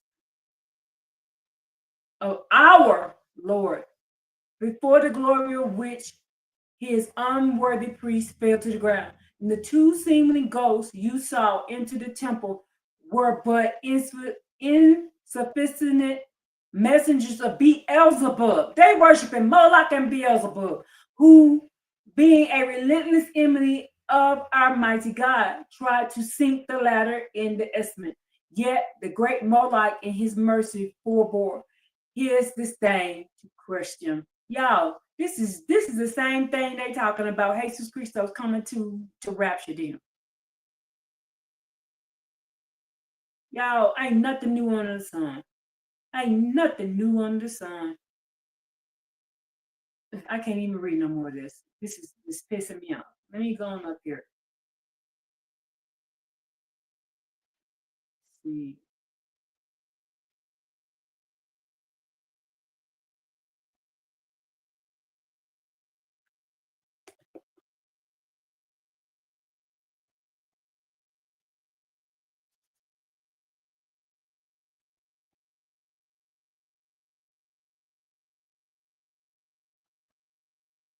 Oh, I gotta rewind it.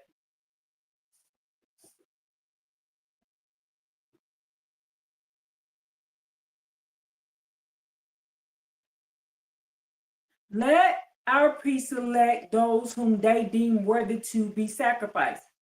And yet I came to appear at sunrise tomorrow in the doors of the temple to participate in the great procession. More the king could not say, while the mighty shouts of the people indicated that they concur in the view of the ruler. So they finna pick some more people. They ain't learned from the first time. They don't learn. Y'all don't believe fat meat greasy. Ain't learned shit.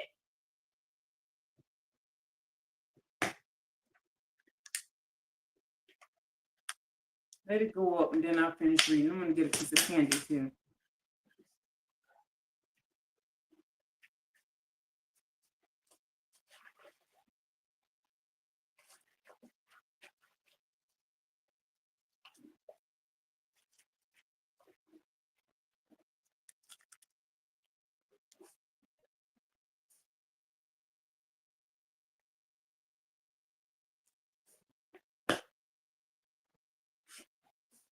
The object of Shadrach and his companion were accomplished.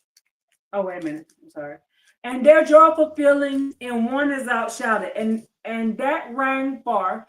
And then, followed by the priests, they went back to the temple, while the people dispersed to seek their homes and talk over the affairs of the evening. The object of Shadrach and his companion was accomplished. The object of Shadrach and his companion was accomplished. Now you know that Shadrach, those are the what? Those are the Syrians. That's Nebuchadnezzar's people. When they had reached the interior of the temple, and the doors were securely locked, and the two monsters threw off their disguises, and all the descend into the basement to indulge in a back chilling feast in anticipation of the joys of the narrow hand in store for them.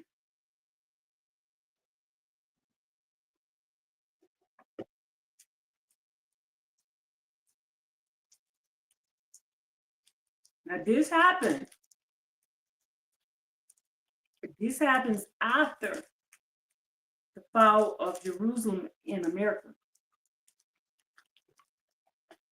Well, this during the same time. This is around the same time.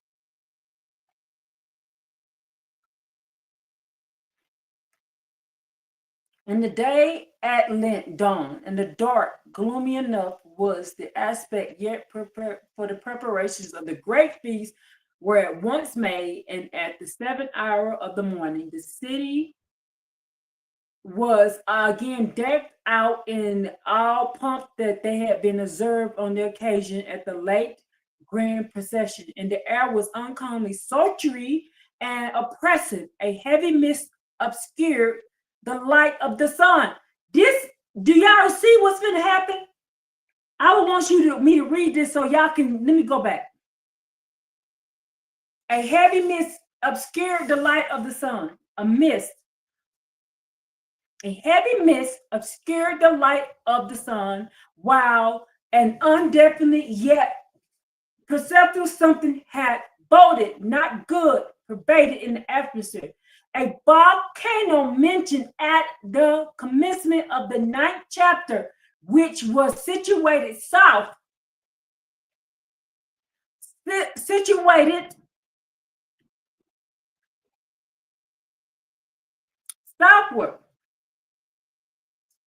not over a stone's throw from New Babylon. Listen to this. And then it's going to tell you where this was, which had been dormant probably for centuries, had a few days since begun to emit smoke. Now they couldn't see the sun because what? A volcano emitted smoke. A volcano emitted smoke. And what scripture tells you that we will not be able to see? Don't that say that in Zephaniah? Didn't that say that in Zephaniah? Don't that say that in, don't that say that in Joel? Don't that say that in Amos? That it'll be dark, it'll be a day you can't see? He says they couldn't see the sun because of what? A volcano started emitting smoke.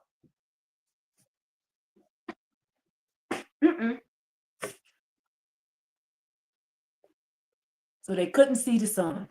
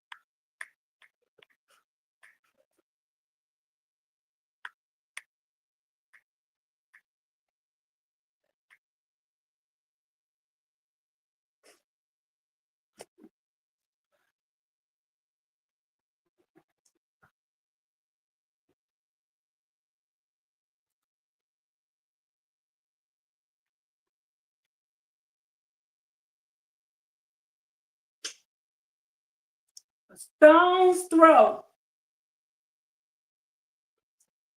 from New Babylon, which had been dormant probably for centuries, and a few days since begun to emit smoke, and occasionally some small strings of lava.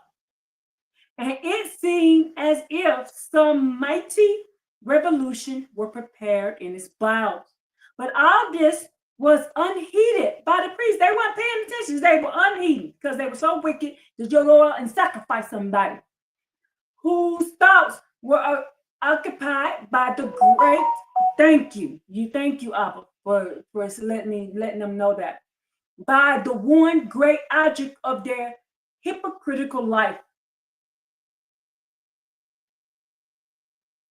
While the inhabitants could think of nothing else but how they might be able to appease the wrath of the terrible Moloch. And now the doors of the temple are again thrown open. The priests of Moloch again emerge, clad in their gorgeous robes of office, and the great procession was formed in the same order that they had observed some 3 weeks previous. This time, the ceremony markers were greatly shortened, and Shadrach and his confederates was anxious to grasp their victims. And 2 hours before noon, the circuit had made, and procession returned to the temple. And the people at once took their places, and the priests went up to the altar of the idol. And then the wagon that contained 4 virgins, 3 of whom were to be sacrificed. Listen to what their name were. Listen to the name of the virgins. What's the name of the virgins? What's the name of the virgins? Now, you know this can't be the original Dinah and the original Rebecca, because remember, the original Dinah wasn't a virgin, and the original Rebecca wasn't a virgin. Of whom were to be sacrifices was open, and the trembling occupants were forced to alight. With tottering steps and colorless cheeks, Rebecca, Dinah, Kuthera, and Zelpha were conducted to where the Litius priests had formed a semicircle to meet their terrible doom.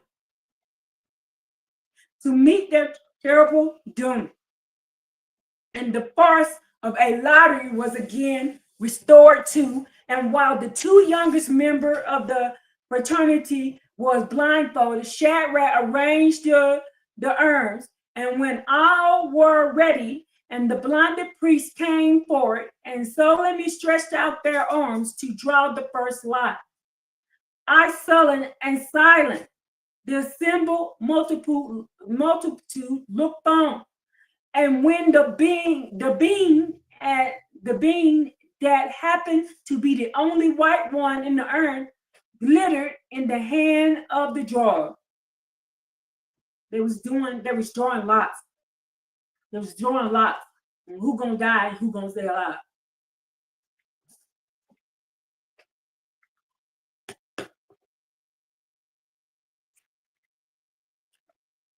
Be the only white one in the urn, glittering in the hand of the drawers, while the participants between the fingers of was handed to the high priest, slowly unrolled the name Rebecca, who was become free.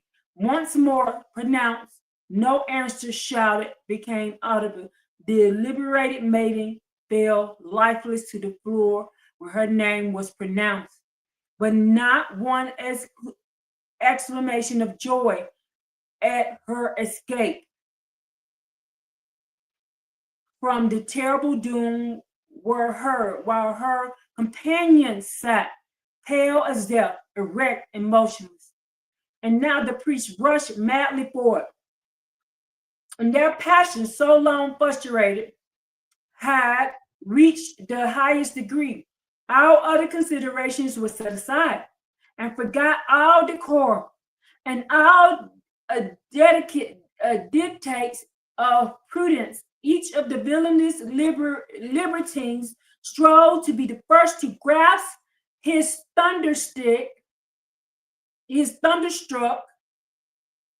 as to begin to see, while really sacrifices had eagerly been demanded. For the rascally priests, blinded by their passion, had thrown off the mask they had so long and successfully, hideously and passionately liberated. But suddenly an exclamation of horror filled the temple, and the doom maidens had been reached.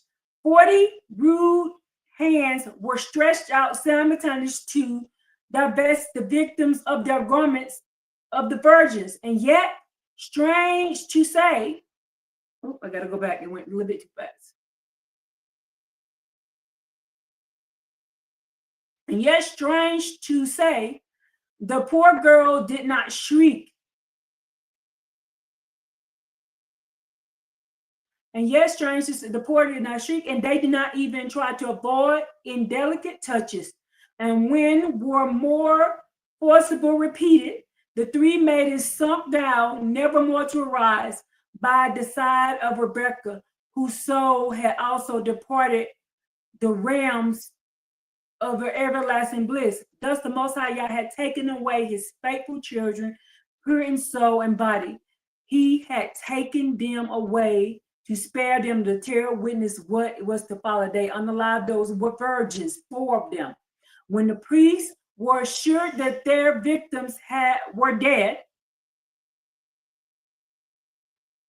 a simultaneous exclamation of horror escaped their lips.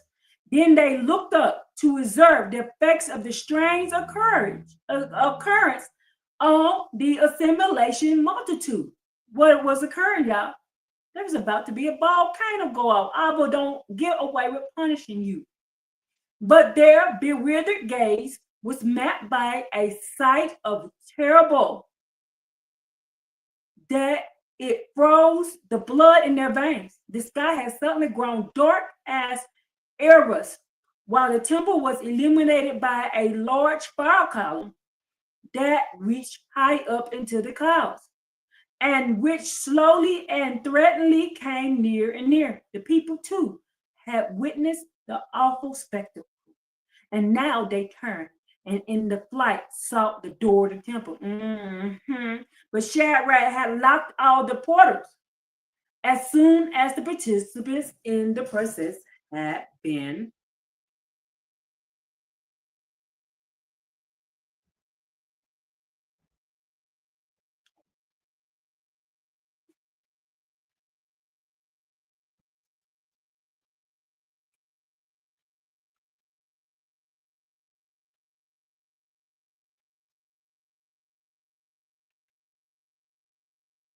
inside to guard against all possible intrusion and reoccurring interruptions, and had secured the keys about his person, thus cutting off all means of escape. Loud and deep were the exclamations and curses hurled of the given villain's head. Why? Because they was dying. They were being they unalive, and they were being unalive. They were being burned alive. At the last words was given to pass him along over the heads of the multitude. Accordingly, the old hypocrite was raised up and started on his aerial voyage. But he never reached the destination. The first half of the journey was performed. A dreadful crash was heard, and the earth was shaken to its foundation. For one moment, the walls, pillars, and ceiling of the temple tottered in their place, and then they came down with a roaring noise, burying the inmates beneath the ruins. Most of the people were killed by the falling.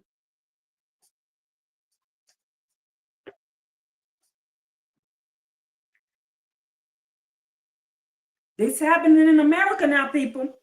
This is happening in America. By the falling pieces. The high priest and his companions were uninjured, and they already congratulated themselves on their very fortunate escape when they all at once felt the air grow hot and oppressive. And a minute later, a fiery stream entered the place where they stood.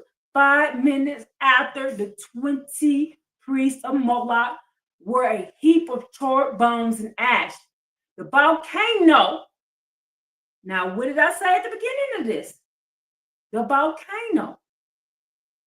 What covered the sky where the people could not see? A volcano. They could not see the sun. It was the smoke from a volcano. And this is going to happen again in America, and everywhere in the world. 20 priests of Moloch were a heap of charred bones and ash, and the volcano was at work in earnest.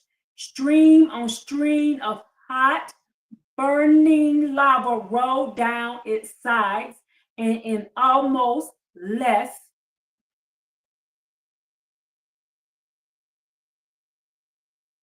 time than it takes to describe their currents, the entire city of New Babylon was buried beneath scorching ash. Not one of the inhabitants escaped destruction. And this was not all. The subterranean fires had now become thoroughly kindled. Stop it right there. Because y'all finna find out we used to be able to walk across the Atlantic Ocean.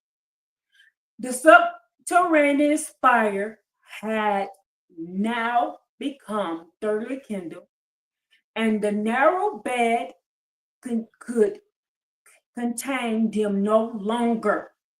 And the volcano had already disappeared, leaving in its stead a yawning abyss. Yet even this was not sufficient. And as a consequence, the entire islands began to tremble. Shock followed. Shock until a length of the earth was torn asunder, and the fires were extinguished by the waves, and the mad dash into the apertures, where scarcely 3 hours before, the city of New Babylon had reared a proud wall. There was now a wide expanse of water. There was now a wide expanse of water. What's that water? The Atlantic, baby. That's the Atlantic.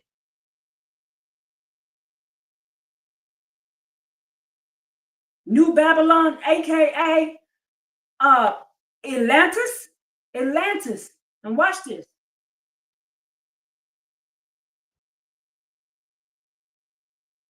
Now, this book was written about things that happened in America. This book was written in 1861.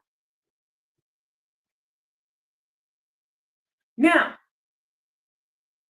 where scarcely 3 hours before the city of New Babylon had reared her proud walls, there was now a wide expanse of water, while other large portions of the land had been swallowed by the roaring sea. And thus, the first city that ever was built in the Western Hemisphere was destroyed. sacredly 25 years after its construction. Thus,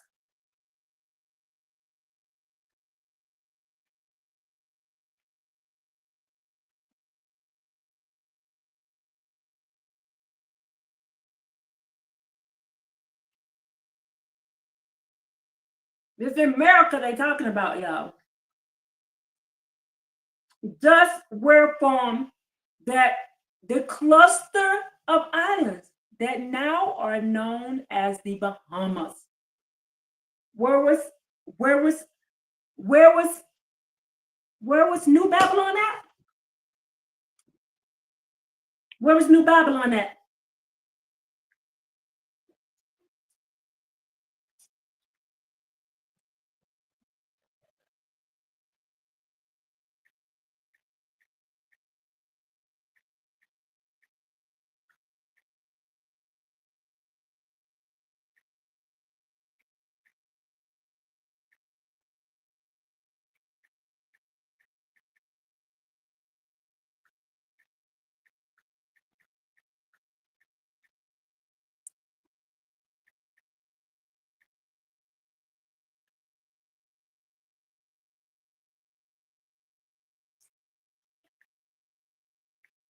So where was New Babylon at?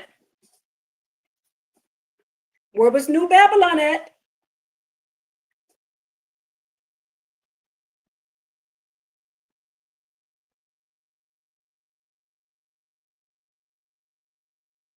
Where was New Babylon at?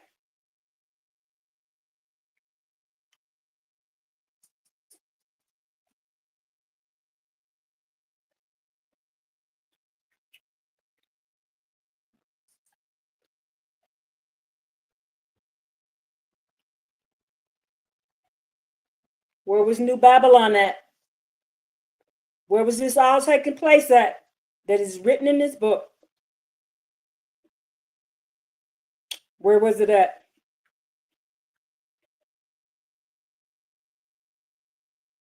Where was it at?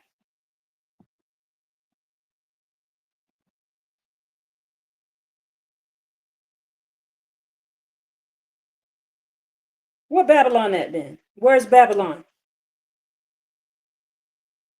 Because if that was where New Babylon was, that was taken into the water,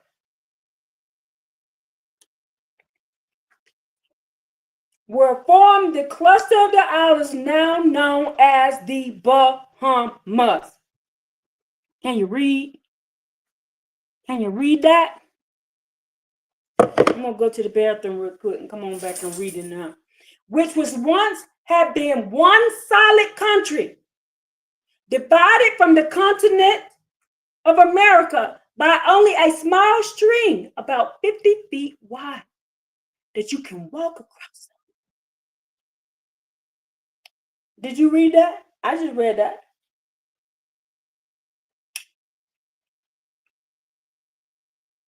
Where's the Bermuda Triangle at? Where's that at?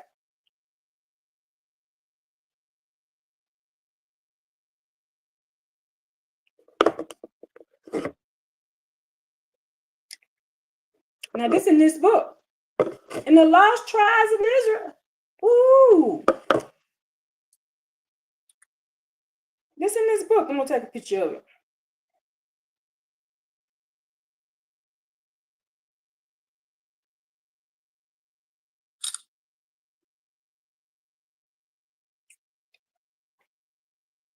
Where was it at? This took place where? No excuses, no more. The truth has to be known. I was not playing that no more.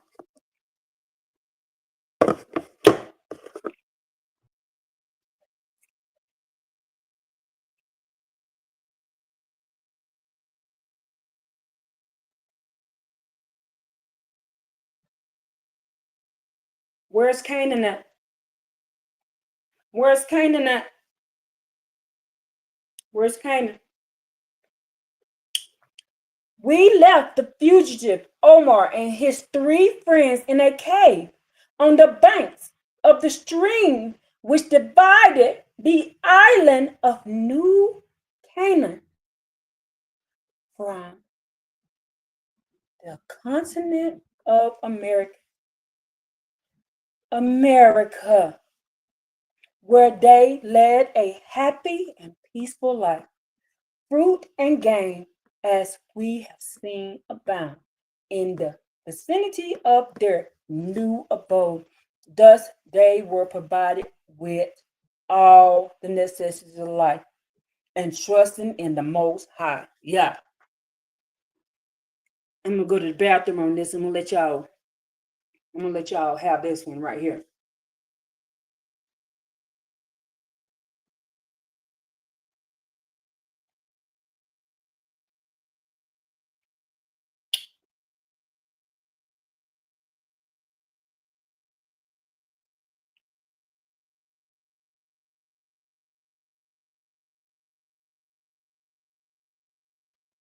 So the next one is this after the earthquake. This is in America. This America. The Israelites in.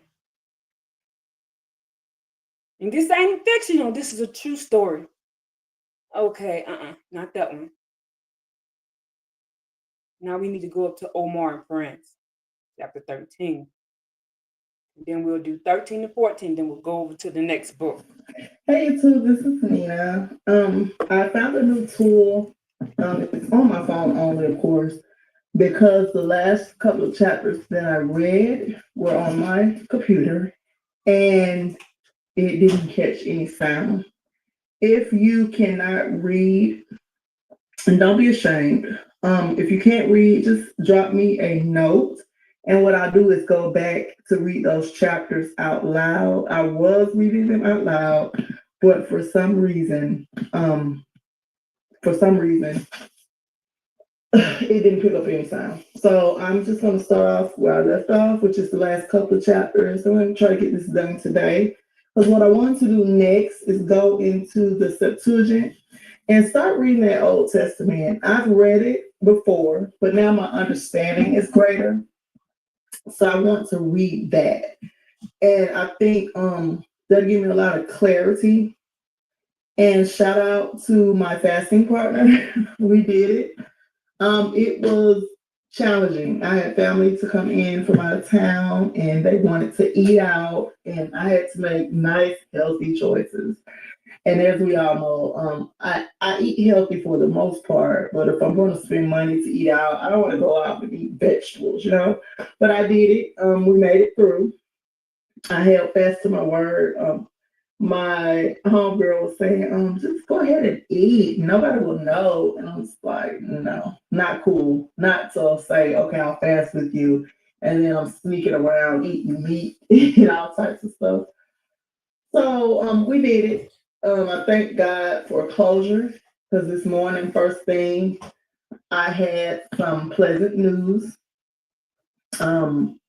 Just exciting news. It's helping me now. I can get back on focus. My family, they've gone back home, and now it's time to get down to the wire. On the relocating, and I'm just going to speak for a moment. On relocating, I spoke with Lex, and I have a lot of questions. And I was telling him, I said, I know it might sound dumb, but I have to get an understanding by asking questions. A lot of people are ashamed to ask questions. What I don't know, I want to know. So I was talking to him about the relocation or whatever, and he cleared some things up for me because no lie. Me and my sister were talking about just going to the woods. We were just going to go out there and thug it out with the lions and the bears, And it's like, no. That's not a good plan. So we are revamping the plan. I had to communicate that with my sister. I told her I spoke with I haven't gotten a chance. Excuse me. I haven't gotten a chance to speak with her about it in detail. So you guys, if you have any questions, Lex is a pretty nice guy. I don't want to use the word nice because nice is nobody. But feel free to ask me questions or drop, or any of the brothers and sisters that are sharing information, including myself. if we have the answers to your questions, then we'll answer them. If you have any questions about anything, if you have any suggestions on reading, and I don't mean hit me up and be criticizing my reading and my mispronunciations and stuff, and you're not doing anything to help this movement go forward. I mean, if you're not getting an understanding or if I'm not speaking clearly, let me know because I want to do better. I want everybody to have a good understanding. So anyway, we're on chapter 13. So I'm going to go ahead and start. It's Omar and his friends. We all know this is page 285. Now we left the fugitive Omar and his three friends in a cave on the banks of the stream, which divided the island of New Canaan from the continent of America, where they had led a happy and peaceful life. Fruit and game, as we have seen, abounded in the vicinity of their new abode, and thus they were provided with all the necessaries of life. And trusting in Jehovah, who had helped them so wonderfully thus far, they lived on, troubling themselves little about the future. It was now 3 weeks since they had left the neighborhood of the New Babylon, and all fear of being found out by their late fellow citizens had left the exiles. This day had been set apart for a somewhat extended hunting expedition in order that they might explore a greater portion of their country. And the two maidens were to accompany their lovers. But the morning provided so dark and gloomy that our friends resolved to postpone the exploration, and accordingly, they remained in their cavern, passing away the time as best they could. Near the hour of noon, the sky became as dark as night, and shortly afterward, the first shock of an earthquake shook the foundations of the cave. Greatly frightened, Omar, Gad, and the two girls left their rocky chamber, and near the margin of the aforementioned stream, they sank on their knees to pray to God for protection. To the Most High Yah. But the earthquake did not abate. Shock now followed shock, and the earth shook and trembled like a vessel on the bosom of the storm-ridden ocean. The friends were paralyzed with terror and fear, and had almost bereft them of consciousness. They had grasped each other's hands as for mutual protection, and in mute despair they awaited the end. Suddenly the ground beneath them gave way. It sank deeper and deeper while the waters of the now furious stream seemed to rise, as if to swallow the devoted fugitives. At last they were afloat, while as far as their eyes could reach, the land had entirely disappeared, but with the strength of despair, the swimmers had retained their hold of each other. And now, while their destruction seemed beyond all doubt, a huge wave took them up and carried them straight to the continent of America, where rapidly and receding, it left the nearly lifeless forms high and dry on the land. And now the storm had spent its fury. The subterranean fires had found a new bed at the bottom of the ocean. Night had set in, beautiful and serene, and the four friends lay senseless at the foot of one of the patriarchs of the forest. The sun arose bright and glorious, and his genial rays animated and warmed awakening nature. But still the sleepers did not awake. The fiery god of day performed his grand journey, and the shadows of night again fell upon the earth. Yet all remained quiet. Not a sign of returning consciousness became perceptible beneath the protecting branches of that ancient tree. And again, aurora gilded the eastern horizon. Again, old Saul emerged from his watery bed and majestically went to his solitary way. When at length, near the hour of noon, our four wanderers opened their eyes. They sat up and gazed wonderingly around. Consciousness had returned, yet it took some time ere the friends could command their scattered senses. The sudden shock they had received when they felt the earth sink beneath them, and they found themselves in the midst of roaring waves. And roaring waves had almost been too much for them, and the recollection of their former life had, in a great measure, been dimmed. Like some vague and undefined dream, the scenes had so lately passed through lay behind them. And although the recollection of their former existence had not been wholly extinguished, yet the circumstances preceding the earthquake and their own somewhat forceful removal to the continent of America appeared so remote and indistinct that my readers need not wonder if I inform them that the first inhabitants of our country soon forgot the incidents of their previous life, and that in the cares and excitement of their new career, all that preceded their miraculous escape became a complete blank to them. Fortunately, excuse me, however, the reason of friends had not been impaired, and so they were still able to enjoy the new life now before them. Great were the rejoicings after consciousness had been fully restored, and when they found that none of their number were missing and that all had remained uninjured, tears of joy dimmed the luster of the beautiful eyes of the two girls when they saw their beloved friends and protectors still beside them in all the pride and vigor of glorious manhood.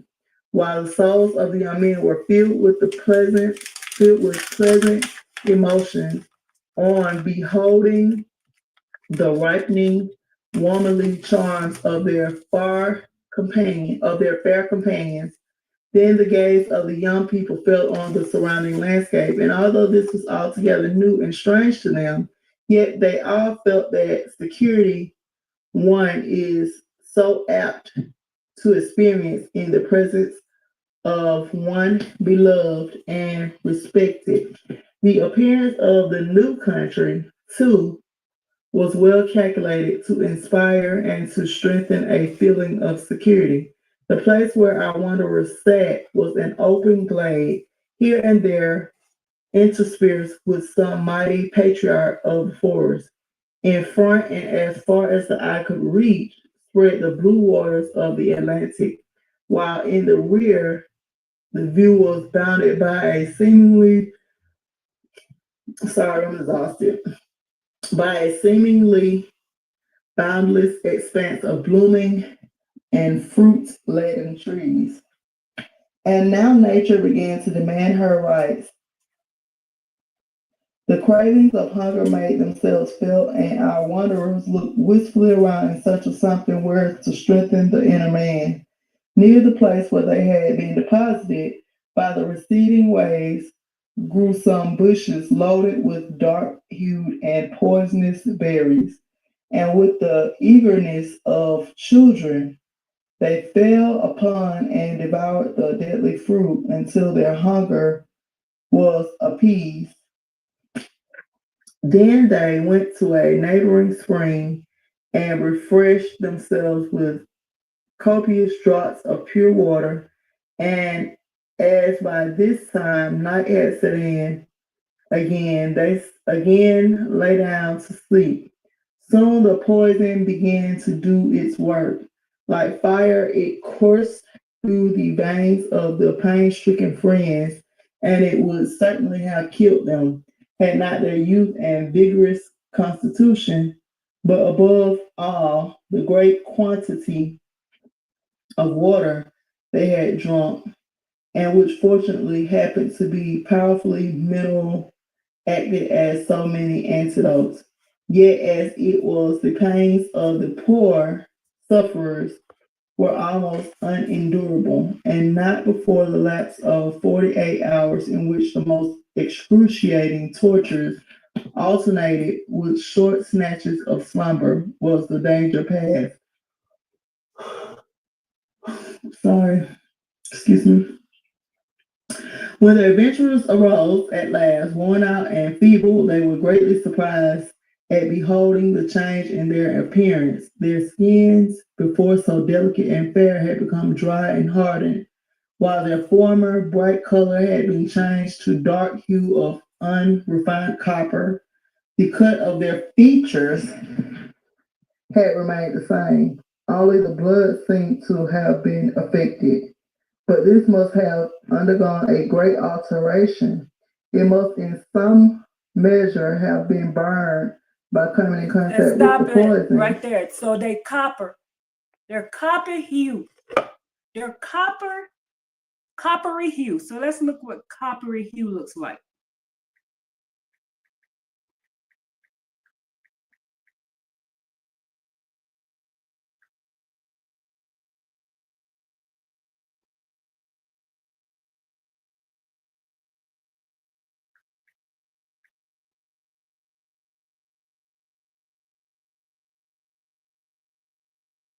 This is coppery hue.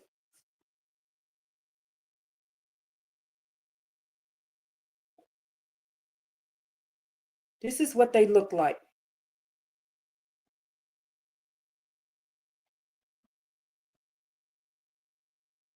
Coppery hue.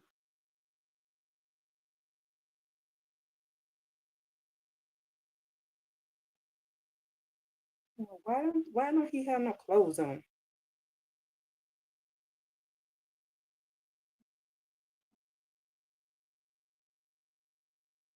What's copper hue looks like? Copper hue. They're coppery hue.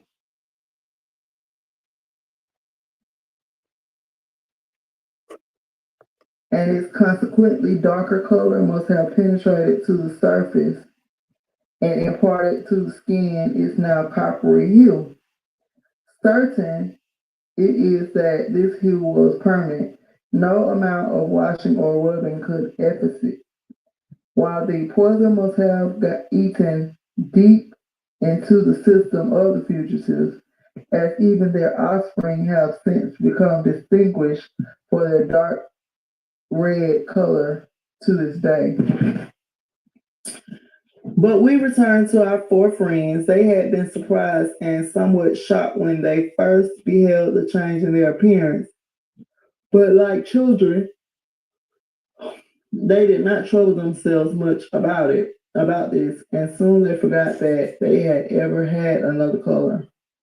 Omar was the tallest and stoutest of the company, and led by common instinct, his companions made him their leader, telling him that they were ready and willing to follow him wherever he might go. Hunger now again made itself felt, and as the wanderers had no desire to return to the berries which had caused them so much pain, the new made leader led his followers farther on into the wilderness.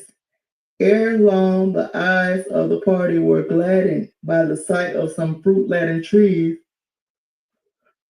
and they resolved to try the new food. But they now ate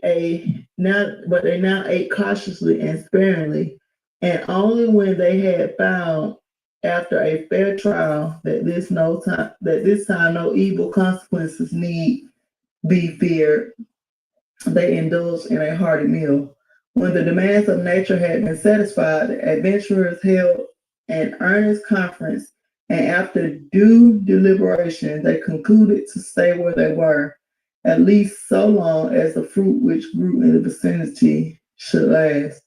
With his inborn instinct, Omar now looked about him for a place of shelter where himself and followers might be protected from the burning rays of the sun and all outside dangers.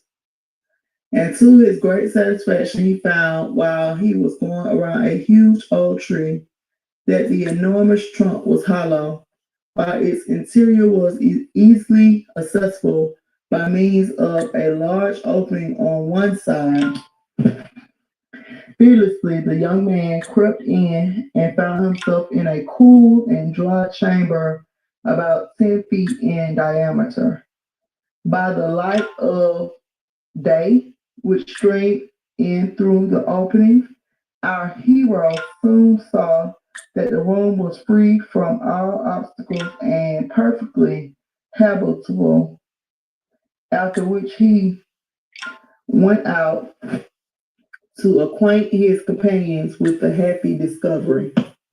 When all had seen the place, they were delighted, and they forthwith concluded to make it their future abode.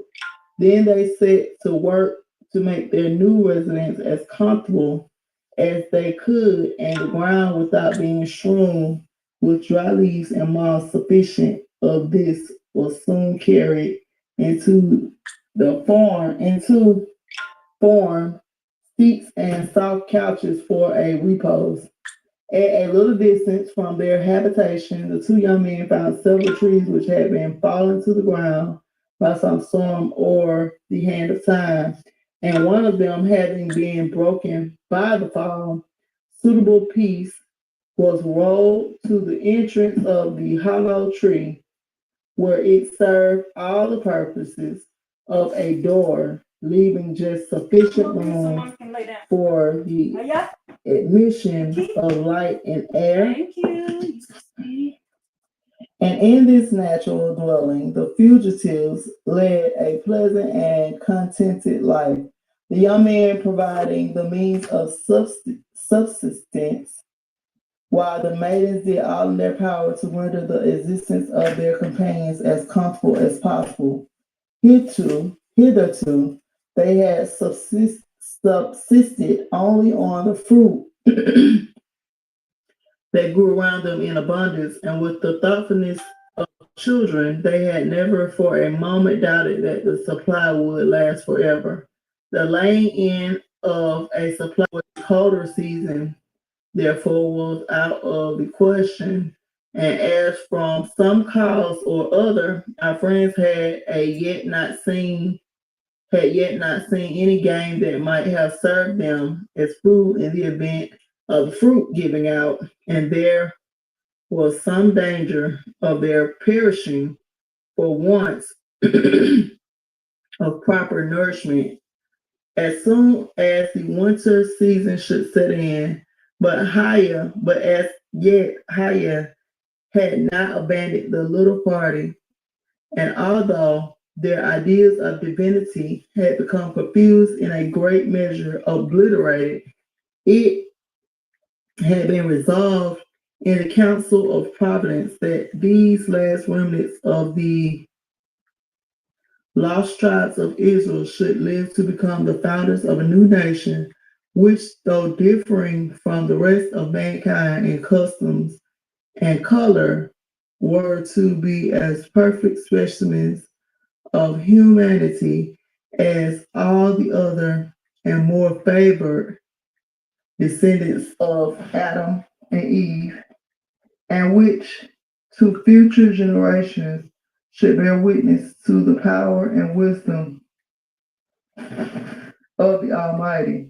We resume the thread of our narrative.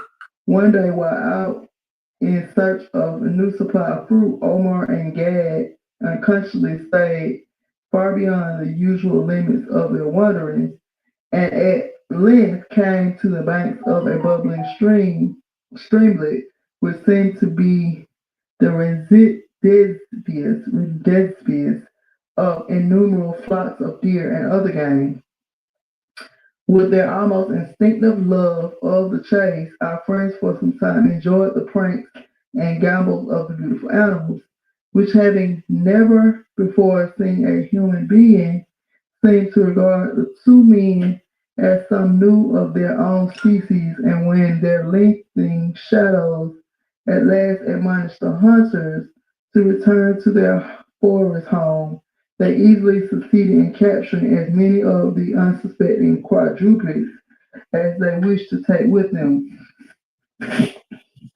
But as we have seen above, the wanderers had strayed far beyond the usual limits of their wanderings, and now when they thought of their lovely and no doubt anxiously waiting companions, they for the first time became aware of the startling fact that they were in an entirely strange part of the forest, and worse than all, that they had neglected their habitual precautions to leave on their route such marks as might guide them on their return. Excuse me. Yet all this was, sorry y'all, I'm looking for something to drink.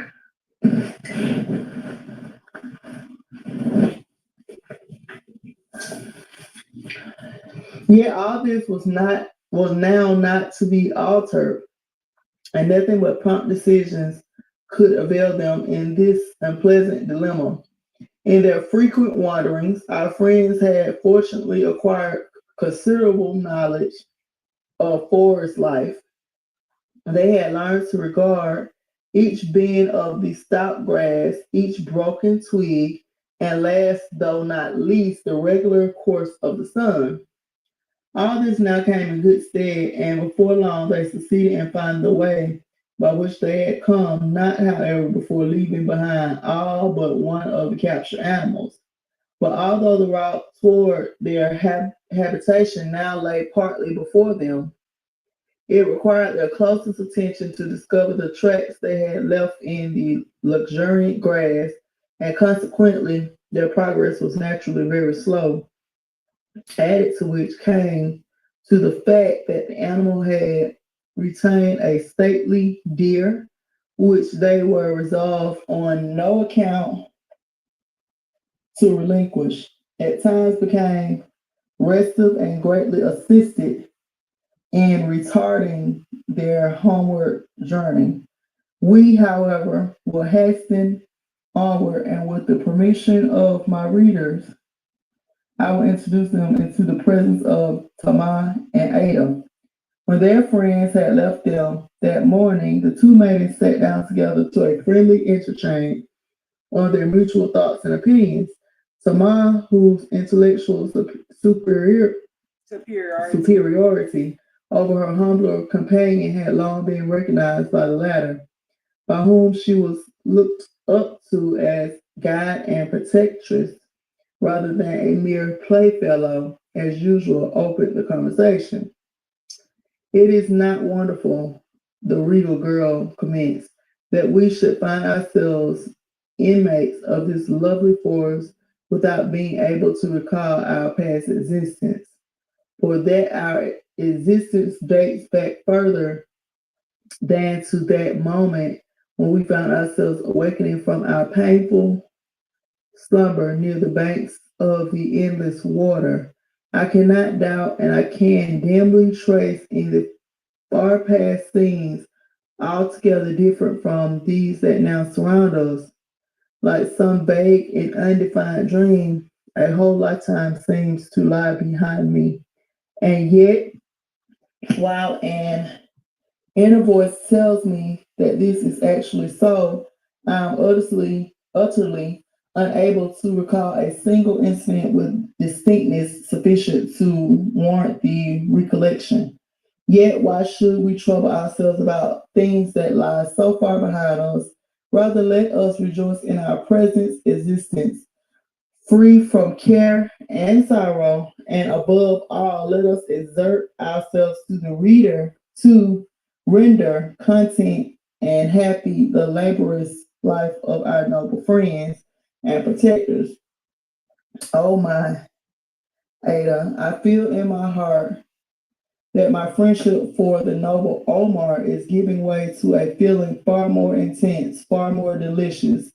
What this feeling is, I know not, but it seems to me as if I had ceased to be myself and had become a part of him who so bravely has done and still does so much to provide us with all we need. Excuse me. Provide us with all we need. Say, my Adam, hast thou never experienced a similar sensation? Has not the gallant Gad kindled a like feeling in the deepest recesses of thy heart? Nay, do not cast thine eyes. Nay, do not cast down thine eyes. See, I rejoice. I glory in the novel sensation of my heart. Speak, it is only friendship thou feelest for the gallant Gad. And Ada, raised her eyes to those of her friend and companion, eyes so full of rapture, so full of love, even veneration, that Tamai was answered, and in the paroxysm of her own feelings, she pressed the fair girl to her bosom and covered her face with burning kisses. Oh, murmured Ada, I adore him, and willingly could I lie down and die if my doing so would make him happy. And in a similar strain, the maidens conversed, not heeding the flight of time until the cravings of appetite summoned them to their frugal meal. This they took in silence, and even long after it had been ended, Tamar sat speechless, seemingly absorbed in deep thought. Suddenly she started from her reverie and perceiving her friend, who was intently watching her, she smiled and said, another of my dim recollections, my darling, but this time a little more tangible than before. While eating of the fruit there, I remember a dish of a peculiarly rich and savory flavor, which in former times we all loved above everything else. And then it seemed to me as if Omar were returning loaded with something I did not recognize, which, after undergoing a certain process, furnished the ingredients to the above mentioned dish. I should, excuse me, I should have dismissed the recollection as I was obliged to do all the former ones, but its distinctness and particularly the pleasant flavor which now even seems to linger in my nostrils led me on to give the reins to my thoughts, and presently they brought me a step further.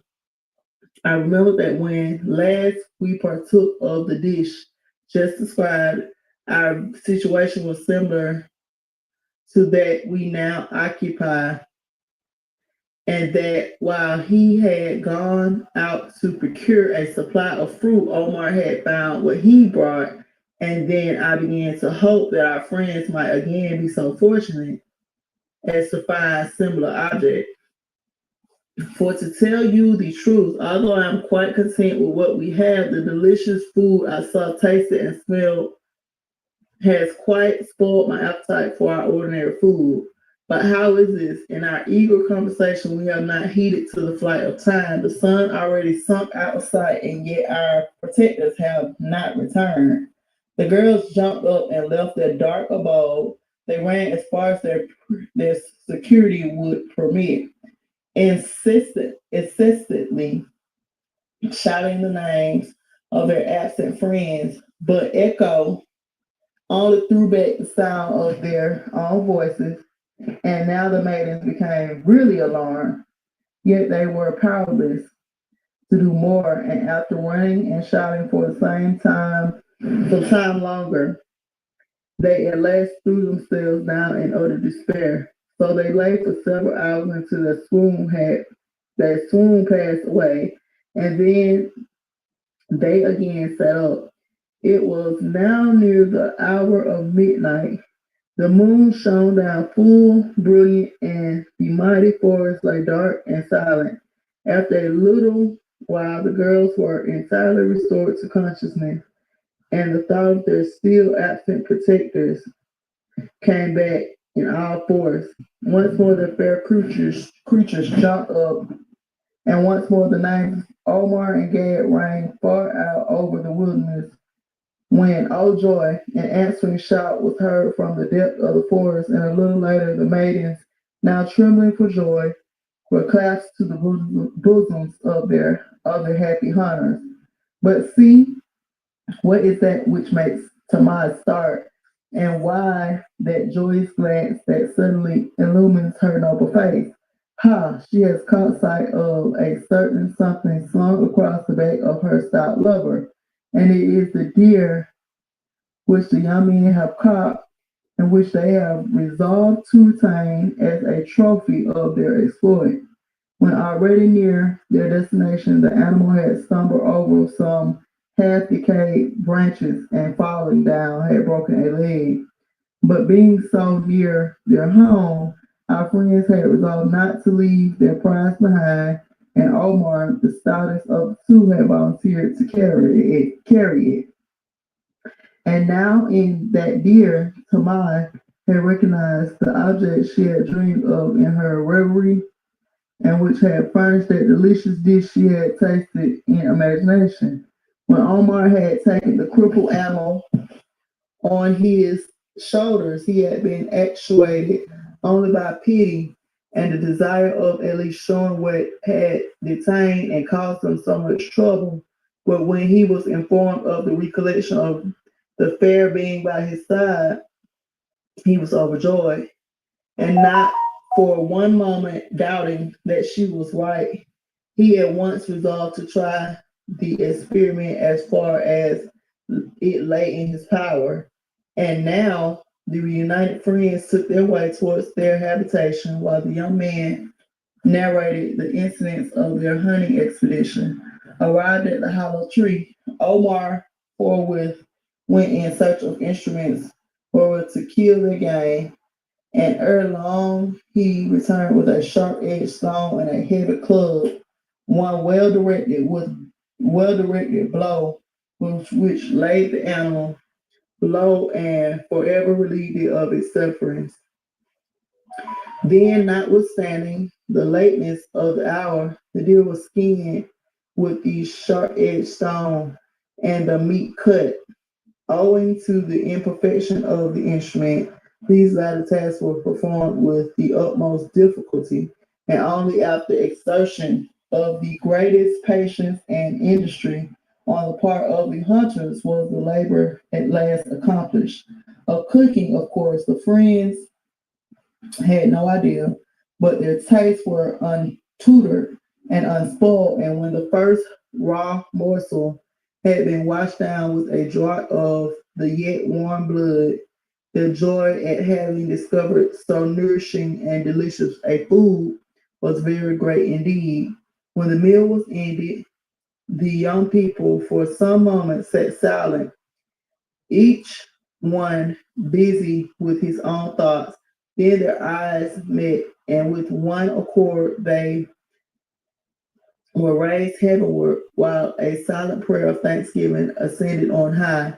The ideas of the divinity of our adventurers were and obliterated as we have seen above, but a certain something they did not know what irresistibly drew their eyes upward. And although they could not help feeling and mutely expressing the deepest gratitude,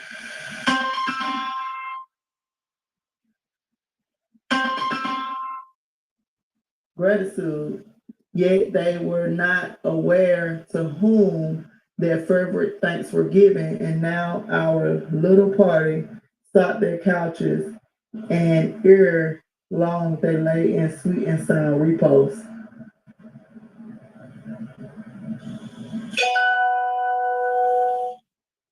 So that's a picture. And it looks like the hijack, but that's a picture. And that was chapter 13. This is chapter 14. I'm going to stop here and we'll pick up later. Let's do 14, then we'll move on to the next book.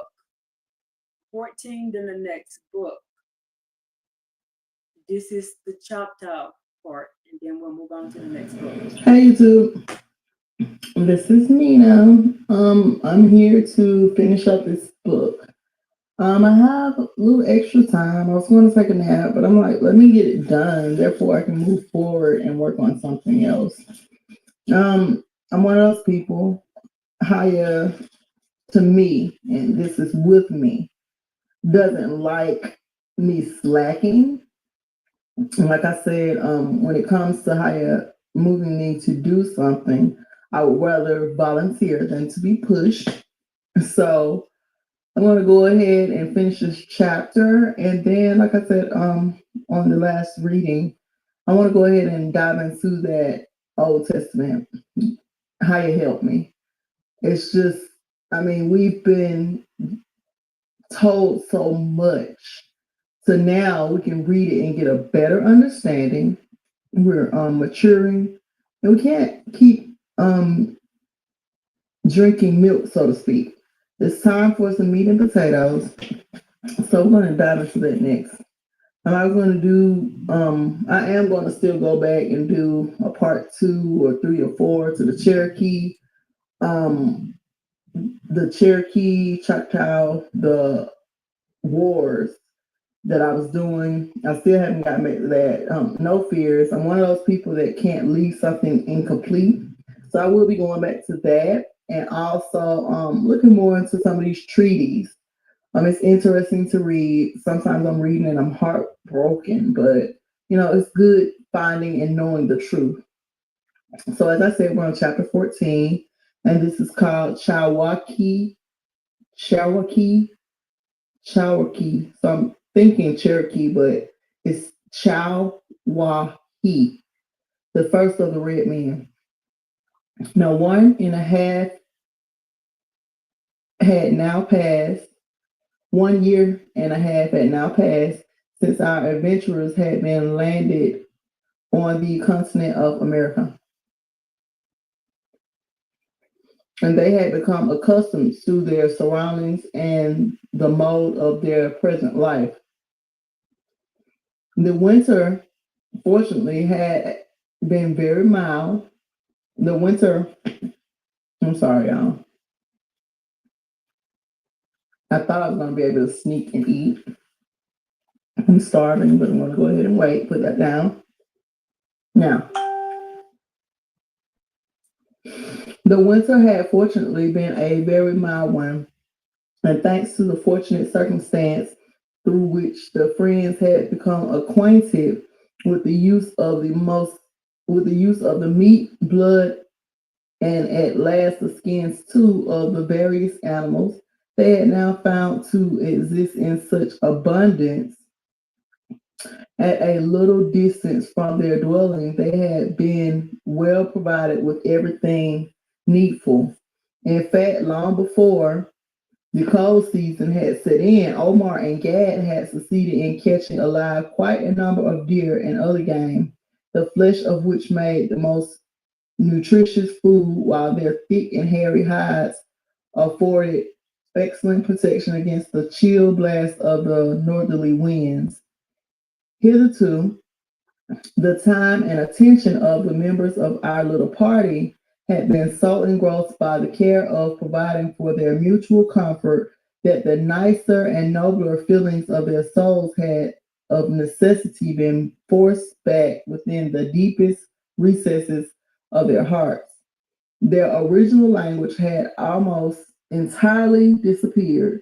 A great many words of their mother tongue had been forgotten, while the many new objects they saw around them had taxed their ingenuity in inventing appropriate names. And so it happened that while they retained the guttural tones and pronunciation of their own people, the words used by the first inhabitants of the Western continent had become entirely different from those of their late countrymen.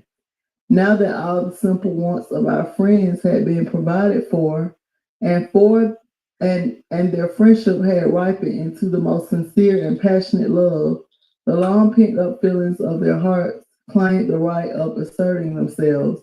The womanly charms of the maidens, which at first had filled the souls of their companions with pleasant emotions, now set their hearts on fire, and nature would no longer be denied her just rights. All the time that was not necessarily employed in the chase or the procuring of fruit, and it's like a C dot comma. The lovers now spent in each other's company, and while the girls listened rapturously to the passionate outpourings of their devoted swains, the latter felt themselves lifted into brighter regions by the loving glances of their adorned sweethearts.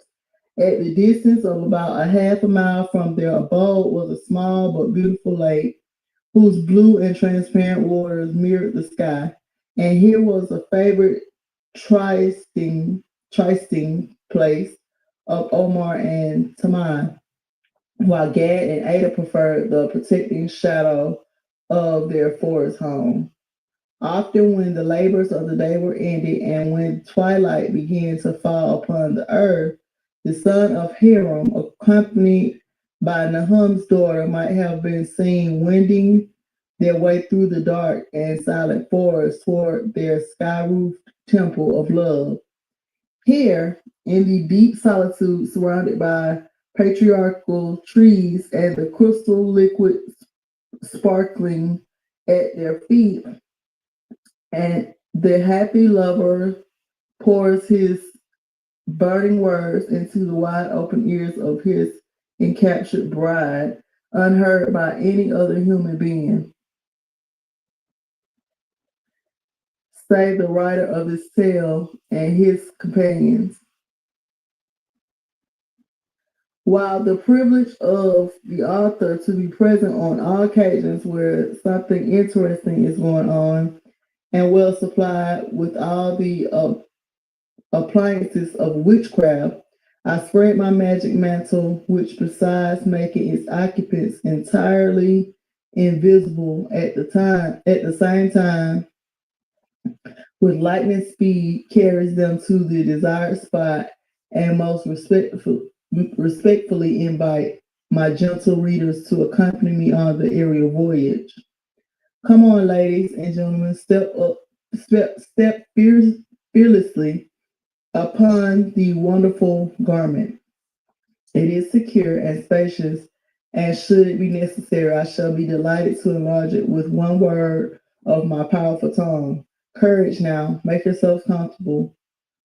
Presto, change, and up we go into unknown regions. Ha!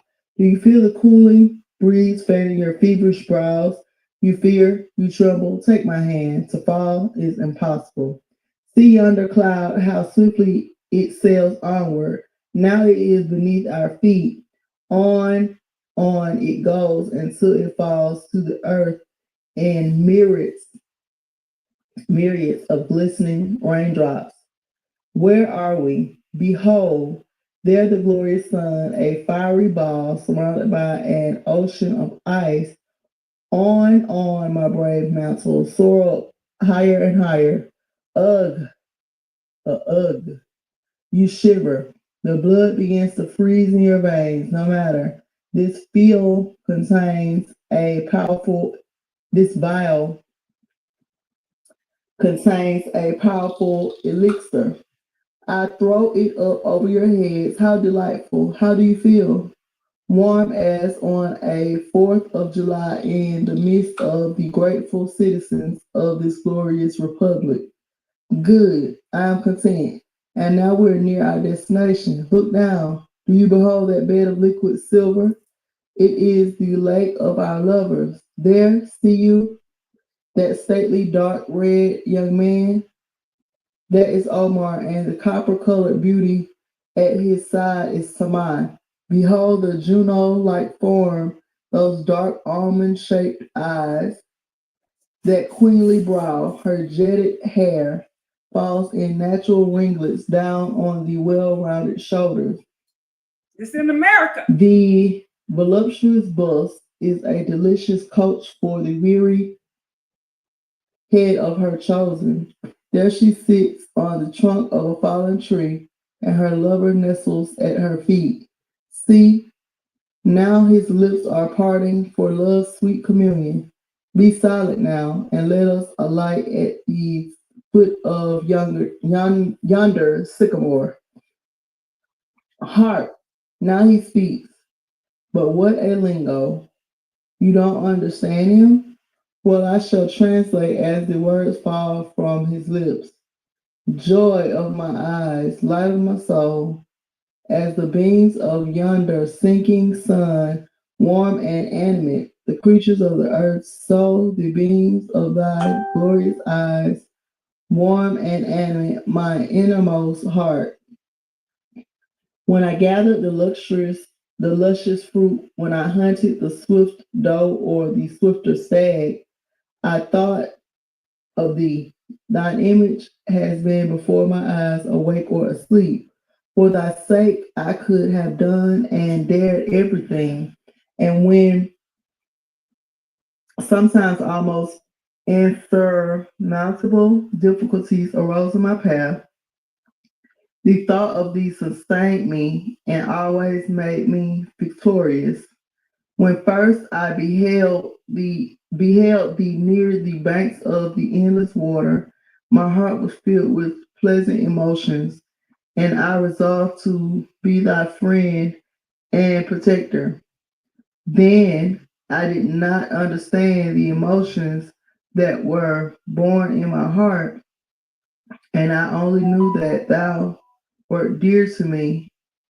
But since then, the feelings of my heart have grown into strong, all-absorbing love. And now, love, the voice of the nature has spoken within me, and now I claim thee for my own. I feel it within me that man and woman must have been created for some grand and noble purpose. The voice that spoke within me said that you had been made to sweeten my existence, and therefore let us be forever united. Let us share our mutual duties, and let it be our highest aim to render each other happy. The speaker ceases and fondly looks up into the eyes of his companion to note the effect of his words. But what is the matter with you, my brave companions? You look incredulous, and mysterious whisperings seem to indicate that you do not believe me. Oh, you do not understand that so uncivilized a being as this Omar undoubtedly is should use such language, which, although bold and to the point, would certainly lead to the belief that he who spoke it must be a man of some refinement and culture. That's it, is it? Why bless your dear innocent souls? Don't you know that entire speech is but a translation? What could it have availed either you or me had I repeated the exact and almost unpronounceable words he uttered?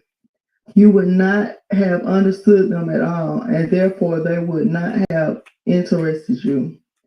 It is the meaning not only of the few sentences, but also of the looks and gestures accompanying them that we want. And this I have endeavored to give you to the best of my ability.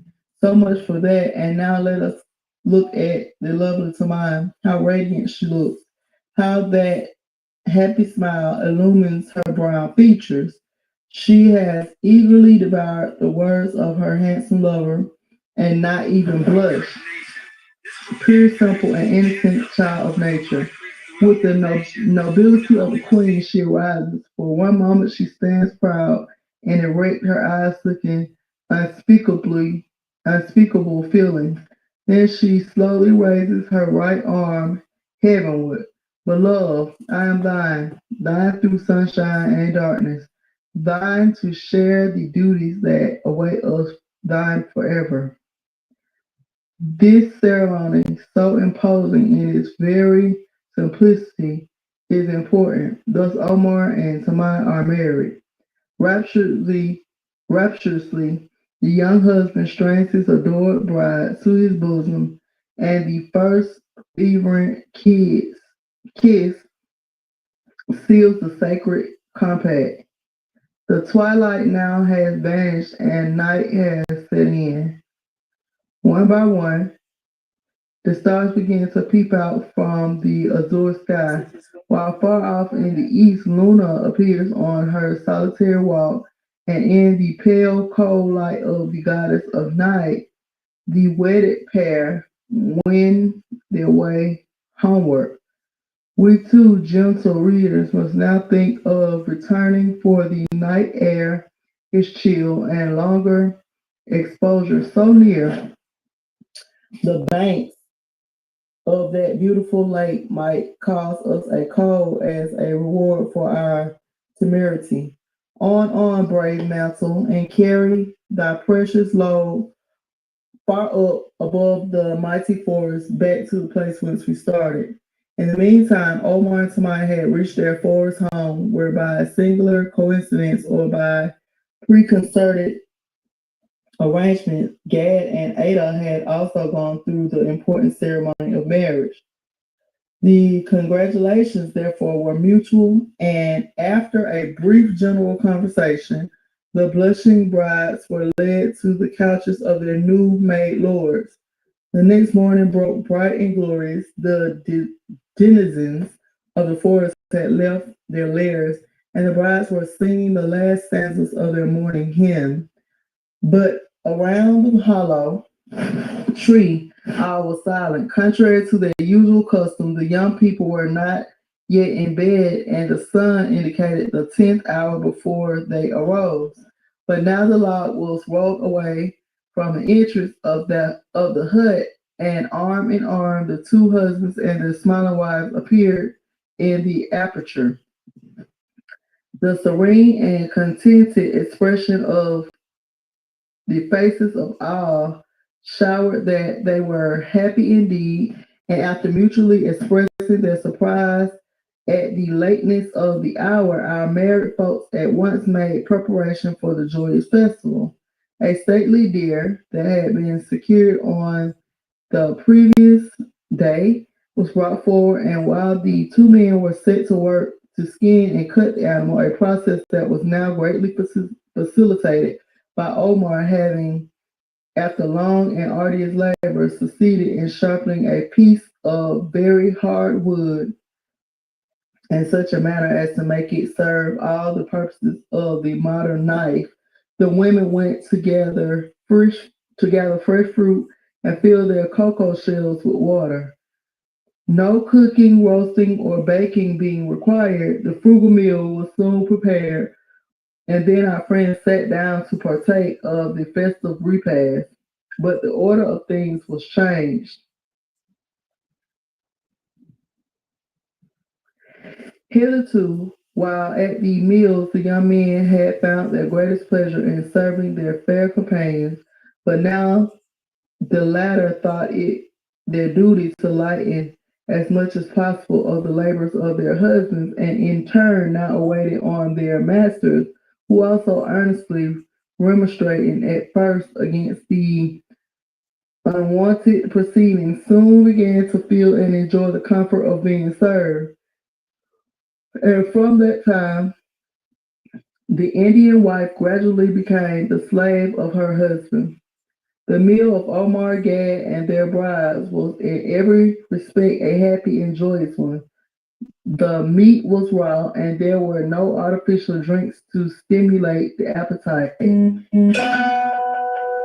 But these luxuries were unknown to the friends and therefore not missed. One thing every member of the little party possessed, which gave flavor to their beings and zest to their enjoyment, this was the knowledge of being loved by the object of their heart's choice. When the repast was ended, the two families went on a short hunting and exploring expedition, and the rest of the day was spent in social sports. Thus, the companions again lived on, happy and content. Their simple wants were easily supplied, and as now the women faithfully shared all the toil and labor of their husbands, their days glided by in harmony and comfort. Another year has passed away, and Tamai and Ada have become mothers. This was a new phase in the life of our adventurers, and great had been their rejoicings when the first wail of the infants had fallen upon the ears of the old joint parents. Chawahi, my firstborn, cried Omar, when Tamai presented him a plump and chubby little son. Mohiga, the beautiful one, echoed Gad, when Ada showed him a lovely little daughter. The measure of happiness in the little circle was now full, thanks to their vigorous constitutions. their simple and frugal habits, and above all, their lives full of healthful exercise in the open air. The young mothers arose a few days after birth, well and strong as ever, while the children were as healthy and full of life as young kids. It is possible to describe the pleasure with which the young fathers now went forth to provide game, fruit, and other necessaries for their beloved ones at home, while the mothers were busy in the interior of their wigwam, moving about with anxious caution as not to awake their sleeping babes, or sat their little ones hanging on their breasts, impatiently awaiting the return of their husbands, to which they now felt themselves bound by a strong additional tie. All now had a new object to live and to care for, and never yet has Lioness watched more anxiously over her whelps than did Omar and Tamar, Gad and Ada over their offspring. The children were perfect counterparts of their respective parents, and thanks to the constant and watchful care of the latter, the former grew up in vigor, beauty, and amiability. In due time, Chowhi, and Mohiga were able to leave the parental dwelling, and then they not unfrequently accompanied their sires on their hunting expeditions, while the latter strictly observed the divine command, "Be fruitful and multiply," their families becoming enlarged by some new addition at each natural interval. And thus time passed on. 21 years have rolled down the stream of time into the boundless ocean of eternity, and the increase of their numbers has obliged the two families to separate and seek different dwelling places. It is a lovely morning in that delightful season known as the Indian summer. Again, I spread my magic mantle. Again, I invite my gentle readers to accompany me on an aerial voyage. And again, that brave and useful garment soars up into the sky with its precious load of civilized beings. This time, not a single cloud is visible in the azure of the high regions, and our view is unbounded. The King of Days sends down his warming and animating rays in unbroken splendor, and in his glorious light glitter the broad streams, the dense forest, and the lovely valleys that separate us from our destination. Near that silvery lake, the end of our former journey, we again descend and cordially greet our old acquaintances, the patriarchal trees, and the waves of liquid crystal. Behold yonder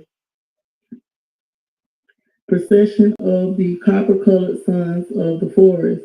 How elastic and joyous is their step. Now they have arrived on the banks of the lake, and see, they are forming a ring around their leaders. Those two stately men in the prime of life are Omar and Gad.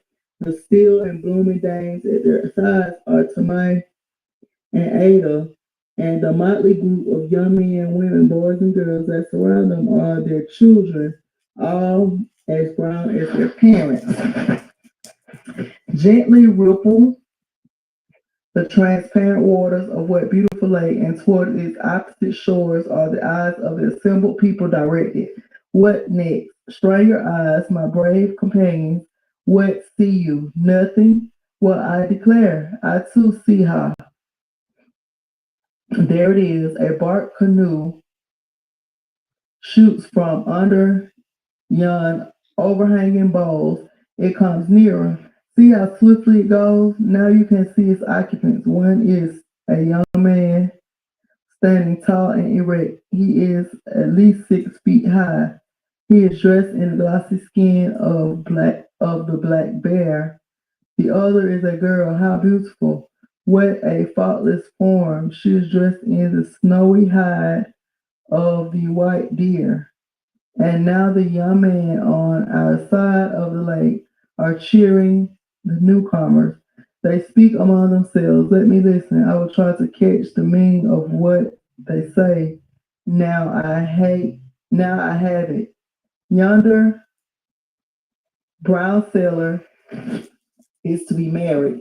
The maiden in the prow of the boat is his bride. They have gone to the opposite shore to hunt their wedding garments, and see, they have succeeded. They are returning victorious. Their dresses are new. The blood on the inner side of the skin is yet smoking. Hurrah for the bold hunters. Now they have landed. They go straight up to Omar and his companion, while the children of the latter stand smiling around. Hark! The tall hunter speaks. He declares his love for his fair companion. He asks Gad and Ada to give him their daughter. They smile. Their consent is given, and the happy bride sinks into the outstretched arms of her stout lover. Now all embrace. Omar and Tamar raise their hands in solemn benediction. Be happy, my children, falls in earnest tones from the former's lip, and the ceremony is over. The lovers are married. For some moments all is silent, then a mighty shout reverberates through the dark forest and echo carries it far out over the country. Long life and prosperity to Mahiga, the flower of the wilderness. Long life and prosperity to Chawaki, the bold hunter. And thus, my brave companions, we will leave the first of the red men, the first natives of our glorious continent, while our novel conveyance carries us quickly and safely back to the place whence we started. The end. And that's the end, y'all. Thank you for listening. I got through a book and it feels good. I haven't finished the book in years. Do you hear me?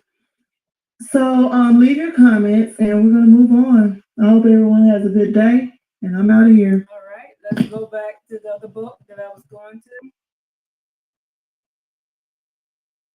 That started out this morning. Library. We will be done.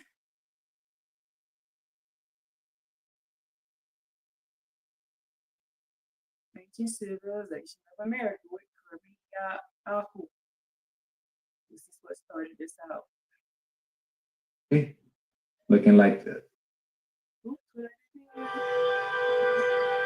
Siggy's. Less sets you free. Stress, sweat, stinks. No other deodorant fights stress sweat better. Secret clinical strength deodorant.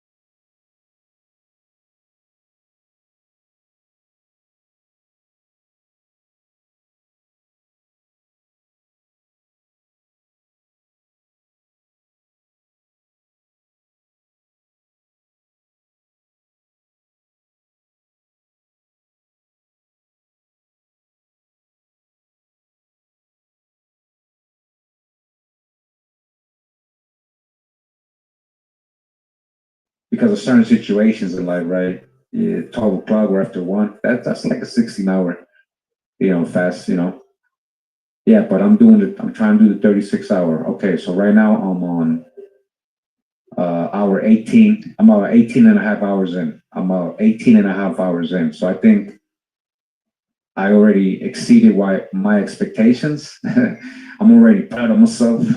So I'm gonna just try to go as long as I can. I'm trying to reach at least 8:30 in the morning tomorrow. I'm trying to do that. I've never really done this. Hey, Matt says I do it a lot. Hey, Matt. I think I do it a lot, maybe 12 regularly, 12 to 16 maybe without even realizing, but I think I do end up eating at least a banana or something in there. That kind of messes it up, right? That's calories. So sorry to go off topic. I know you're here for the history. I just wanted you guys to know what I'm doing and how you're helping me get through the day.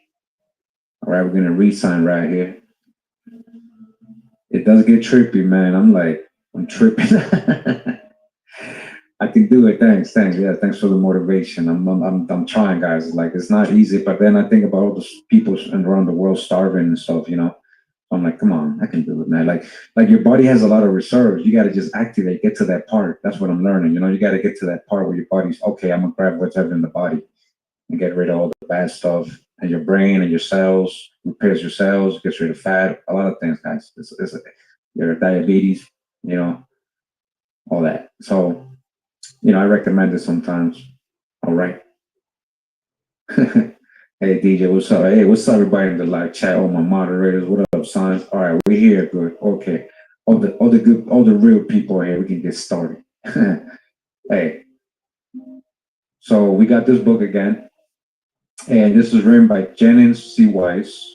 Again, we have been reading the ketones. Yeah, I'm trying to activate that exactly. I'm at that stage right now, man. I'm at that stage right now. Finally.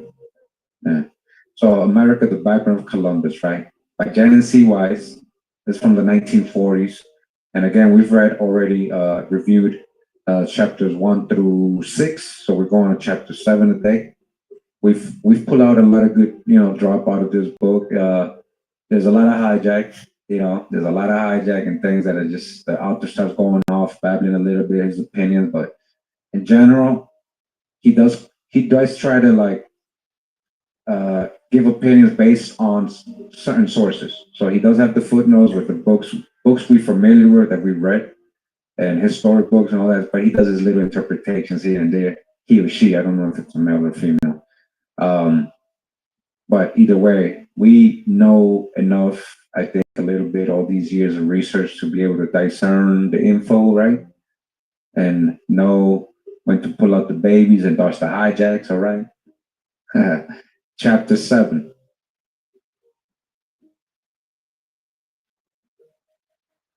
Let me know if the music's too loud. I can put it down. There's here, chapter 7. The ancient civilizations of America. The stone boilers of the post-Noachian cycle, Monazuka Pano, and the shrines of Acoma at Plymouth Rock, in Virginia and Arizona, the Watcher at Mount Washington, the Sphinx Rock, the Neolithic Age, the Pelasgi and the Celts, a new migration of red men to America, and the cataclysm of 10,000 BC. That's literally, I guess, all the topics, right, the author's going to go over in this chapter. So let's see what it's saying, man. Again, I haven't read this at all. I haven't read this. I don't know what's in here. We're going to read it together.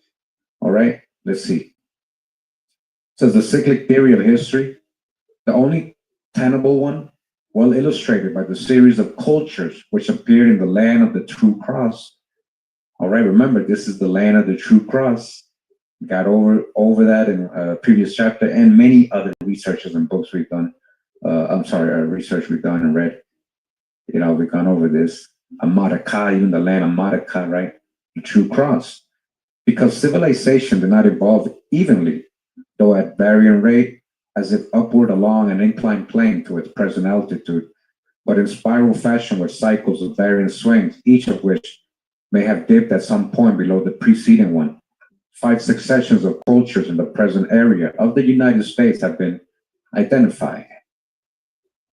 Says here, 1, the Aboriginal pioneer, the Aboriginal. 2, the stone boilers. 3, the farmers and potters. 4, the builders. 5, the grand pipe.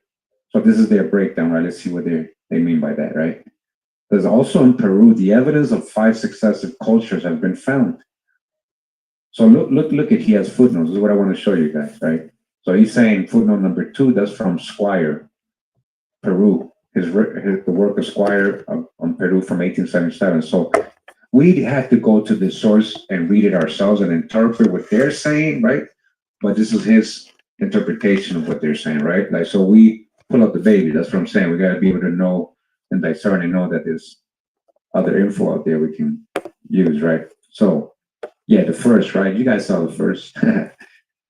So, the same breakdown that he's saying is 6 in Peru.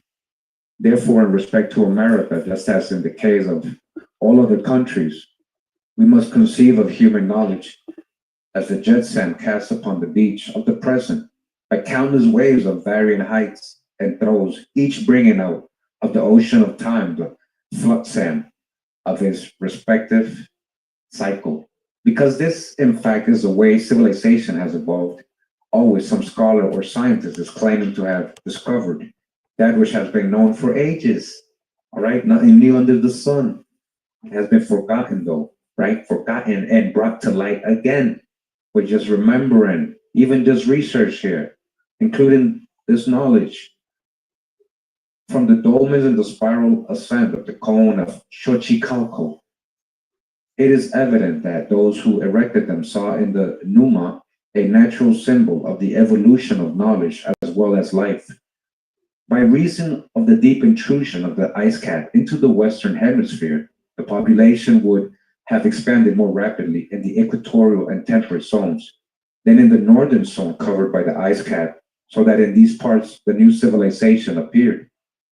Moreover, so great was the climatic factor in the history of America that although a population of 50 million in 1200 AD had been allowed the region south of the Rio Grande by Spinden, at no time in the present age, according to the best authority, did the region to the north possess more than 1,150,000 inhabitants. All right. Again, we grab this info, we discern it, like where they're getting the numbers from, how they, but they're saying that somebody quoted, he says Spinden said that whoever Spinden is, that there was approximately 50 million supposedly people in the Americas, right? 1280. Of this maximum 72,000, so he said that went down to 1,150,000, right? So of this maximum 72,000 are allowed Alaska, 10,000 to Greenland, 220,000 to the British America, and 846,000 to the present area of the United States. These figures themselves are conclusive of the adverse climatic conditions which persisted down the ages in North America, holding a sparse population in the state of savagery, from which a primitive type of agriculture had only begun to release them when the Europeans arrived. Starts to hijack. Liar. Although lack of data makes it useless to dogmatize with respect to when the cycle of the pioneers ended, the Elder Edda shows what happened to the peoples of Europe during the second climatic ordeal called the Winter of the Wolf, during which the cavemen are depicted fighting with wolves for the frozen carcasses of the dead. In all probability, the so-called cow worship symbolized by the horns of Isis and those worn by the beowulf peoples of prehistoric Europe, and also the Sakims of America, had evolved before the end of the Noachian cycle in 500,000 BC. Hey, again, and he has the sources 6. Let's see what he's sourcing right here. To this worship trace the names of Kabul, the Oxus, and Moscow. Moscow, huh? Yeah, he might be onto something. Might be onto something. The etymology of these words, right?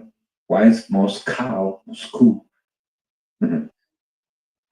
In complete conformity with the Tamil calendar and the chronology of Josephus, the Chaldean historian Berosus carried the 10 divine dynasties of Chaldea back 432,000 years before the Persian conquest in 535 BC.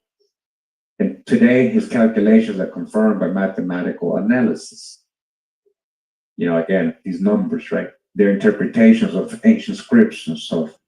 This carries the Chaldean cycle back to the age when, according to the chronology of Josephus, the cycle of Abrahamu, to whom the eponym Abraham is assigned in Genesis, in short, now it was that Israel, the rule with God, instead of the rule by the gods, was instituted by the Hebraic patriarchs represented by Father Abraham, whose remains are said to have been enshrined at Mount Haran, where the Mosque of Haran now stands. So this author kind of says, like the Bible is like very symbolical, and he says all the names mean something. And I don't know if he's trying to say they weren't real, actual people, but it kind of tries to hint at a lot of the chapters. But then he says things like this, where they're saying his body, right, is buried here. So I thought he was just symbolic. So either way, we know both can be real. Both. That's, Most High can work in mad different ways, man. They get it. We have seen that the Aryan Indo-Europeans, represented by Ru, had in fact brought the mysteries of Is to Isa or Iskalon at the pool of Siloam. All right. Just repeating what I said earlier, just kind of like, as above, so below, right? As above, so below. Metaphysical and physical. Spiritually and physically. Israel is real, is real, man. So, where Jerusalem arose on the meridian of Iosinfa, Sembla, at the latitude of Man Azorowar, but this sacred region is also marked by Carmel, Galilee, Babylon, Eriki, Ur, and Eridu, Sais, the island of Tyre at the mouth of the Nile, where Alexandria eventually arose, and also by Nagasaki and the pueblos in Arizona. All right. Remember, a lot of these ancient sites were somewhere else in the earth, or in our plane, right?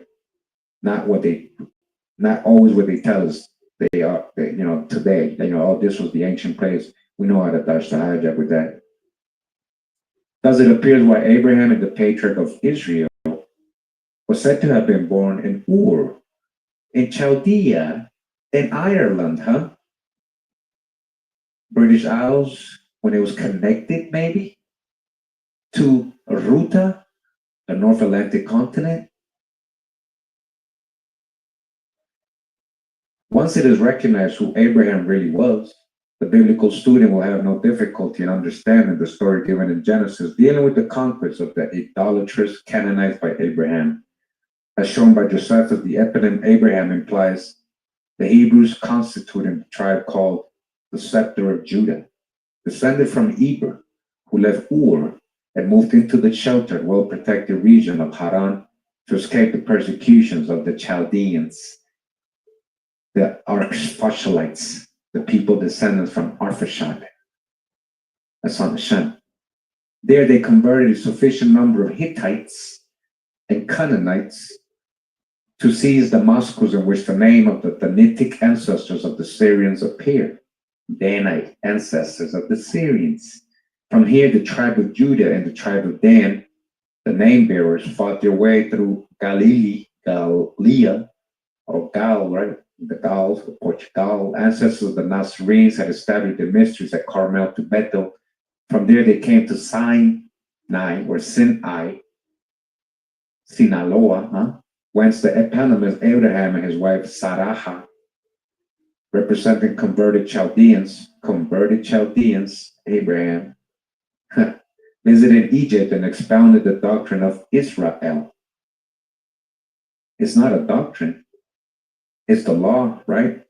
The commandments that they followed, the agreement. It's not religion. That's the hijack. In short, it was now that the mysteries of Israel merged with those of Mother Mu or Mut. Queen Mu or Mu, the land, the motherland, and Mut, and those of Adim or Neith to bring into being Isis, who reflected the influence of the Chaldean Ishtar and the Assyrian Ashtaroth. That's pretty interesting how he, Mother Mu, huh? Remember how Leplajon, Augustus Leplajon, and Queen Mu and all that, he relates Queen Mu to Isis, right? Meaning Isis means Isin, which is little sister in Maya. Queen Mu, bueno, So look how it relates it to Isis, saying that became Isis. Mother Mu, to bring into being Isis, reflected the Chaldean Ishtar. All the same, right? It's all the same. Phantoms and duplicates, right?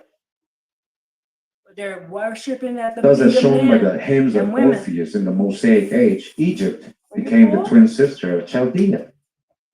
Ancient Egypt and America, Chaldea, Ireland. Oh yeah, there's a lot of connection with ancient Ireland and Americas. So that remember Princess Scotia coming in from so-called Egypt, all these gypsies, Jeremiah and Queen Tefi and all these people, they will come from the real old world. Yeah. So Egypt became the twin sister of Chaldea, huh? Twin. So that the original site of Cairo was called Babylon. Oh, you mean Cairo right here in America, the States? Oh, that was Babylon, you're saying? As being designated in the hieroglyphics. As time went on, Abraham and Sarah were expelled from Egypt. When the Israelites were driven out, they returned to Canaan, where the eponymous Abraham allied himself with Melchizedek, the adept of the Hittites, who had built Jerusalem and enshrined the Kabila there. Then evolved the Israelitic generations of Isaac and Jacob, the sons of Isaac, Saxons and Jacob, huh? Israel. The Egyptians were still hostile to their former invaders when Joseph arrived at Memphis. Oh, we got a Memphis here too. Oh, we know Joseph was in the Americas. Oh, we know what they found in Burroughs Cave, right? So-called Burroughs Cave and these copper plates from Michigan depicting Joseph and all these. Yeah, we know. Yeah. Burroughs Cave. So you guys gotta understand, like Babylon is not like a real place. It was like a culture, like an empire, different peoples. You know, it became symbolic for the hijack, right? I get what you're saying. Hold on, I want to go back. Burroughs Cave, so I can. And allied himself with Melchizedek, the adept of the Hittites, who had built Jerusalem and enshrined the Kabila there. Then evolved the Israelitic generations of Isaac and Jacob, the sons of Isaac, Saxons and Jacob, huh? Israel. The Egyptians were still hostile to their former invaders when Joseph arrived at Memphis. Oh, we got a Memphis here too. Oh, we know Joseph was in the Americas. Oh, we know what they found in Burroughs Cave, right? So-called Burroughs Cave and these copper plates from Michigan depicting Joseph and all these. Yeah, we know. Yeah. So you guys gotta understand, like Babylon is not like a real place. It was like a culture, like an empire, different peoples. You know, it became symbolic for the hijack, right? I get what you're saying. So Babylon was here. You know, it's symbolic. It became symbolic, right?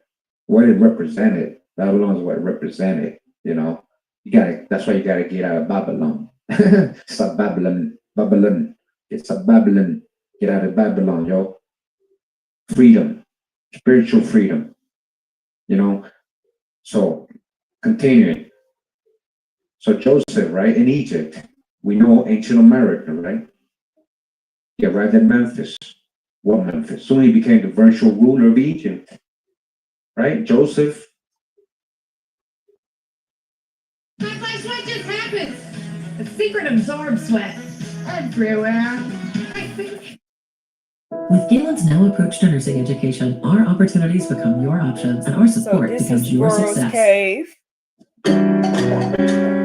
This is what they found in Michigan.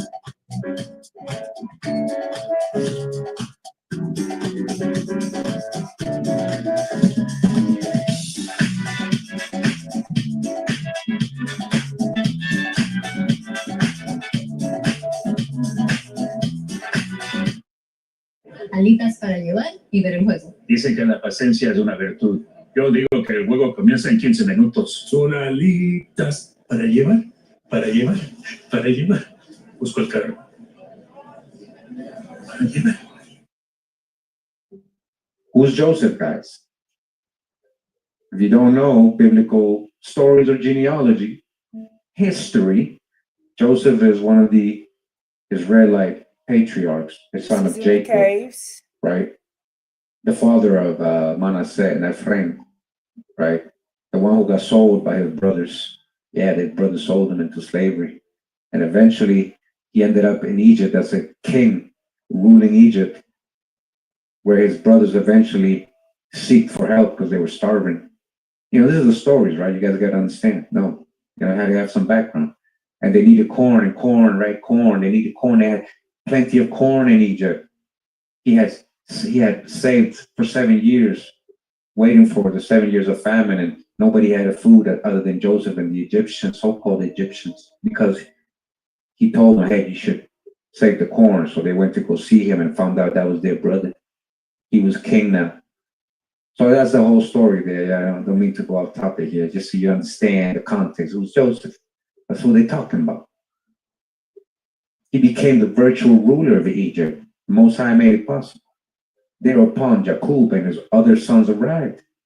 Like I was just saying, now the 7 sons of Jacob, implying became the virtual rulers of the land. The wisdom philosophy re-enshrined by them at Memphis finds its symbol in Jacob's well. This is shown by Josephus was the evolution of the Israel of historic times, of the Israel of historic times. Oh, I thought it was just symbolic. According exactly with the chronology of Berosus against the background of which the history of the Middle Stone Age of Gallia is readily interpreted. Therefore, we may safely assume that the end of the cycle of Shem in 348,000 BC, the end of the cycle of Shem is, you know, where they getting the numbers, I don't know, but it's interesting, right? 348,000 BC implies the time when the scepter tribe of Judah united with the Nazarenes, constituting the tribe of Dan, the name bearers of Damascus and Galilee, who inhabited Jordan. Yep, that's named after Danites. Yes, it is. Jordan. We've gone over this info too. Check out my 3 Danite videos that I have.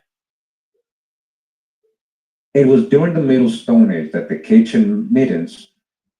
Remember who those were? The kitchen middens has to do with the pre-mound builders, corresponding to the stones of the stone boilers in America, in appeared in Michigan, they're Gallia. finding this stuff. By analogy, therefore, we are able to relate the second cycle of American culture to the cycle of Abraham. So in the book we were reading, America Before Columbus, another one, not this one. I have a whole playlist for that book too, guys, if you're new to my channel. Great drop. It was telling us about, we learned about the kitchen middens, so-called people, right? And how they brought that over to Europe from here. It was first here. Like we broke that down. Like he literally proved it. It's more older over here. It's more newer in Europe, even in their own carbon datings and all that. Yeah. So continuing, it says the Galapagos group, marking the basic meridian 90 west at the equator in America. So listen to this, the Galapagos Islands right off the coast of the Pacific. So it's like in between going down from Costa Rica and going up from Ecuador, like in between both of them out towards the Pacific is the Galapagos Islands, which was eventually at one point connected still to the mainland America and lands that have gone down or you know, underwater now. Yeah, that was connected more to the Americas too. Like all that plays in when we're talking about Lemuria and all that, you know. So says the Galapagos group marking the basic meridian 90 west at the equator in America, once a part of Daitya, a part of what? Daitya, owed their name to Tartessus. So he broke down what Daitya was, an ancient, you know, in previous chapters. So they own their name to what? The turtles. Of course, to the Polynesian myth that man survived the deluge on the back of a great turtle. Come on, guys. Turtle item. Come on now. Body bag for the illusion. Yo, shout out to Drug, man. You guys understand what they're saying here? How did men survive? Oh, they were in Turtle Island. They were in Turtle Island. And that's a Polynesian myth, so-called myth. So-called myth. You guys understand? How did man survive the deluge? Well, on the back of the great turtle, of course, man. Turtle Island, man. The antiquity of the pot boiler culture is indicated by the artifacts found in the guano beads or beds of these islands. Sorry, beds. And and in their geodetic connections. According to Alexander Humboldt, these artifacts had been deposited not less than 80,000 years ago, according to Humboldt, who, his books from the 1700s we have quoted, very respected in history, right? He says these are about 80,000 years old, and in all likelihood, even earlier. Tower Island is but a few miles west of Quito, also on the equator near Chimborazo. Chimborazo. Okay. Now, guys, because we're live, let me just, we're not in no hurry. I'm not in no hurry because I got to get through this fasting. So, hey, anyways, before I continue, if you haven't watched the previous readings and reviews for educational purpose, fair use,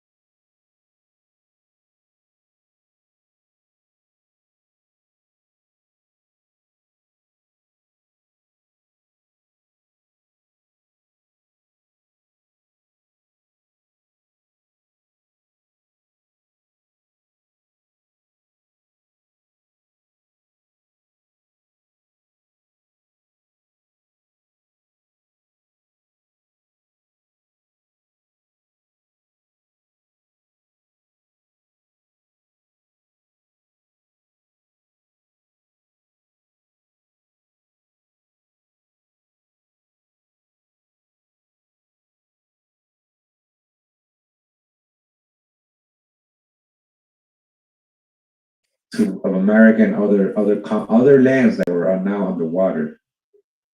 Let's see if they have the stone heads here. They're famous for their stone heads. You guys know, right? They're just there, appearing out of nowhere, right? So let me just show you that a lot.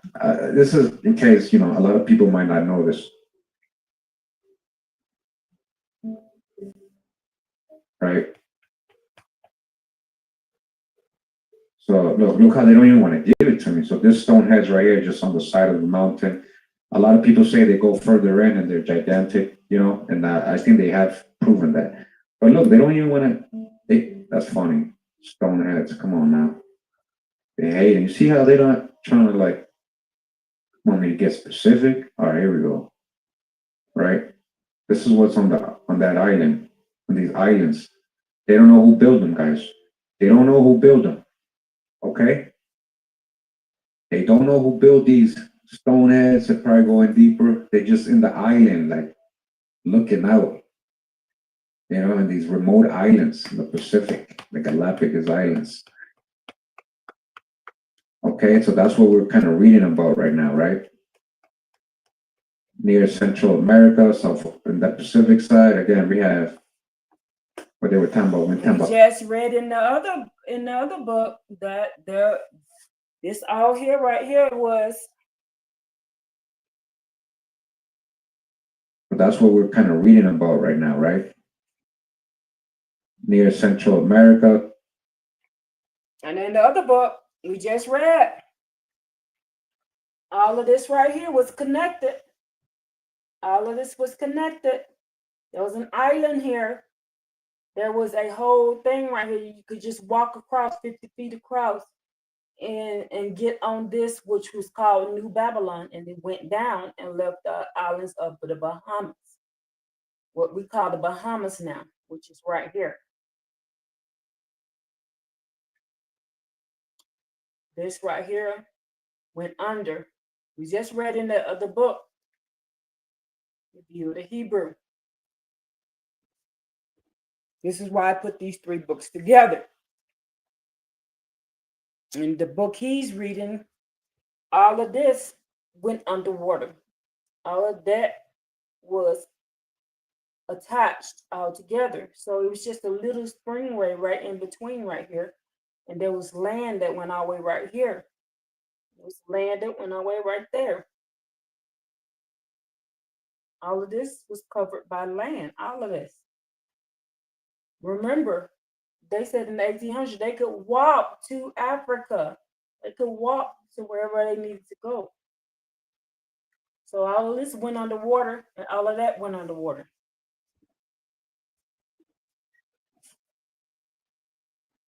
So in the Pacific side, again, we have what they were talking about. We're talking about Little Egypt or Egypt. What we talking about really?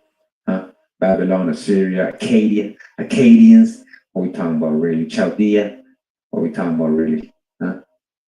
When all this was just connected, there was a land bridge between Europe and America, and there was a moment when Central America was like part more of the Galapagos and other continents, and South America and North America were not connected. You know, it's different land structures or geographical changes, right, have happened. All right. It's gonna Go back happen to the again. book. Back to the book.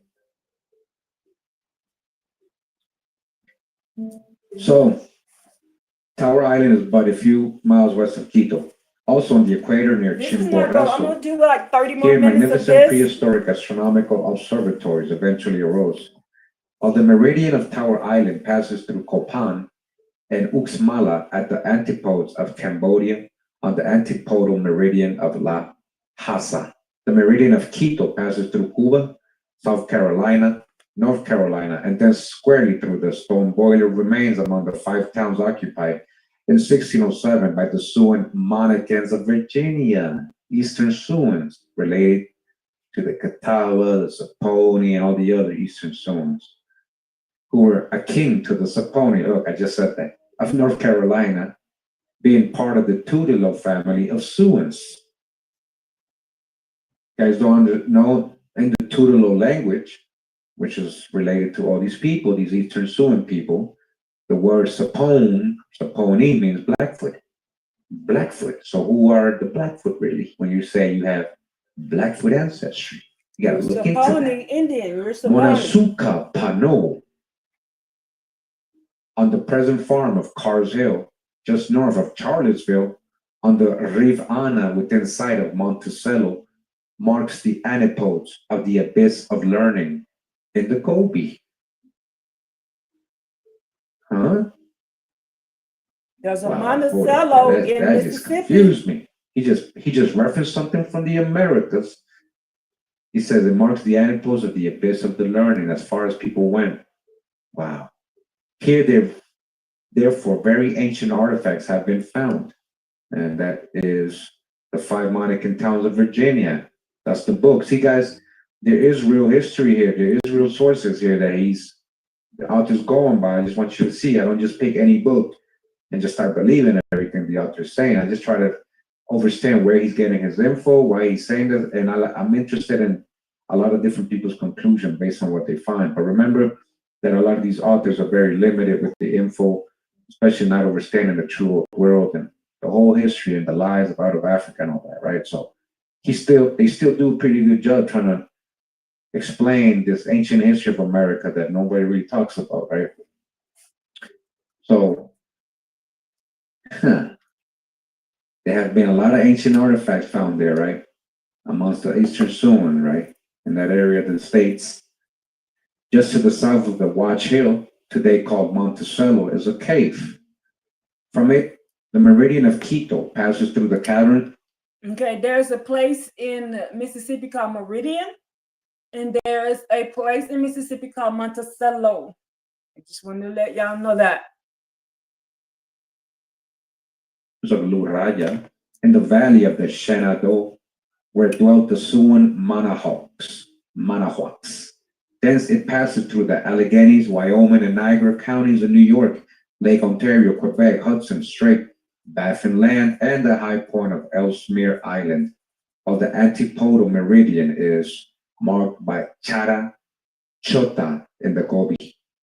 Luray Caverns mark the latitude of Cahokia, where a great mound was eventually erected at 90 degrees west on the antipodal meridian of Lhasa. So basically, guys, what this guy is, like the author is breaking down, he or she, a lot of these ancient sites of the Americas are built on these meridian lines, like exactly there. You know, the whole energy, you know that. We already know that. And Europe too, all over the world. But he's just pointing that out here. At the same latitude in Canyon City, just below Pikes Peak, and also Anaconda on the antipodal meridian. That's where I live at. Oshk Lake Baikal. That's where I live at. Karakorum, inasmuch as Monasakapanu stands at the exact antipodes. Y'all saw me in the videos standing up when I went up to the mountains and all that. That's where I was at Pikes Peak. That's where I'm at. That's where I live at. Of the abyss of learning, and Luray, Cahokia, and Pueblo in Colorado mark the southern boundary of the ice cap. It is useless to imagine the stone boilers and the surveyors at Quito had no knowledge of Asia. It's useless, he's saying. So where's Asia at? Where's real Asia at?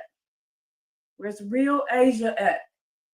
Asia Major, there's an Asia Major and an Asia Minor. Where's the real Asia at? And you think they didn't know about Asia? Ancient Americans? The cultural waves from Asia to Arctic America fully explain the name Wyoming coming to New York and the Rockies, as well as Miami in Ohio and Miami in Florida, where in the name of Maya, Miami in Ohio, Miami in Florida, Maya is preserved. The name Maya is preserved. And the three. Remember, Ohio, they have snake mounds. Let me show that to you real quick.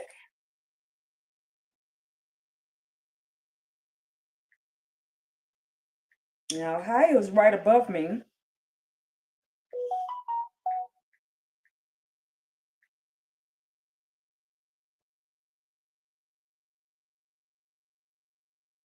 They have serpent mounds in Ohio. Let's do that backwards. They have serpent mounds in Ohio. Remember, America means the land of the plume serpent.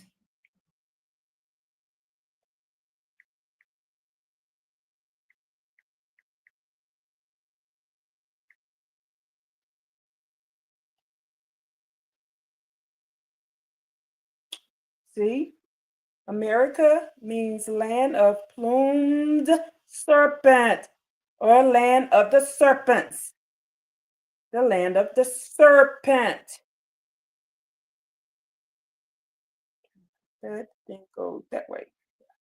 So the land of the serpent. That's what America means. That's what you're saying. The land of the serpent when you say America.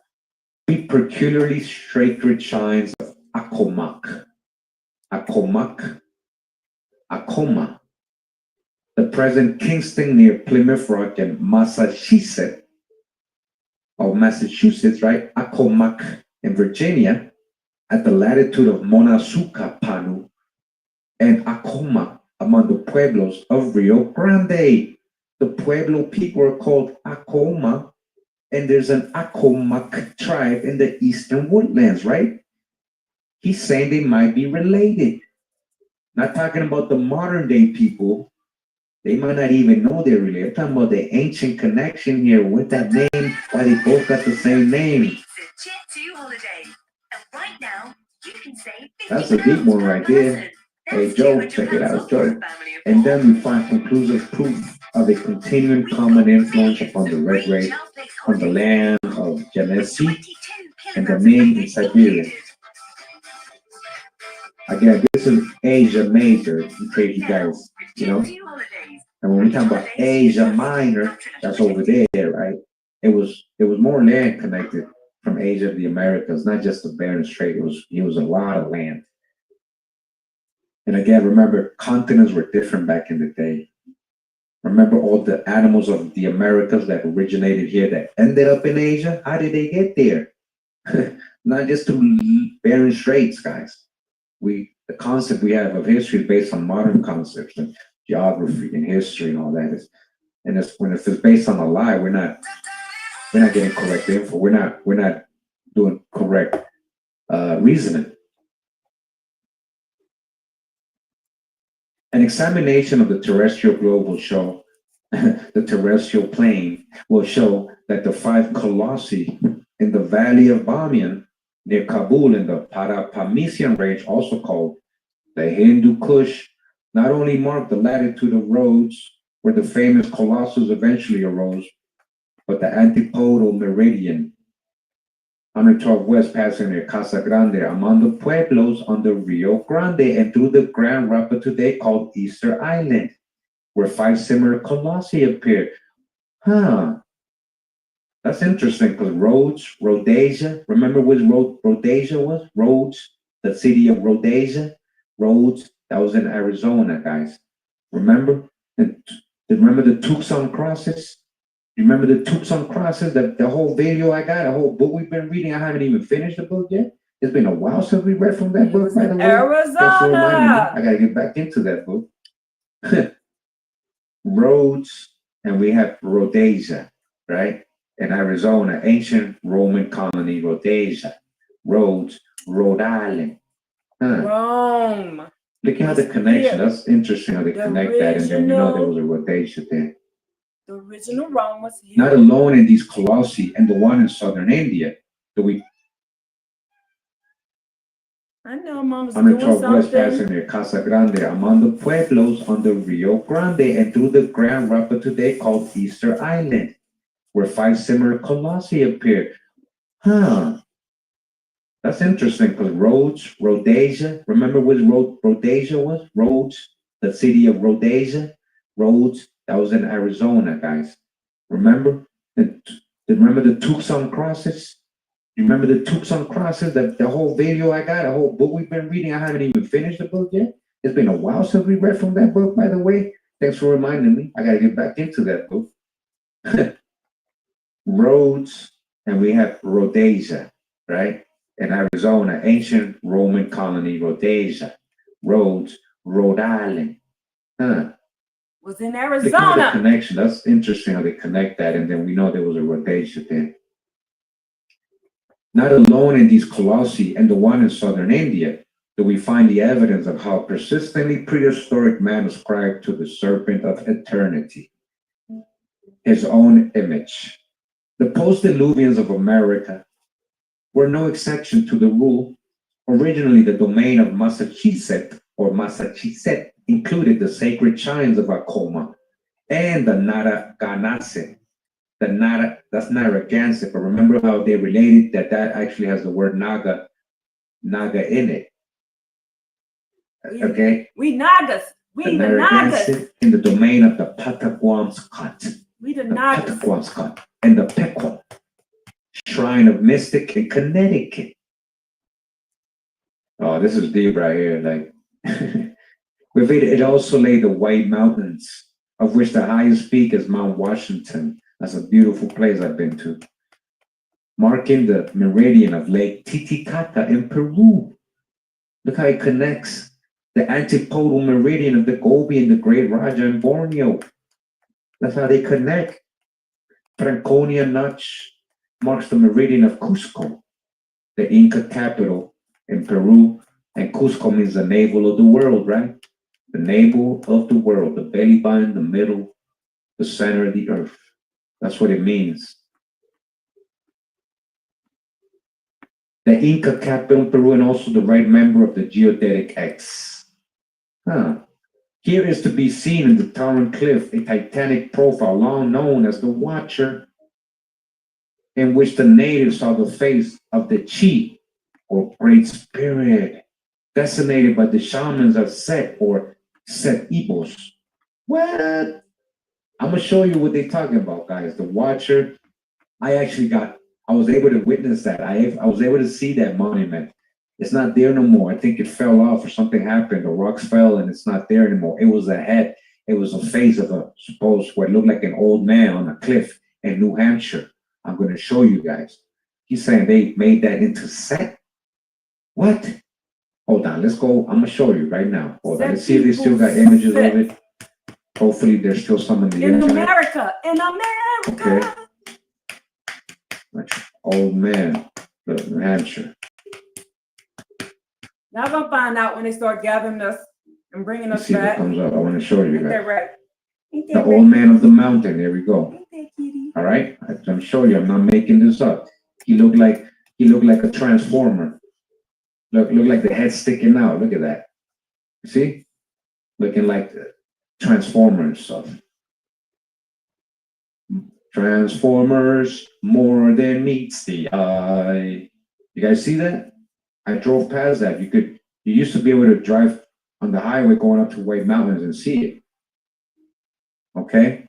It's not there no more, guys. They did something to it. They say it fell off or whatever, but they destroyed it probably, see? They took off the nose, just like in Egyptian statues. They took up the nose to impose, but basically still goes on today, you see. Yo, shout out to Nas. That's where they got Transformers from. Look at that. Yeah, they did something to it, man. There was like stories about it and everything, you know. Listen to what they're telling you, man. Old man of the mountains. Look at that. Old man of the mountains. Is that a giant that got stuck right there? That's what the mud fossil people say. Maybe, maybe not. It was a black giant, huh? That's what you're saying? Look, they even have it on the coin. See, old man of the mountain. Like this was, I remember, like I actually got to see that. I was like, when I drove by it, I was like, wow, that's amazing. That's definitely, I said to myself, that's definitely not natural. That's definitely not natural. Somebody carved that or something, right? Or it's something. Old man of the mountain, man. So that's what he's talking about in the book. So we can have a little reference. You see how it makes a big difference when you understand what they're talking about? This is the watcher. He's calling old man of the mountain. Hey, men hang out their signs indicative of their respective traits. Shoemakers hang gigantic shoes. Jewelers a monster watch. Even the dentist hangs on a gold tooth. But up in Franconia Mountain, God Almighty has hung out a sign to show that in New England, he makes men. You see that? That's deep right there. Wow. He makes men. Not 8 men. Wow. All right, back to the book, guys. Back to the book. All right. So the watcher, right, in which the natives saw the face of the chief or the great spirit, designated by the shamans as Sek or Sitkibos. In this extraordinary feature of prehistoric America, whether an accident of nature or the product of human hands, right? That's what we was just looking at. We find a perfect symbol of the philosophic conception upon which the wisdom philosophy was based. Nature, Brahma, as they saw it, was but a reflection of the unimaginable wisdom of Brahma, exposing the occult model as above, so below. Like I just said earlier.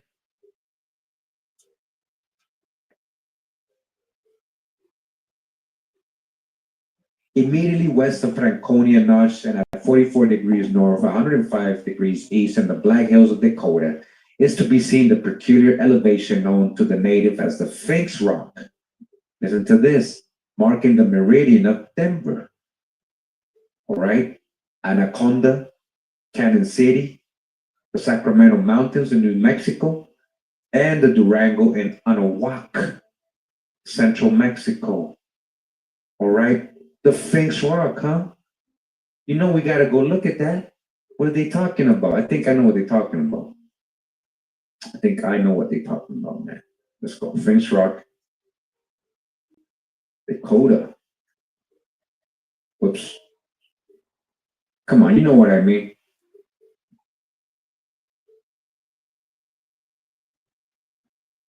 Sphinx Rock, huh?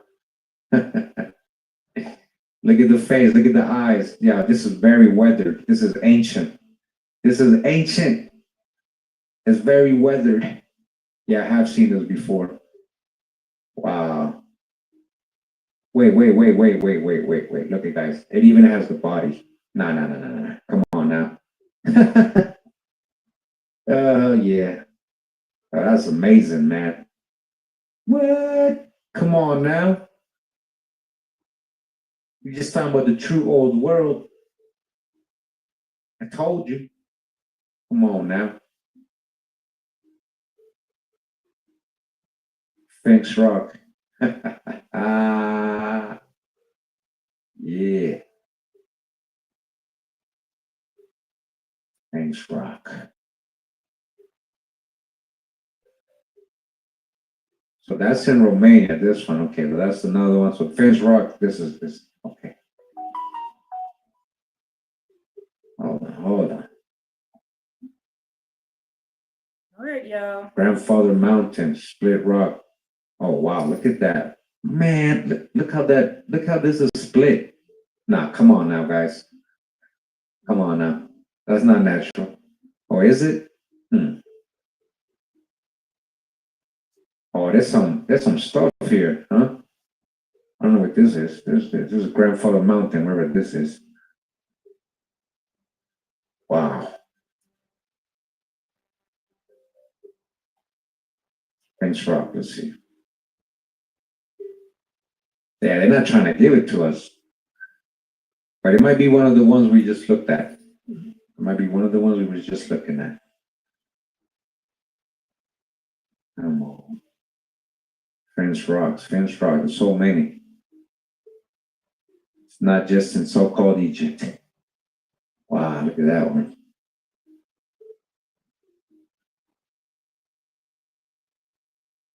Finch Rock, overlooking Cedar Run, Grand Canyon. Wait, Grand Canyon, PA? That's Pennsylvania? See, there's one, come on now. There's a Grand Canyon in Pennsylvania? Let me know, guys. I don't know. Less than 40 cents for this delicious Eggo taste. That's gonna be it for me today, but this should be enough information to see why the Most High Yah put the X over America. Why he put the X over America.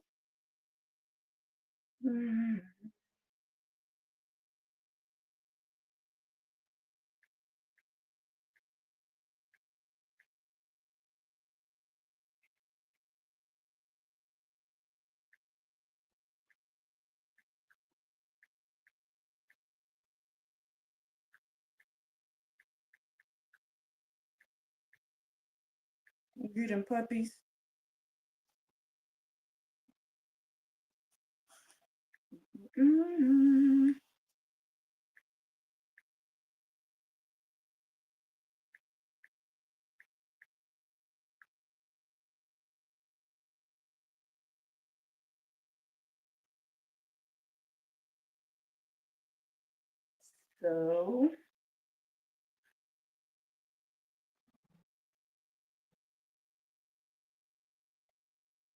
So now do you understand and understand?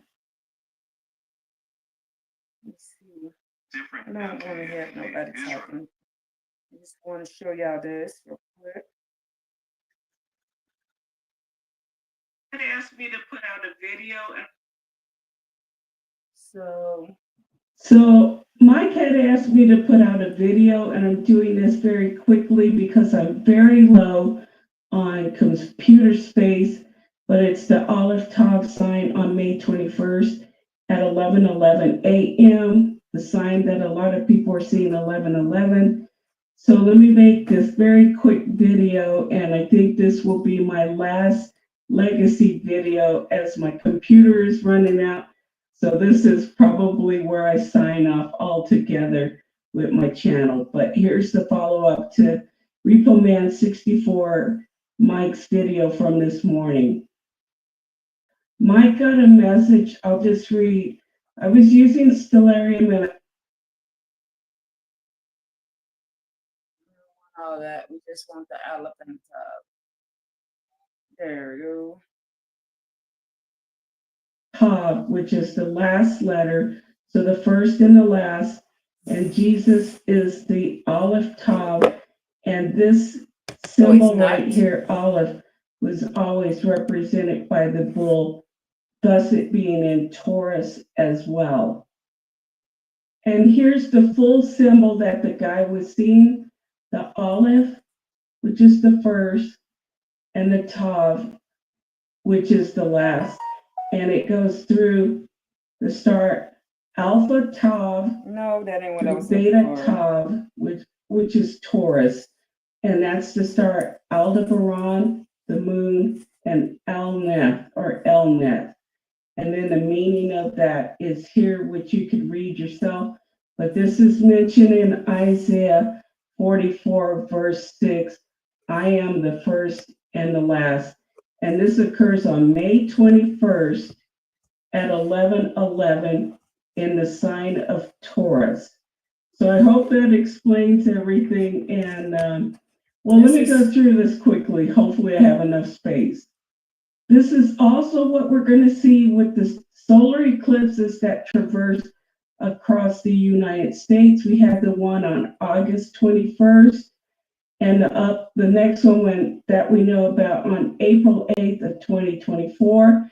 That forms the X, which is the Tav, but we also have the Ring of Fire occurring This is this the October protected 14th, area. This is the protected 2023, area. that goes up Protected, this way, protected, and that forms the olive and then the protected, Tav. Let me protected. All scroll of through this that. is gonna So get their ass bit there's off. the olive, All of that, they're gonna get the hell beat out of them. All of that. and there's the Tav. There to there. That's going across the United States. So I believe that it's both a sign of judgment in the heavenly sign and across the United States. So I'll end here before my computer crashes, and I'll talk to you later. Take care.